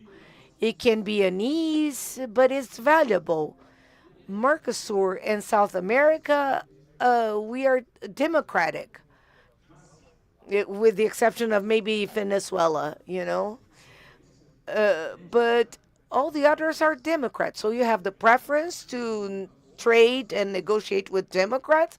We're not easy to trade with, but we have some advantages in comparison. They are fantastic. And then we need to work in a plan of 5 years because the mandate of the parliament is of 5 years. So to say, why do you import ethanol? Ethanol is easy. You in Europe, why don't you produce ethanol from biodiesel? Because of land use, right? This was well explained in the previous panels. So, and then you're going to say, okay, but then I'm going to produce less sugar.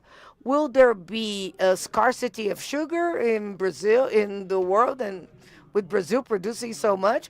So every day somebody will be knocking at the door of the European Union willing to export products. And then the French invented something, which is food sovereignty. So the terminology, the word sovereignty is not an allowed terminology, but when it talks about food, you can use it. So we're going to have a mindset of sovereignty, because every day there will be somebody knocking at the door of the European Union willing to export.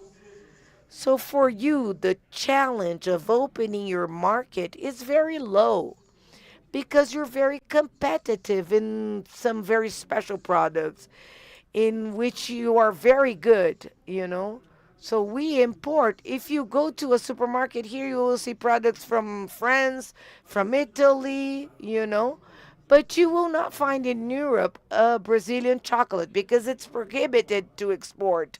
It's forbidden to export, It's not that there's a quota. It's forbidden. You will not see on the shelves in Germany Nescafé from Brazil, a coffee from Brazil, because we can only export the grain, because the transformation of the grain into an industrialized product, it's forbidden, because it poses competition to the German products. But, you have to open, this part of opening, and then the negotiation is at this point. I think we have a huge potential to trade, to negotiate.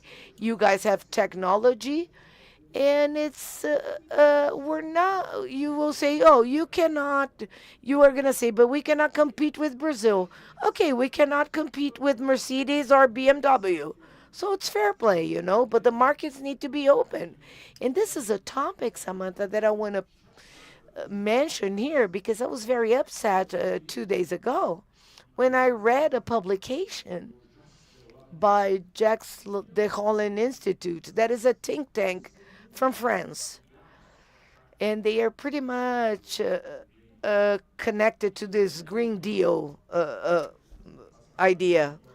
And a friend of mine, Pascal Lani, with whom I have negotiated a lot, but I have deep differences with him, they said that now they are pretty much concerned with Green Deals because of the impacts on the small global producers, as if they had never known that, But it's so hypocritical, because the impact that they can have may have a huge social consequence for them.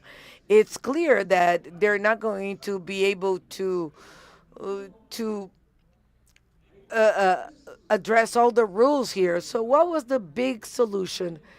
You can read it. It's on their page on the internet. They said, let's conduct a diagnosis. It's probably an European diagnosis. So, The second step are technology offers and support to provide competitiveness. This will take 3 more years. Until then, half of the people won't sell anything to Europe because, and then as of then, we could develop a new trade treaty.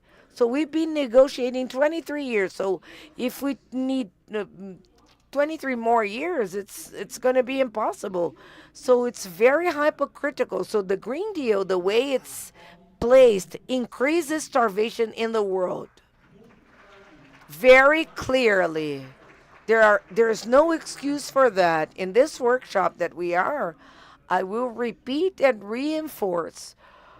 It increases starvation because it reaches the smallest and the fragile countries.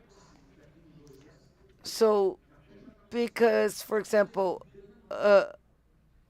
depending on the country, they will have everything in terms of coffee, but Ghana is one of the main coffee exporters. So the European Union will let Ghana out of the exports. You cannot do that socially. If this happens, there will be protests all over the place. So you will let Ghana in, but then Brazil won't, and Nicaragua, you don't know. So UDR, in addition, and you know that, it has been such well established because the one in charge is the importer. So it's not the European Union. The importer is the one that is responsible. So we are beef importers. We're meat importers. I get the meat from Uruguay that doesn't have a forest, meat from Argentina that doesn't have forest, and I leave the meat from Brazil, aside. So I would like them to have some difficulties at the border. So what's going to happen as of January? The Brazilian meat is going to be put in second place, typically, because I am competing with you. Why am I going to start with that? So the Argentinians and the Uruguayans that are very smart will increase their prices. And what happens if the inflation goes up? If the inflation goes up, it is the worst medicine, it's the worst disease that has in favor of poverty, because the poor people suffer much more with inflation than the other ones. So we all know that with inflation, the poor cannot survive. So these processes that are taking place are antisocial. The European Union needs to change their concept, and they need to be concerned about what we are concerned about here. We need to find a solution, and I would like to discuss right next what kind of solutions we have, because you are pretty much on our side and we are on your side without both sides knowing that we are, together. So we need to build this kind of alliance.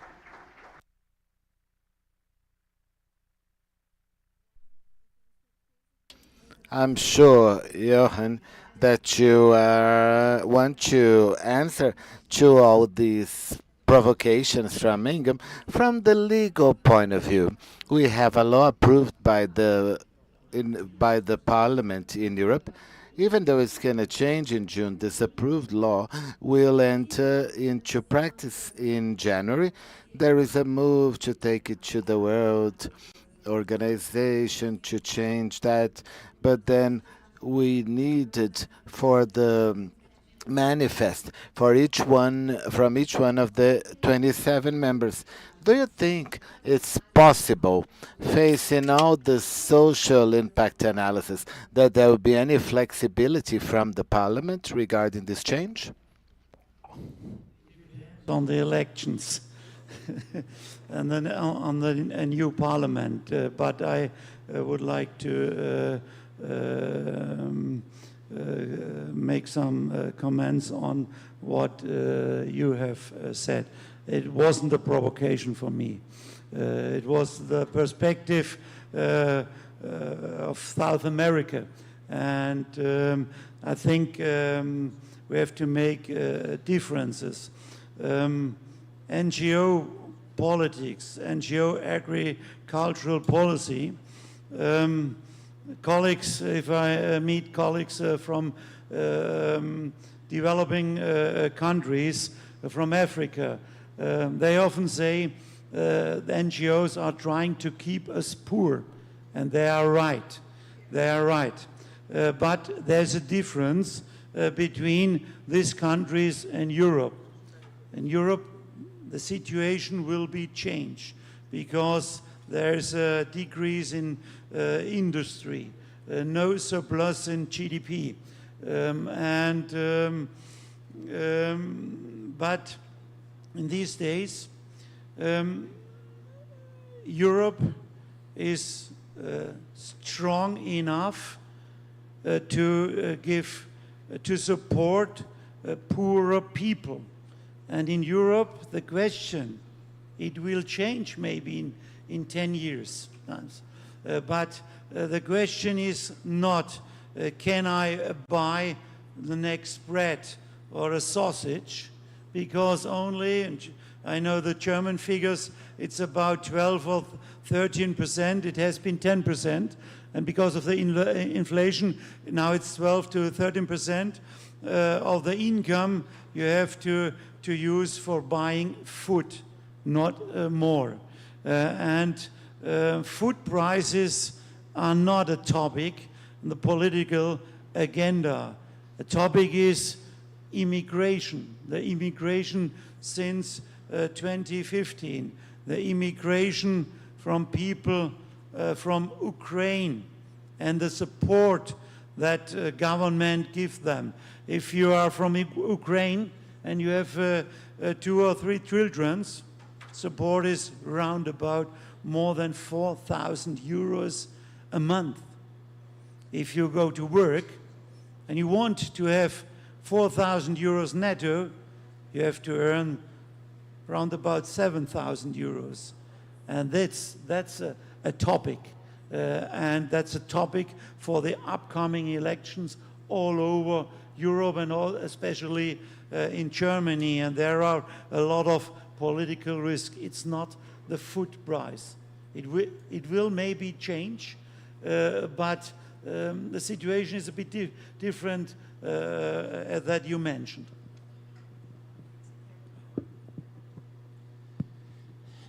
Esse é tema muito. This is a very serious theme, because what you're signaling to us is that the pain is small, so reaction is not that big.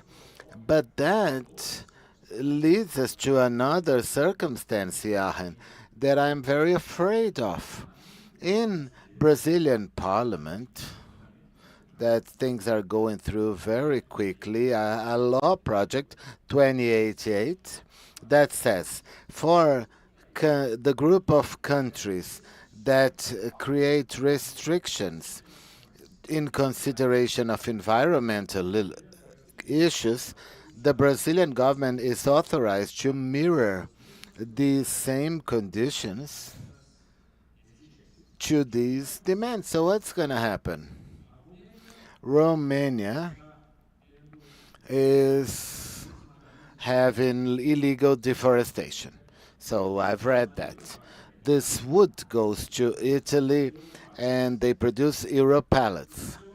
These Euro pallets are going to have chemical products, parts that Europe exports to the Mercosur. Then the Mercosur opens a container on January 30th and say, where did this wood come from? I have no idea. Okay, so give me your certification as you demand from me that this wasn't used from European native forests, and this container is going to be stuck.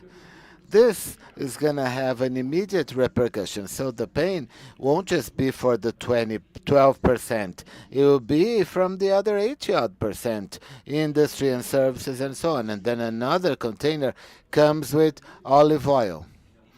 And then somebody says, oh, are you using illegal immigrants as labor? I have no idea. Well, I want your certification that you are demanding from us relating to this.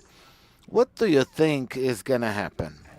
So it's retaliation, and it's strong retaliation. And who is going to pay the bill?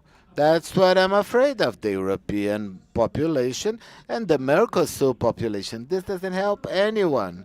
At the end of the day, it doesn't help anyone. But this will happen because of trade defense. If OMC doesn't work, and then I go to Chat Cyber that gave a great explanation talking about the WTO that says you are going to invite people into your club because what's clean and less or dirty is, I don't know, but we are going to have that demand. So this will happen through retaliations, things that are really bad. And I apologize to repeat it, but it will increase hunger. It's not going to reduce hunger, Aldo. This isn't the program we need. So we are at a collision course, unfortunately, that only at collision somebody will notice and see the truth. This can't happen. So if we anticipate that with talks, with conferences, you are going to be able to say this is not going to work. It's not going to work. And we are saying that here. This is a commercial defense, but we're going to pay a very high price, a very high cost. It's a Brazilian expression that I mentioned. What do we need to do? We need to use our collective intelligence to discuss how to reduce hunger. And then I'm going to want to give you a little bit of insight. Brazil has gone through 7 governments and has what it calls a family support. The woman gets about 800 reais, 140 euros a month. As long as their children spend 80% of their time in the school, so she gets this money and she consumes it in the community, at the price of the community. So there's no subsidy in this issue for price. This community starts growing because there is a demand there. In the Northeast, where we had the highest index of that, in the last 10 years, the GDP of Northeast grew 1 to 2% over the general GDP of Brazil. It's a way where you put the population through a family process where the wife runs this public economy in order to grow. So we can do something about this. This is a proposal at G20 that we can dynamize in Africa. We have credit cooperatives in the countryside of Brazil. They are doing a great social work. They are private. They are small producers of credit that add credit and they receive credit. So there are many models. We need to go deeper into them. That's where the solution lies, and not in fearing competition or expectation of retaliation.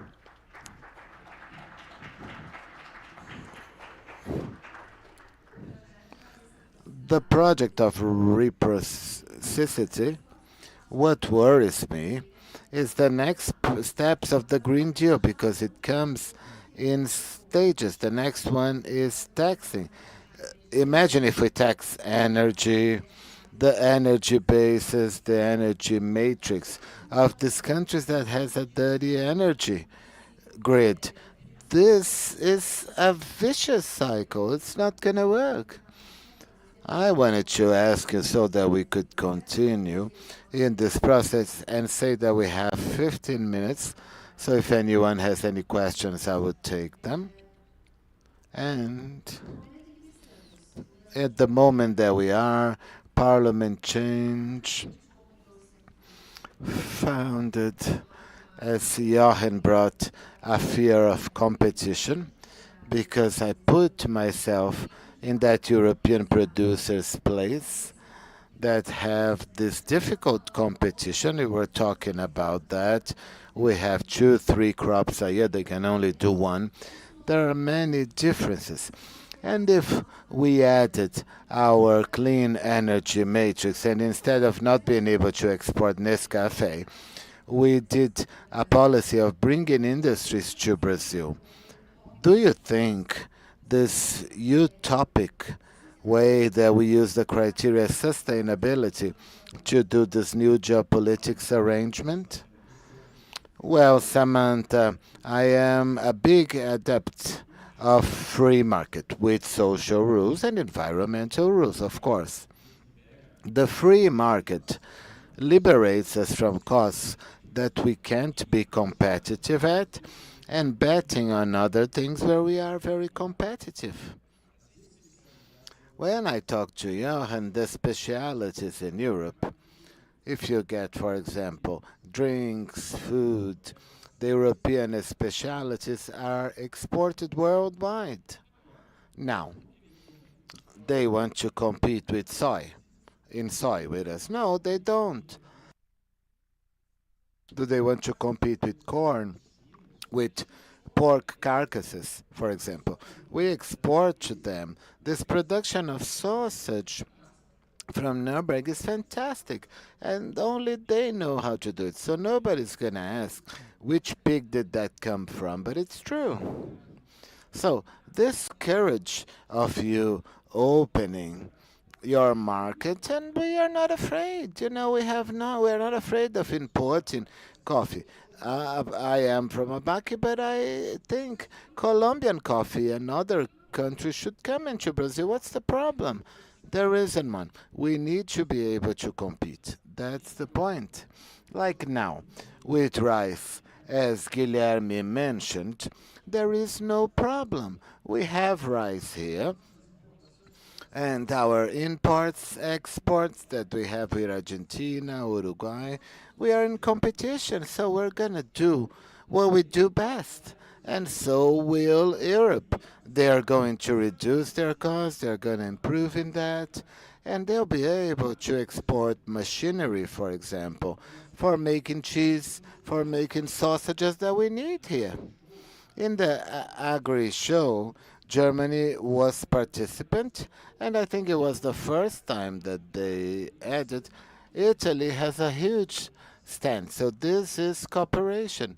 Competition between France and Germany has always been tough. They are competing in Europe, and both have grown. Both have grown. So Europe is the best example where you have a common market, everybody competing and growing. So this is one of the ways to do this. We have to talk a lot to have good options for the next 5 years. I truly believe in German technology and sophisticated products from Germany, from Europe that we would like to have. And you have ours. And opening the market, each one in their own specialty, can it solve this problem? Do you agree with Ingo or not? Can you be good for competitiveness? It's the Brazilian system of receiving Europeans in a nice way, but we like to put the cards on the table. Let's try to have a solution by the time we finish. During my presentation, in these fragile times, from our perspective, own domestic production is very important because that guarantees social and political sustainability. And for example, in pharmacy, we are some products a net importer antibiotics, and Germany is one of, it's not a rich country, but people normally have enough money to buy pharmacy products, but they can't because there are no, because the supply chain doesn't went well. And because of this, It's an argument also from all European farmers organizations. We have to stabilize our production at home because destabilization of the agricultural sector would be too risky from our perspective. And I agree, we have to put all the things on the table. I also can use an example about competitiveness. I'm a sugar beet grower in Germany. Yesterday I've been in São Martinho, sugar mill and ethanol factory, and in front of this I tried to get some information about the licenses to use plant protection products. For example, my colleagues from Brazil are allowed to use 40 different kinds of herbicides, I-17. The same in insecticides and fungicides. And we have to put these things also on the table. Energy. You have snow. Você tem neve. Yes, we have snow, and therefore I can go skiing in the Alps. But I will not joking anymore. Energy is more expensive in Europe. I think we have €1.80 for 1 liter of fuel. It's about 10 miles, a third. I think 1/3 in Brazil, something like that. Our production really higher. There's a minimum wage in Germany, €12.41 per hour. It's a mess. Because of this, a reduction of production of vegetables and fruits. We cannot compete with our colleagues in Spain because it's €6.50, something like that. But coming back to my main issue, from our perspective, political and also farmer side, we have to stabilize domestic production. That includes trade, but in these fragile times, to depend on trade, or only on trade, that's from our perspective too risky. Ok, 2 minutos eu te dou, porque agora está acabando o nosso tempo. Menos do que isso. Joachim, não queira o nosso sistema. So, if I tell you about our taxes system and the interest rates that we need to pay, you're going to leave Brazil crying, you know? So this is something very difficult and this is something that all the societies will need to consider because they are individual options of each country. But the international trade talks more about the possibility of making this have exchanges. So in a responsible way, I prefer free trade than be talking about the social benefits that each country is considering. So one thing that we need to live here is to stop starvation, you know? This is, cannot be admitted anywhere in the world. So I talked about the questions, and there are a lot of people willing to ask questions, but unfortunately, eu não vou. In Germany, it's up to 48%. Ok, eu tenho realmente perguntas que chegaram aqui para mim, mas a gente não tem. So we have some questions that arrived here, but we do not have time. But one thing I wanted to highlight on the speech of Johann was that when you went to the streets, they learned of the difficulties, of the problems, really, and this was good because the world could see that. And this is why we're here discussing about starvation, because if in the world one of the main issues is the climate change, how about the food safety?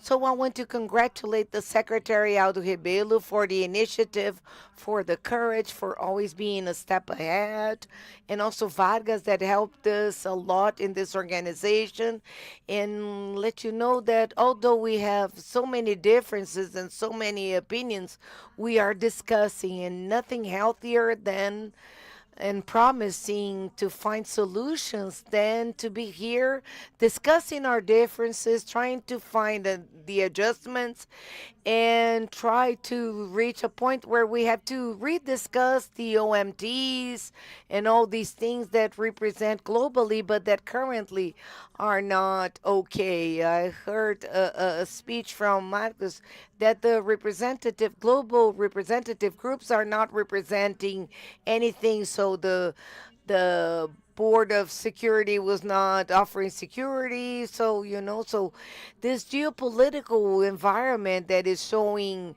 that is putting first the values and then the institutions, I think is the model that we're trying to change.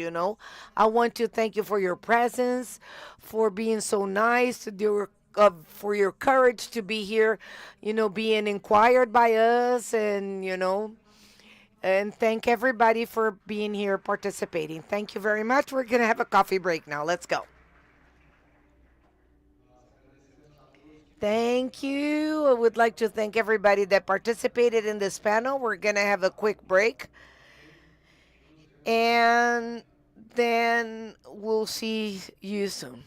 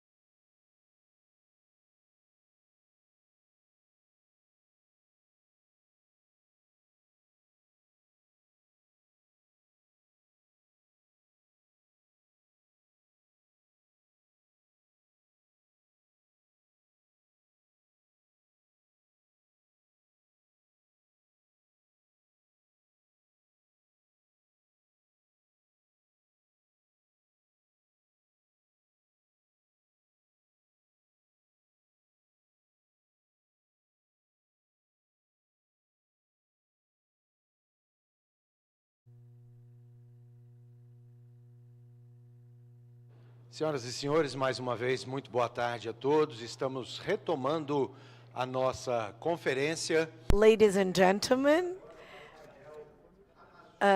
now we're going to the panel Amazon, production of food and regional development. I will call to the stage our panelists, Getúlio Cruz.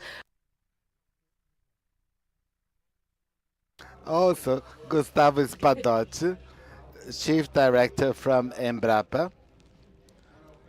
Mr. Alfredo Roma, researcher from West Eastern Embrapa.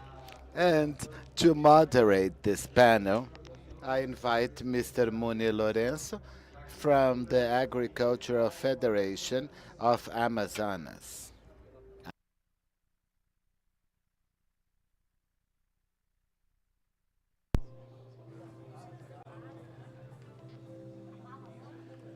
Dando início, então, ao painel Amazônia. Let's start the panel Amazon, Food Production and Regional Development, starting with our moderator, Dr. Muni.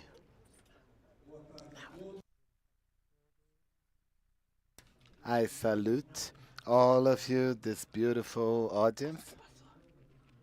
And one more panel of the international conference. Josué de Castro for food safety and combat to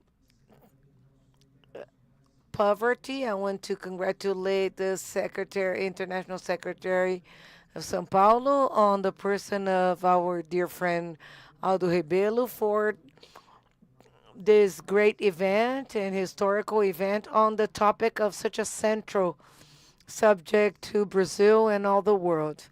And I also would like to thank for the invitation to participate in this conference. The invitation I got from Aldo Rebelo, this great Brazilian citizen, of whom we are all proud of for his admirable services and great national debates as a public man and as a representative of the prevalence of the Brazilian sovereignty and of the Brazilian Amazon.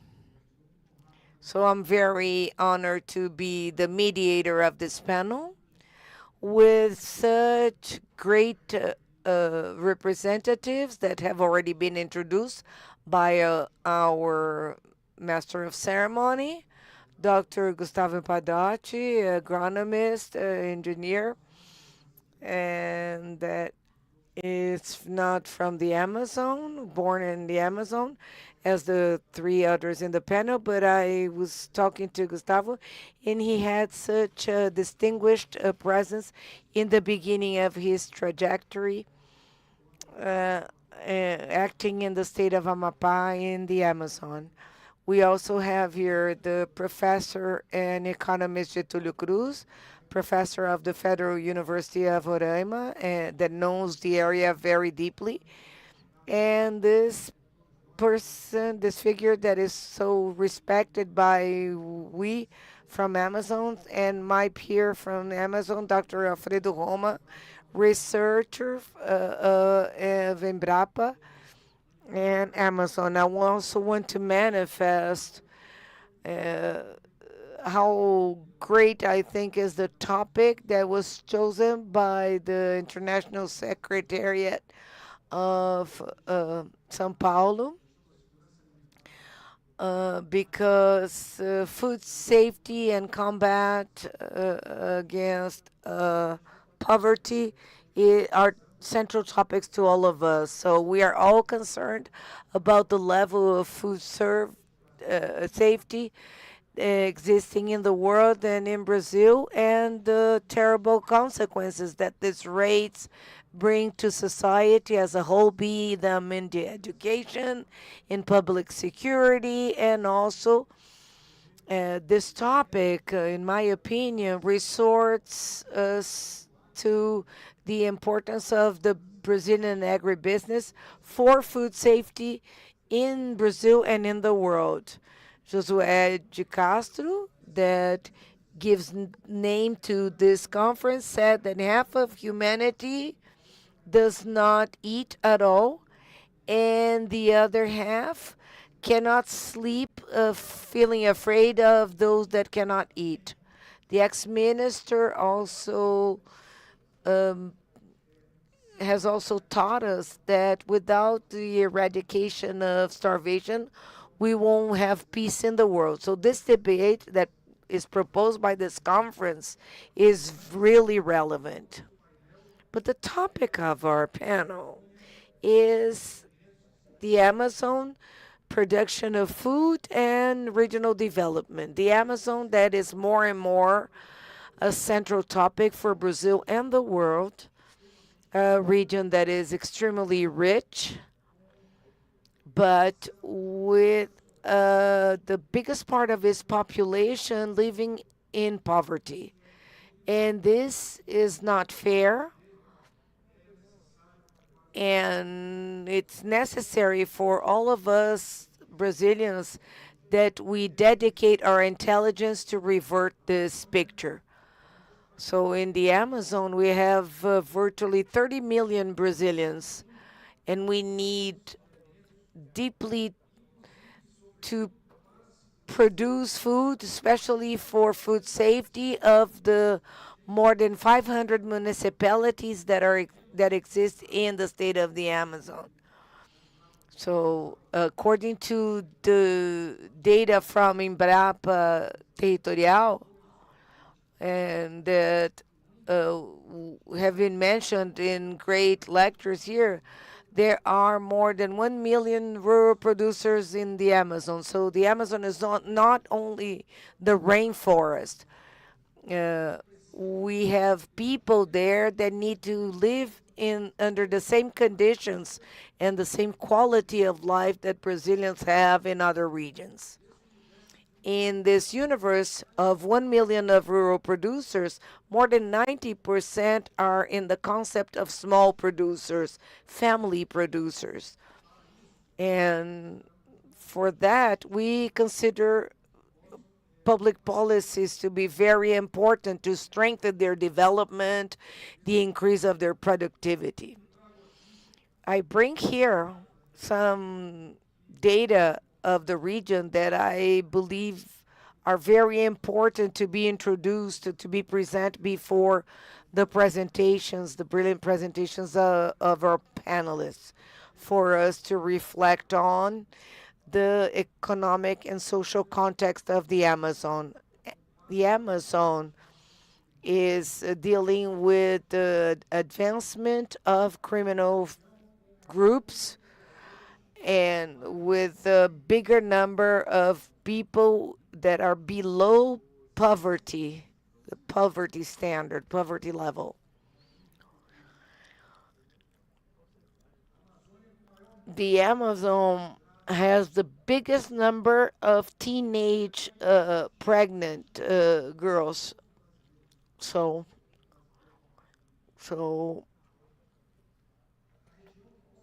the region that concentrates the largest number with no income, the biggest rate of default of the Brazilian producers in Brazil are in the Amazon. In the Amazon is the biggest number of people that receive Bolsa Família. It's the government aid, welfare. We have there the worst roads in Brazil. We have the entrepreneurial approach that is not efficient, and we have an emptiness in terms of banking. We have in the Amazon 70% of municipalities do not have financial agents for rural credit, agricultural funding, financing, and things like that. So it's very disappointing for all of us with regard to the Amazon, a region that is marked by its huge area, and that for us, we're not interested in the predatory exploration or the untouchability that does not dialogue with the perspective of economic generation for the region. For us, it's very important that we do not confuse sustainability with environmental untouchability. So with that, so that we can be very disciplined with the time that was made available by the organization of the event, I'll give the floor here to Dr. Gustavo Spadotti, the Chief of Embrapa Territorial.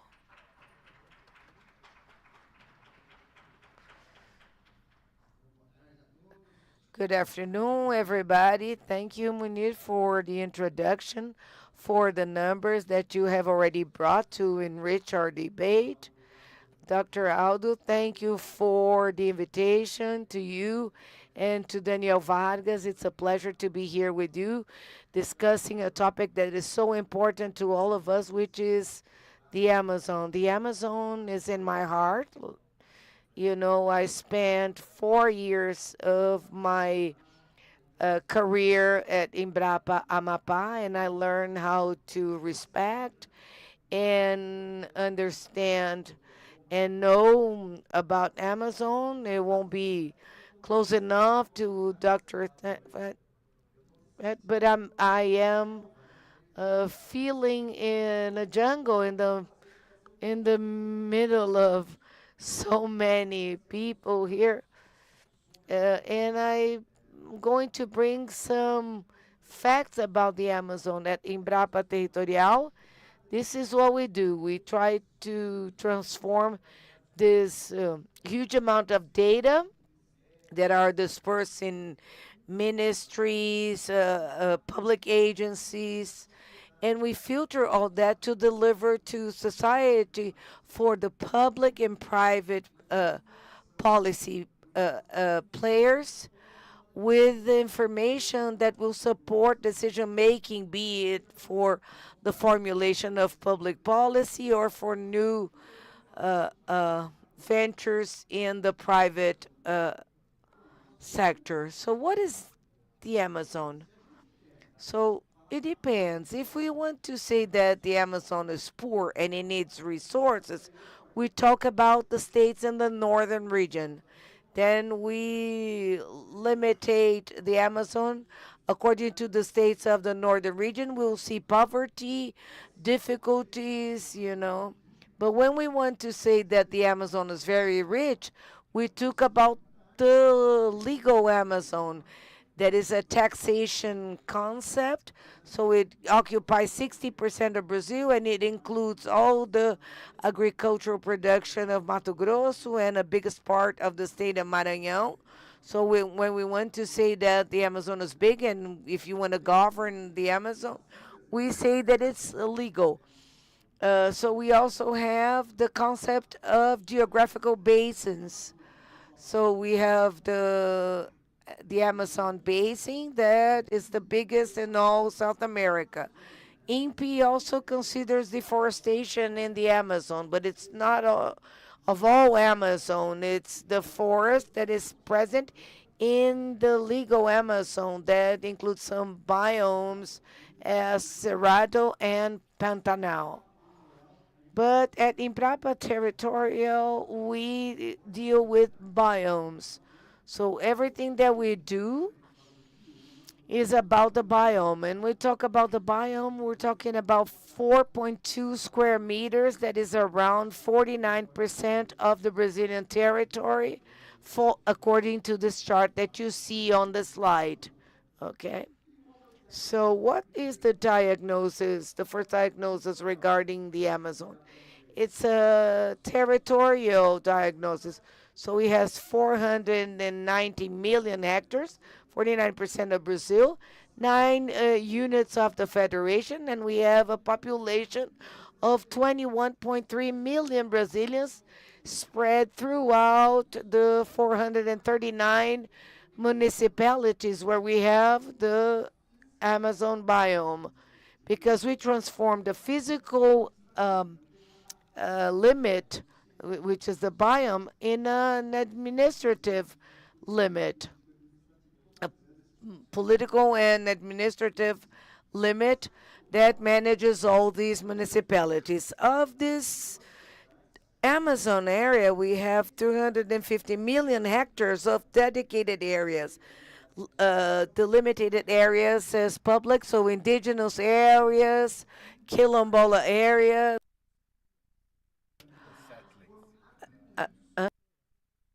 settlements, and also conservation units for the protection of natural resources and mineral resources and waters, and in the case of indigenous areas dedicated to traditional peoples.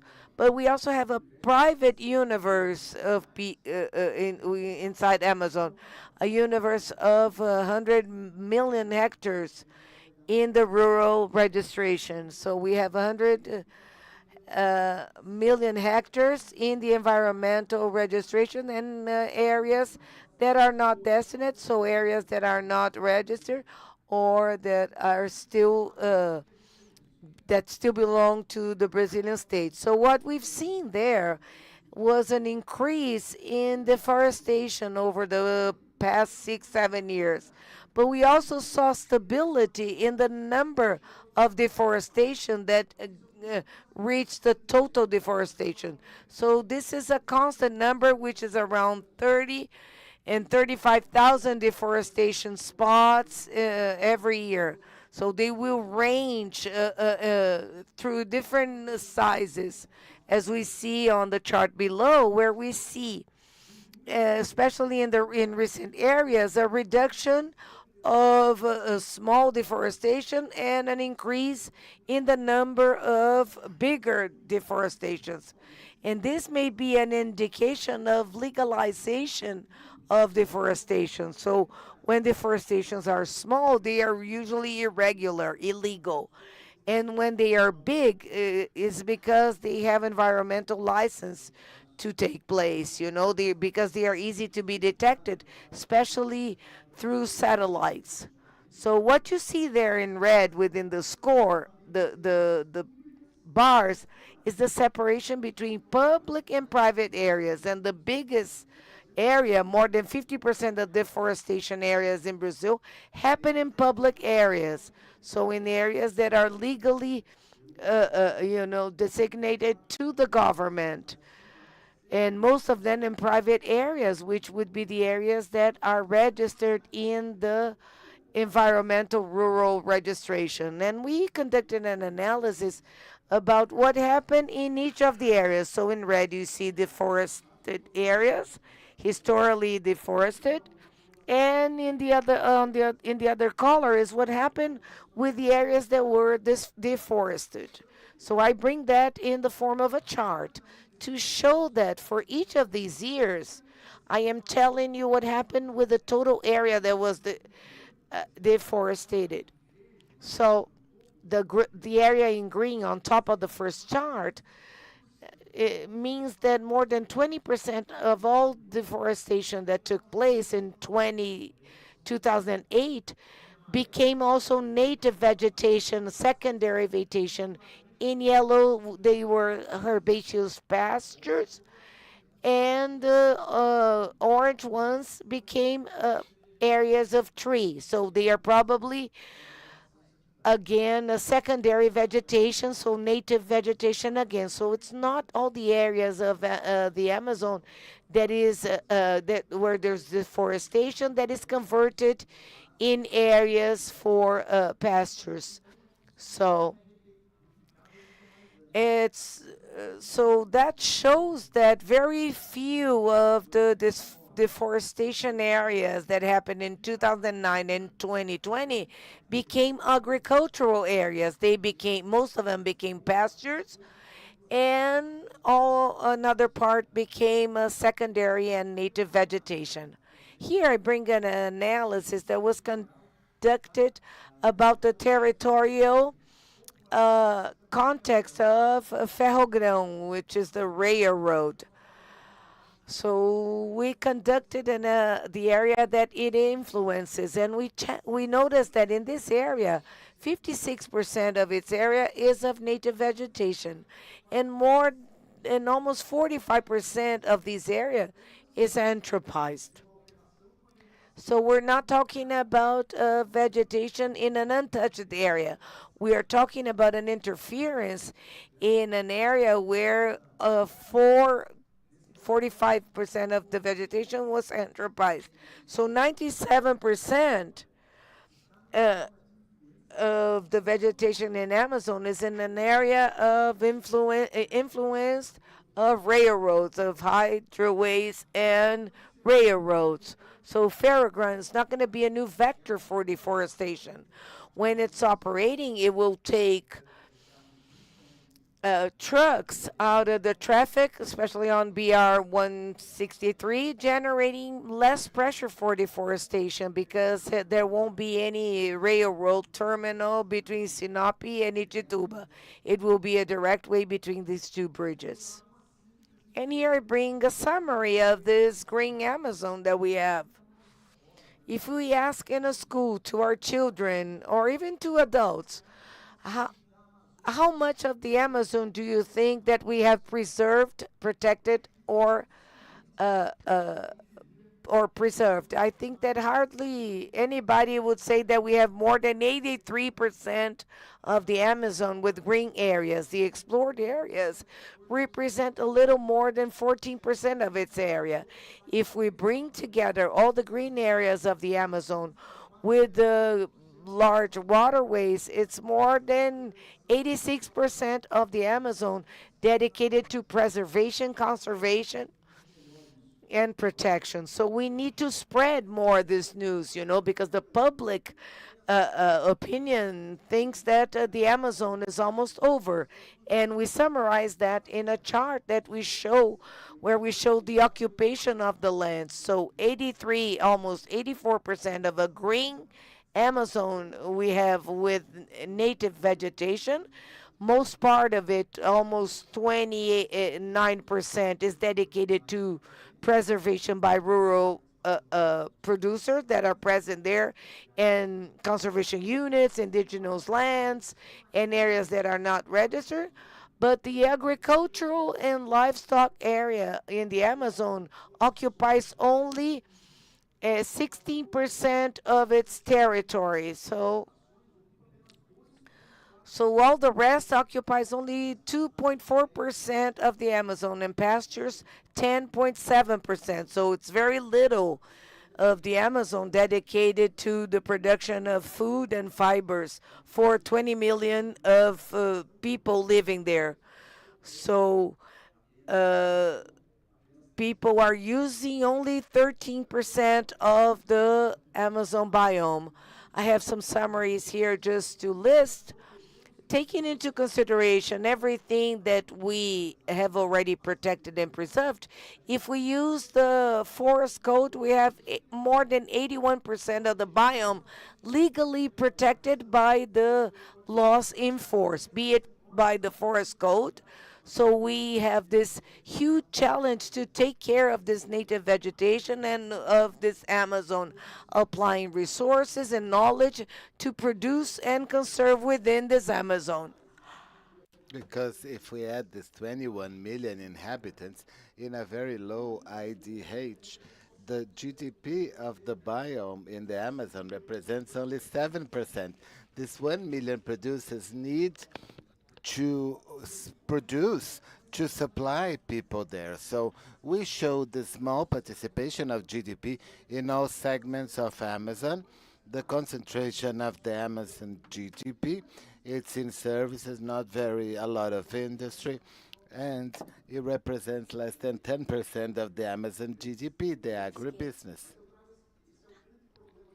This is the big problem we have in the biome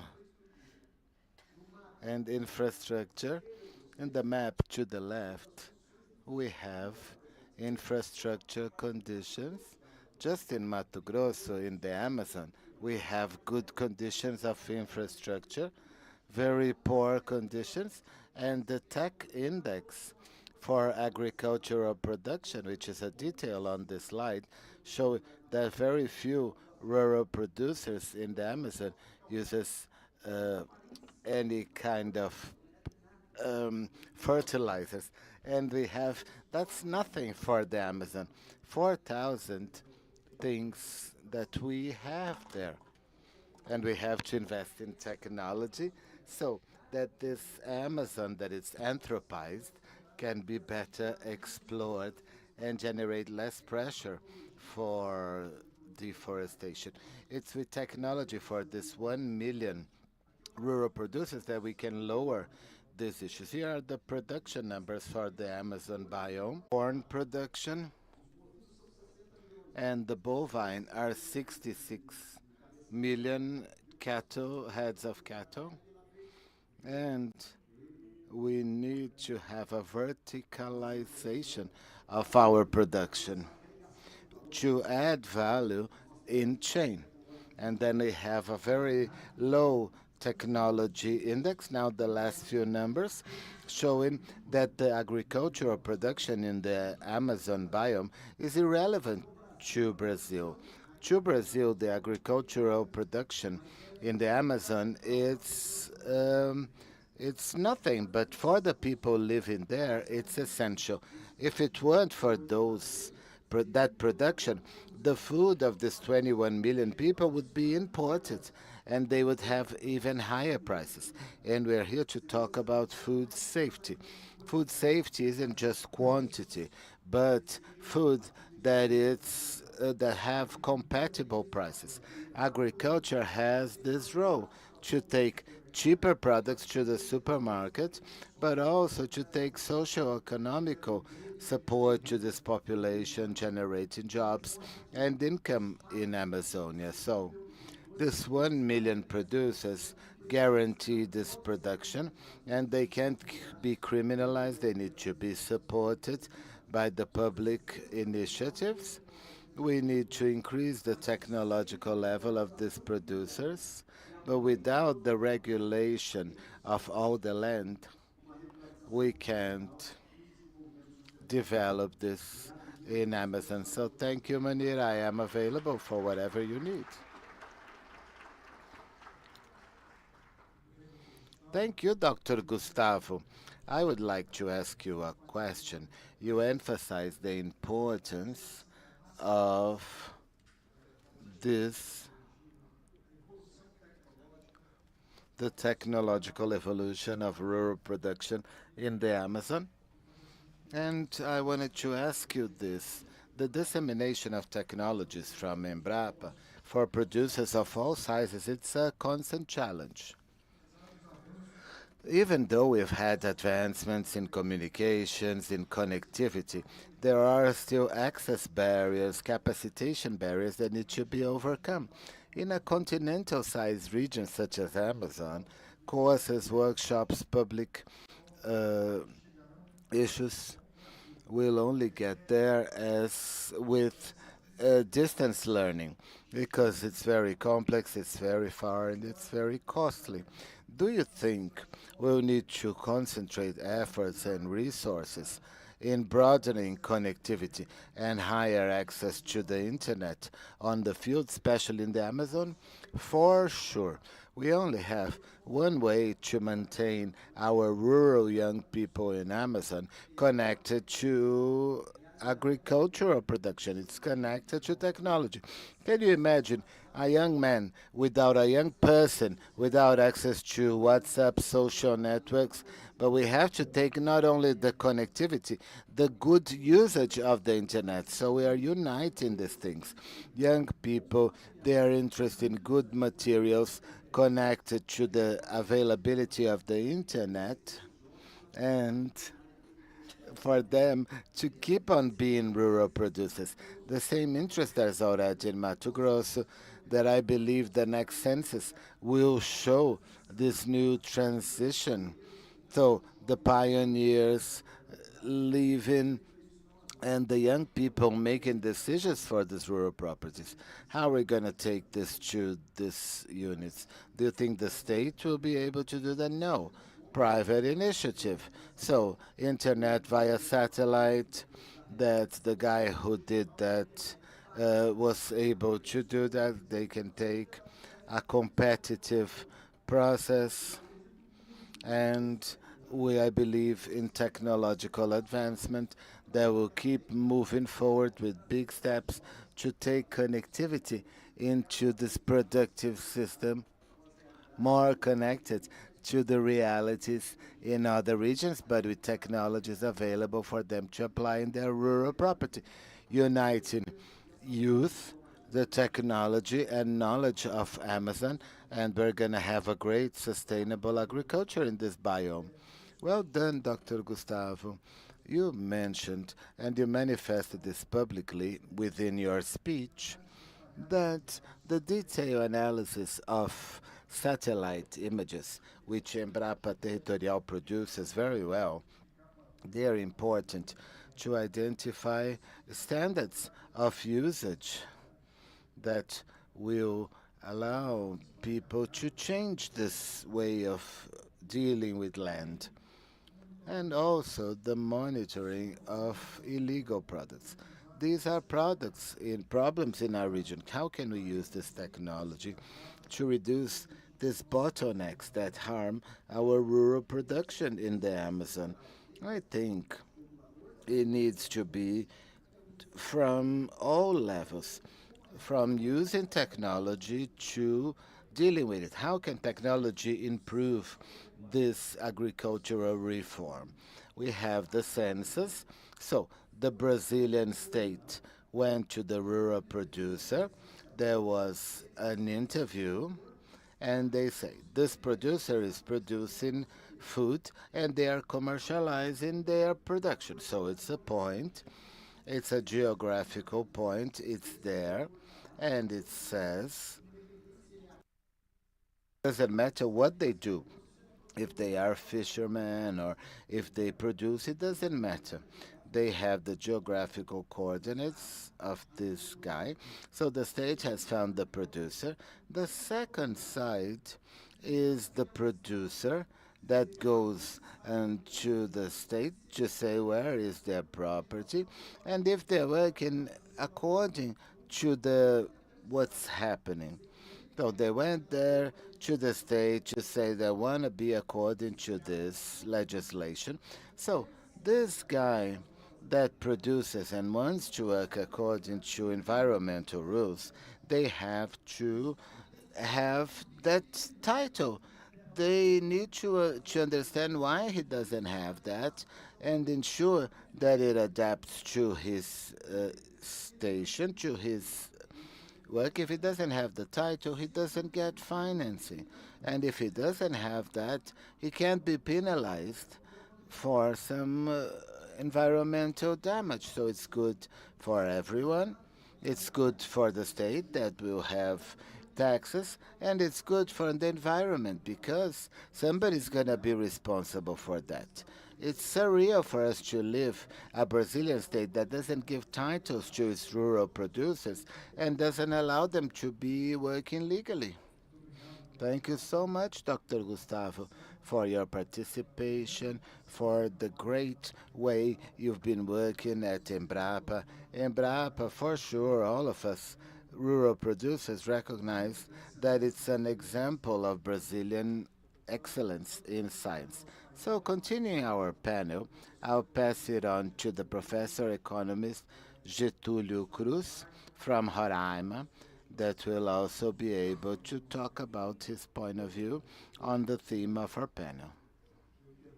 I want to start by thanking you for having me from Aldo Ribeiro, and in whom Amazon deposits a lot of hope that a more realistic look at the region. I will take advantage of the idea that I've brought to talk about during this meeting and taking advantage of some things that I thought about this morning. The Minister Aldo Rebelo says the farmer in Amazon is the most penalized in Brazil. An additional information minister in Roraima, the small farmers that are going through preparing the land because we have a different rain system. They are forbidden of using their tractor boats, as it was revealed here, because if they go through a motorway, the police will stop them. They will apprehend what they have. They are a vehicle from the small producer when he has one. Sometimes he is borrowing one from someone, and the federal police opens immediately a process to investigate this small producer, just to illustrate their position. Now, the exhibition done here shows the potential of Amazon to produce food, and what was suggested, and with regional development. I want to talk about the production of accident in the Amazon. Why is this part of the region not fully used? So, it was said this morning, when someone suggests producing ethanol in São Paulo, the public opinion says, no, it's going to affect the Amazon. But I want to take advantage to talk about this, to say what I meant to say. Amazonia is a creation, a political creation that came from a mistake. I don't know if it was a mistake or a premeditated narrative. The Amazon is homogeneous. Nothing is more mistaken than imagining the Amazon as a region, as an homogeneous region. The reality of Roraima is very different from the reality in the Amazon state, which is very near, connected by BR 274. While the Amazon state has 98% of its vegetation kept, my state of Roraima, 40% of the flora in Roraima are what we call savannas. They are called lavrados. They are not cerrados because it's very low vegetation. They are like what we call it, they are grass, which we call lavrado. More than 20% of our surface is covered by transition forests. Differently from Amazon Ilea that we like to create. They are transition forests. Almost all of them have been anthropized. We have about 40% of Ilea. Out of this 40% of Ilea, a good part of it is in the indigenous Yanomami land. It's different from all other states, but the most similar one to us is Amapá. We are very different from Amazon, from Pará. If we imagine economically, even more different we are. If you get Amazon and Pará, the Amazon is an importing state. Pará, it's an exporter of raw materials, vegetables, vegetable raw materials, and also mineral. So we are not a homogeneous region. But what's even worse, thanks to this narrative, the policies for the Amazon are the same. And when I talk about policies, I'm talking about the federal state policy. And this policy from the federal state for Amazon creates a huge conflict from the point of view of the federation and the federate state and the federal state as well. So I'm going to give a simple example. In Amazon, it's forbidden to plant sugarcane. You can't. You can't produce sugarcane in the Amazon. But in my state, in the Lavrados, if we produce sugarcane, we are going to preserve that Lavrado that every year suffers a burning. And it's tough. Now we are going through one of these. We had a dry period. There were some days in Roraima where you couldn't leave your house because it was taken over by dust. Produced in Roraima, and that also came from Goiânia, the cooperativist Republic of Goiânia, and from Venezuela. If we could plant sugarcane, the entrepreneurs, the sugarcane producers would preserve that area, avoid burning, because they would be burning their investment. But no. As in the Amazon, we can't plant sugarcane. In Roraima, we can't either. So I could talk about this forever. As Munir has asked me, it's interesting what happens in the Amazon, and I will have as a case study Roraima. In Roraima, what is allowed and possible to do, the federal state in Brazil forbids it. As I said, the production of small producers and sugarcane and so many other things.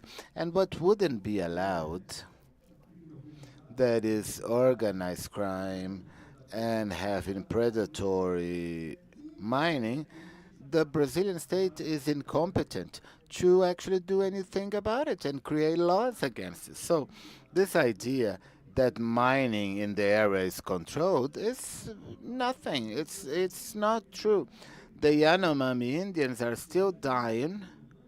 The Yanomami Indians are still walking around the streets, Boa Vista, Caracaraí, Iracema, with no support from the Brazilian state, the Brazilian federal state, that constitutionally should protect them. They talk a lot about billions of reais that are spent nowadays to fight the Yanomami tragedy, fight against that. But look at it. These billions that arrive there are in millionaire contracts for services, aviation, and supply contracts to supply food and delivering this food that have a very complicated logistics. Another mistake in the Amazon, that I don't know if it's a mistake or a pre-built narrative, it's the story that the Amazon is the region of the forest people. Being very respectful and understanding this, and supporting the forest people who are frail by their own nature, the urban Amazon, out of 21 million that Dr. Fiochi mentioned, 83% are urbanized. And the urban people in the Amazon, men, children, women, they have dreams. They have wishes, just like anyone here in São Paulo. How are we going to maintain these dreams coming true? The Amazon has to produce extras.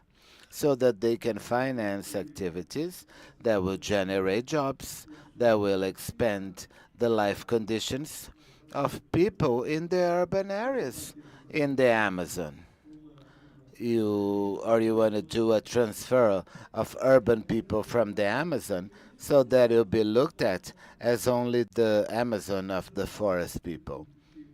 Could we maybe have the courage of be entrepreneurs for this task to de-urbanize the Amazon? If we don't have it, we need to allow that for the urban life to happen. And there are ways to do it.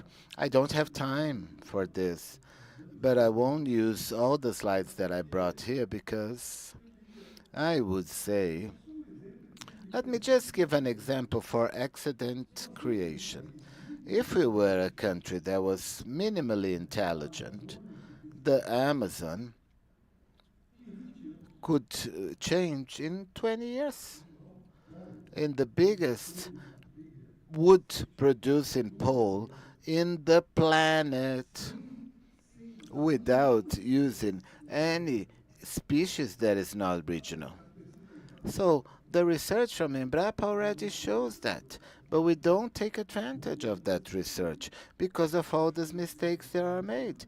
We think the Amazon is just a region of the forest people, and because we think that the Amazon is homogeneous.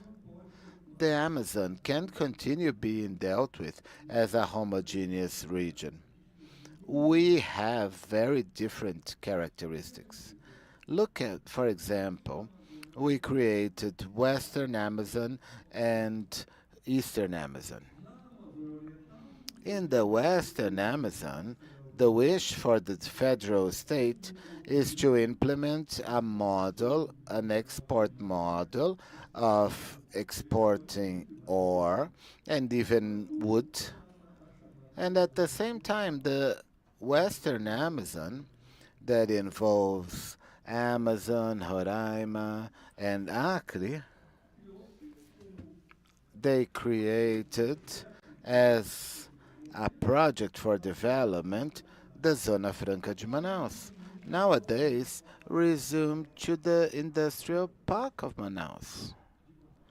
That's it. And up to now, this park haven't even touched its spread its effects to Amazonas itself. So imagine the Western Amazon concept. I expect that I gave us some food for thought, and mostly, why doesn't the Amazon develop? More than 60% of the territories are considered Amazon. How can we imagine as a country and excluding the effort of food production and food safety more than half of the country? More than half of the country. So, it's been said, and thanks to the talent from Ministro Walter Ribeiro about our forest code, we have one of the forest codes, the most advanced forest codes in the world. And it's been said, and it's true, the rural land can only explore 20% due to the talent and the policies, thanks to Aldo Rebelo, in Roraima and throughout the Amazon state, that can put within areas, preserved areas, including indigenous land and environmental reserves, more than 65%. They can explore 50%, and just in that case, the rest is all for preservation. And few people discuss that. What we have here has been said. The idea that they are ruining the Amazon, they are devastating the Amazon. There is devastation and there is deforestation. And if it exists, it's due to incompetence and the lack of politics from the Brazilian state. Thank you very much.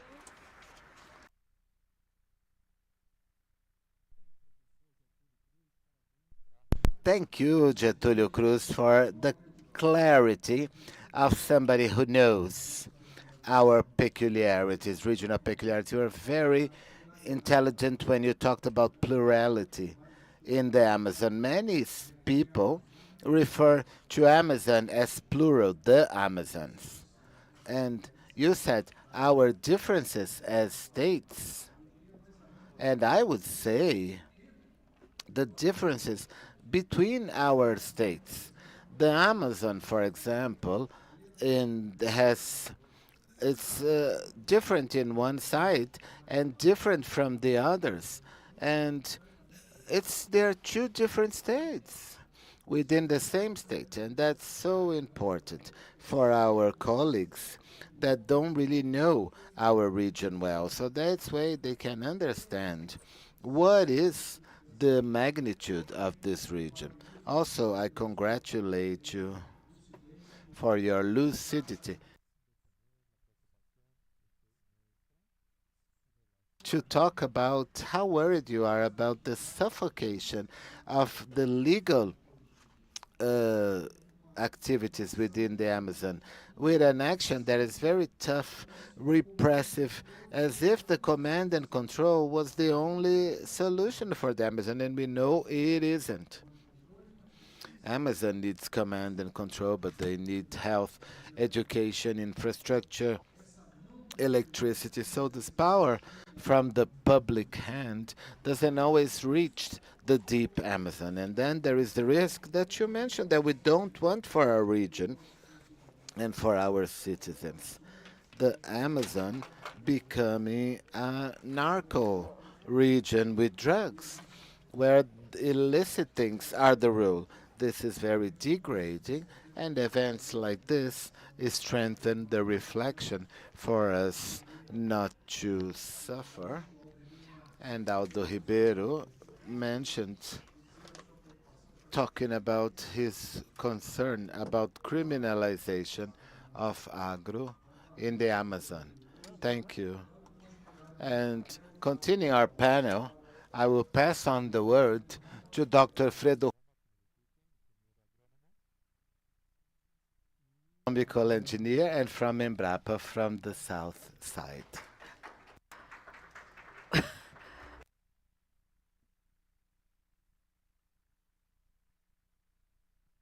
Bem, inicialmente eu queria expressar meus agradecimentos aqui.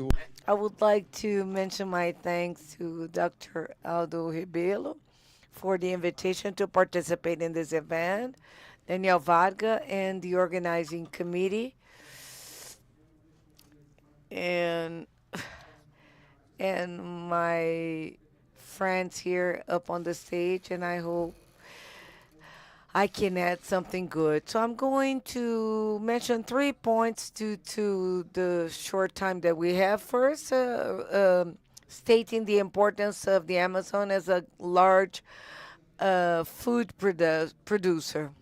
So we concentrate more than 60% of the production of soybean and livestock, açaí, in addition to other activities that we rank second to the 5th position. And the Amazon has already contributed in offering global production as like the manioc and cocoa that were discovered by the indigenous population.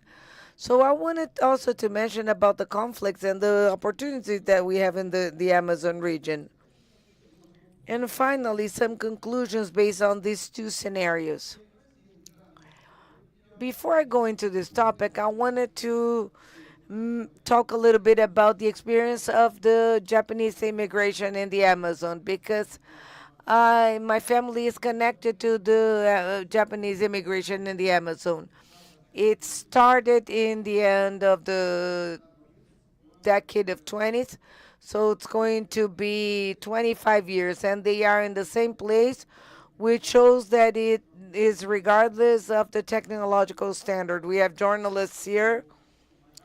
We have Francisco Magaldi that is preparing a movie about Tomaki Saudi, and And my family migrated to the state of the Amazon in the beginning of the 30s. And the Japanese immigration was responsible for the agriculture of pepper that divided and it was responsible for 1/3 of the GDP in the Amazon. Pepper reached its peak in the 70s when more than 25% of the exports in Pará was of pepper. Now it's not even 30%. So we had the phase of the rubber and then the phase of the pepper and of the jute. And jute has a family connection because my grandpa was the one to introduce jute. So he has a lot of connections between the government of Japan and Brazil. And he brings 3 details that I consider important. Both jute and pepper are 2 exotic cultures of different plantation, and the people in the Amazon learned quickly how to plant jute and pepper, indicating that the smaller producers in the Amazon are not against innovation. So when we put in the Amazon several of these proposals that, for example, small producers will sell carbon, I think that it's much better that we dedicate to concrete markets, because this carbon market it's not going to feed anybody. The second part that I would like to mention is the issue regarding these cyclical changes that usually happen.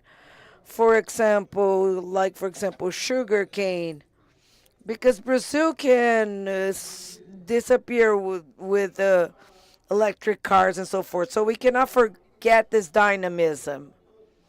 The biggest problem is that several purposes are not being considered in the Amazon.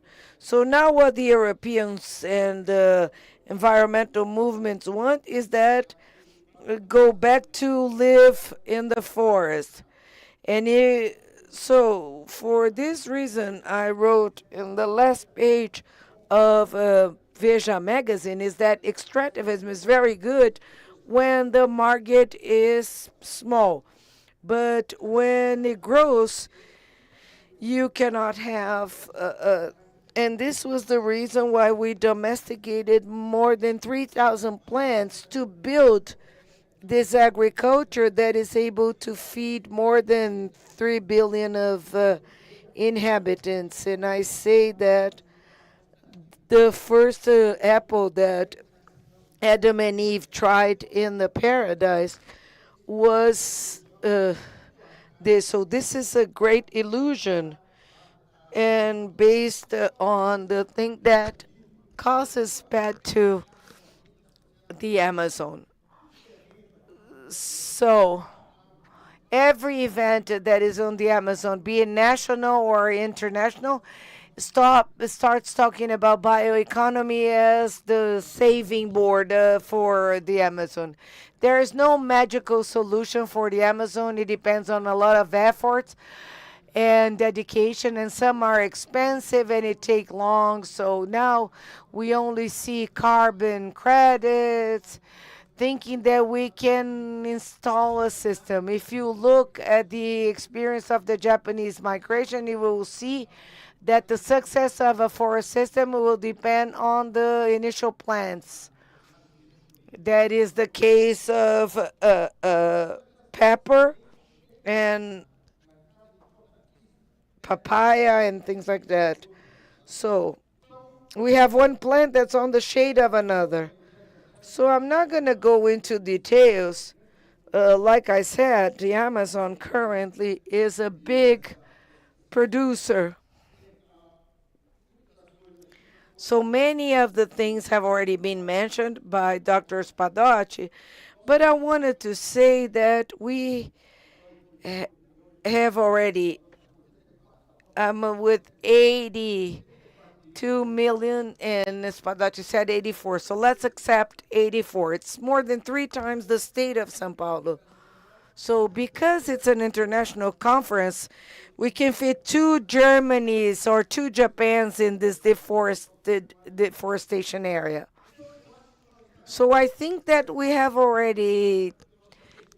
need to take advantage because what we have already destroyed in the Amazon. I think that this is the effort that we have to make, because I call this area that was not destroyed as nature, and the destroyed area the second nature. So the challenge is to transform this second area, this destroyed area, in a more productive area. So I think that the environmental policy in Brazil made a great mistake. We had a reduction in deforestation from 2004 to 2015. We went from 2,000 hectares to 1,200 hectares. So I think that we need to reduce the cost of the recovery of this degraded area that is very expensive in the Amazon. It's costly, the chemical fertilizers. We need to lower this recovery cost that the market itself is facing. We have a big challenge, like Dr. Munir has already said. We have 1 million producers. So 83% of them are small producers. Of these small producers, half are the one that play cocoa, pepper, and they are doing good. But the other half, represented by the settlement projects, we have 3,000 settlement projects with more than 1,000 families occupying 80 million, that is bigger than the state of São Paulo, that have low productivity. And then we include indigenous, quilombolas, and things like that. So we need to leave this agriculture that just burns and brings down, We need to recover these areas.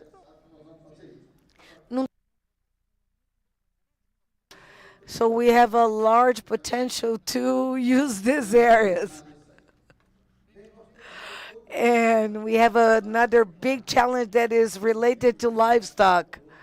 We have in the Amazon region 44% of the livestock. I will give a figure that is bigger. It's 105 million cattle. Of cattle is the Americans have less than half of the cattle in Brazil, and Brazil is the biggest beef exporter. So we need to increase the productivity of this sector, and this is the secret to reduce the deforestation in the Amazon.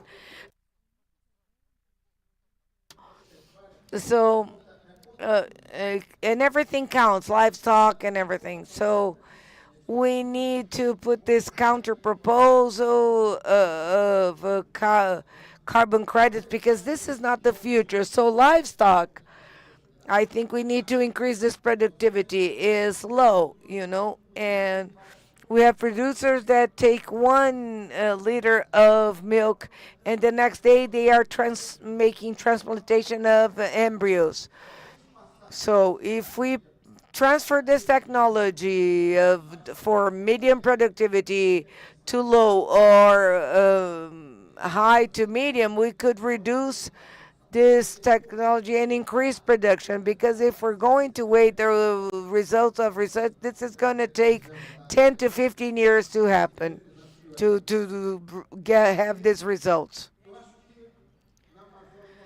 I believe that in the Amazon we need to have a revolution in pisciculture.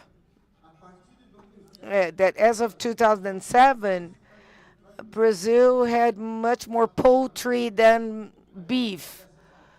And it could have been much bigger if it did not have this offer of poultry.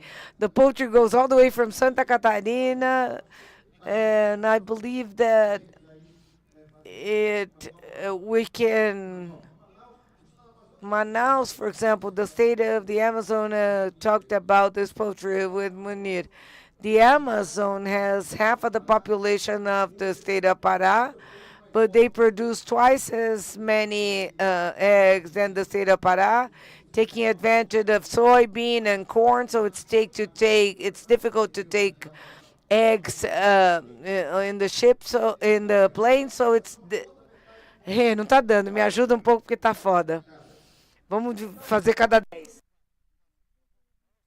Okay, so it became the biggest exporter of poultry, and the fish production, that's been a straight line. What we produce of fish in Brazil is not 15% of what we produced in poultry and beef. When I was a child, we'd give chickens as a gift for people who lived to get credit.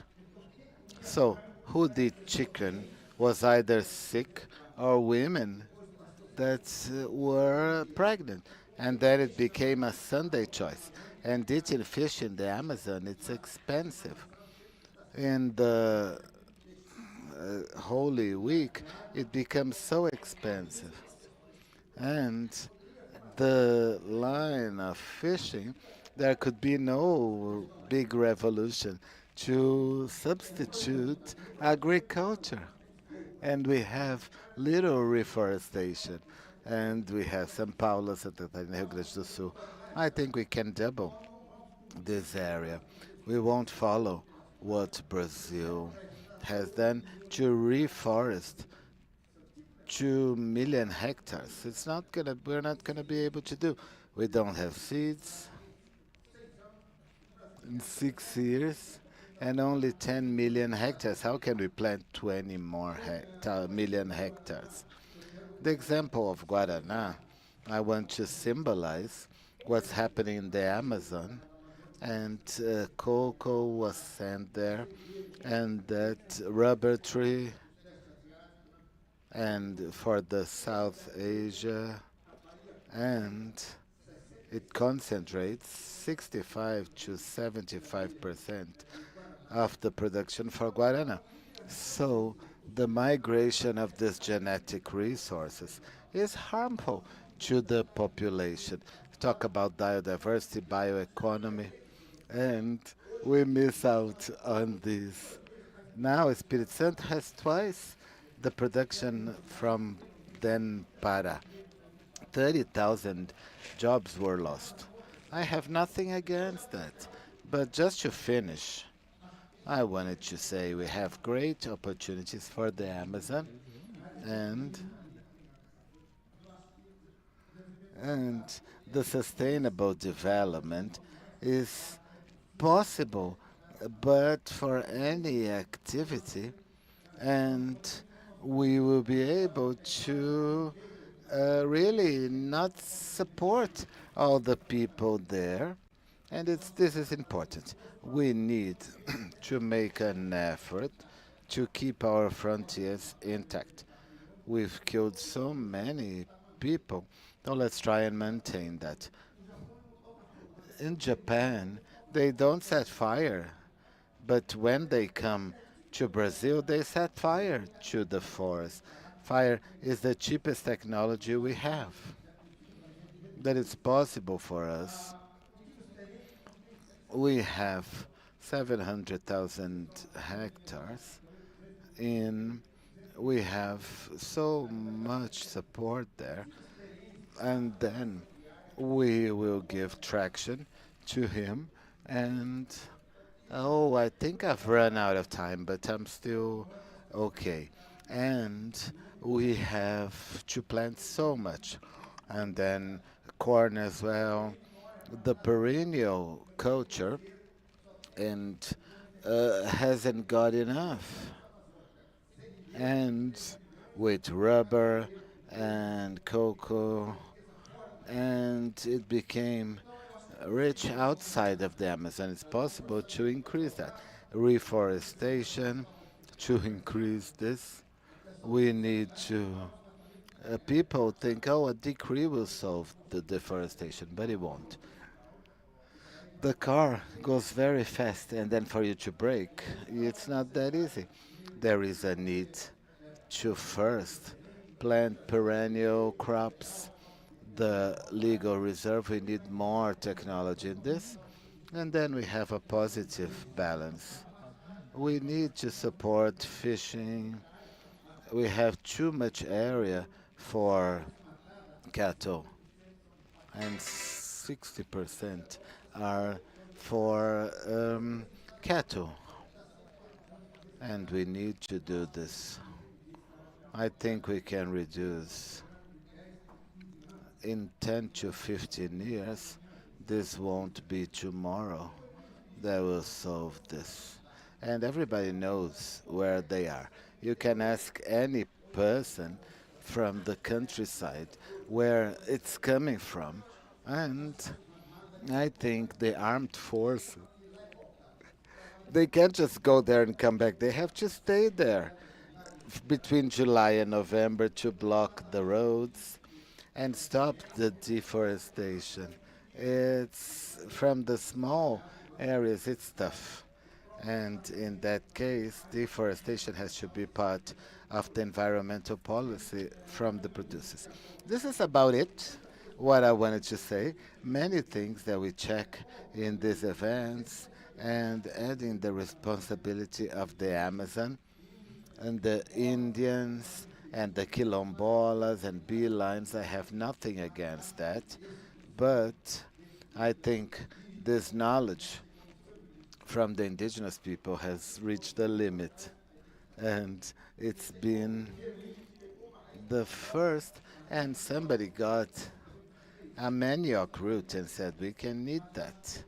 That was a long time ago, but at the advancement we need overcomes this level against the indigenous with the medicinal plants and fruit and so on. But the advancement we're going to need is much more than that. We are trying to get science and technology in the Amazon because what we have there in us researchers, we don't have that many. I hope this information, what I'm talking about here, doesn't represent the point of view of my institution and what I'm seeing there, what I did in the Amazon in the 1970s, and comparing this time of any professional.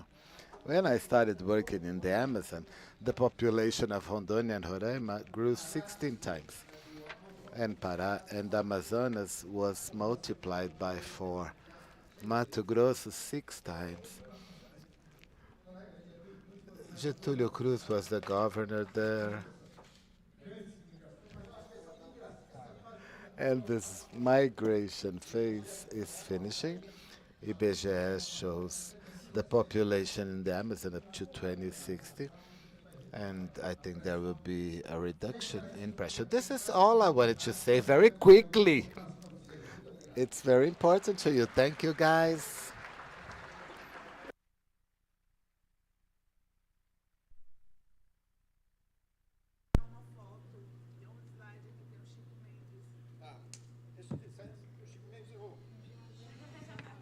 Ok,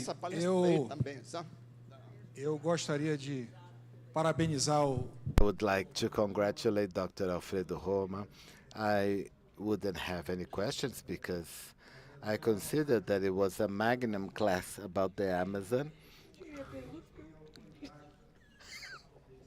People who have authority to give this class, few people could do that. And to follow up with our time, the organization said 6:30.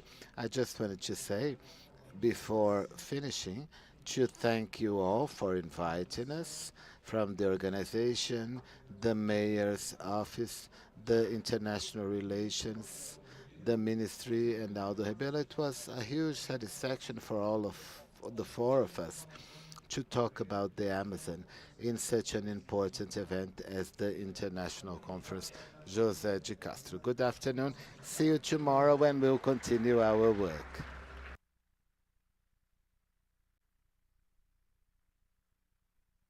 A todos os participantes desses painéis. Thank all the participants from these panels and your attention for following us. We are finishing our work for today. And now we're going to have a musical attraction, the viola players.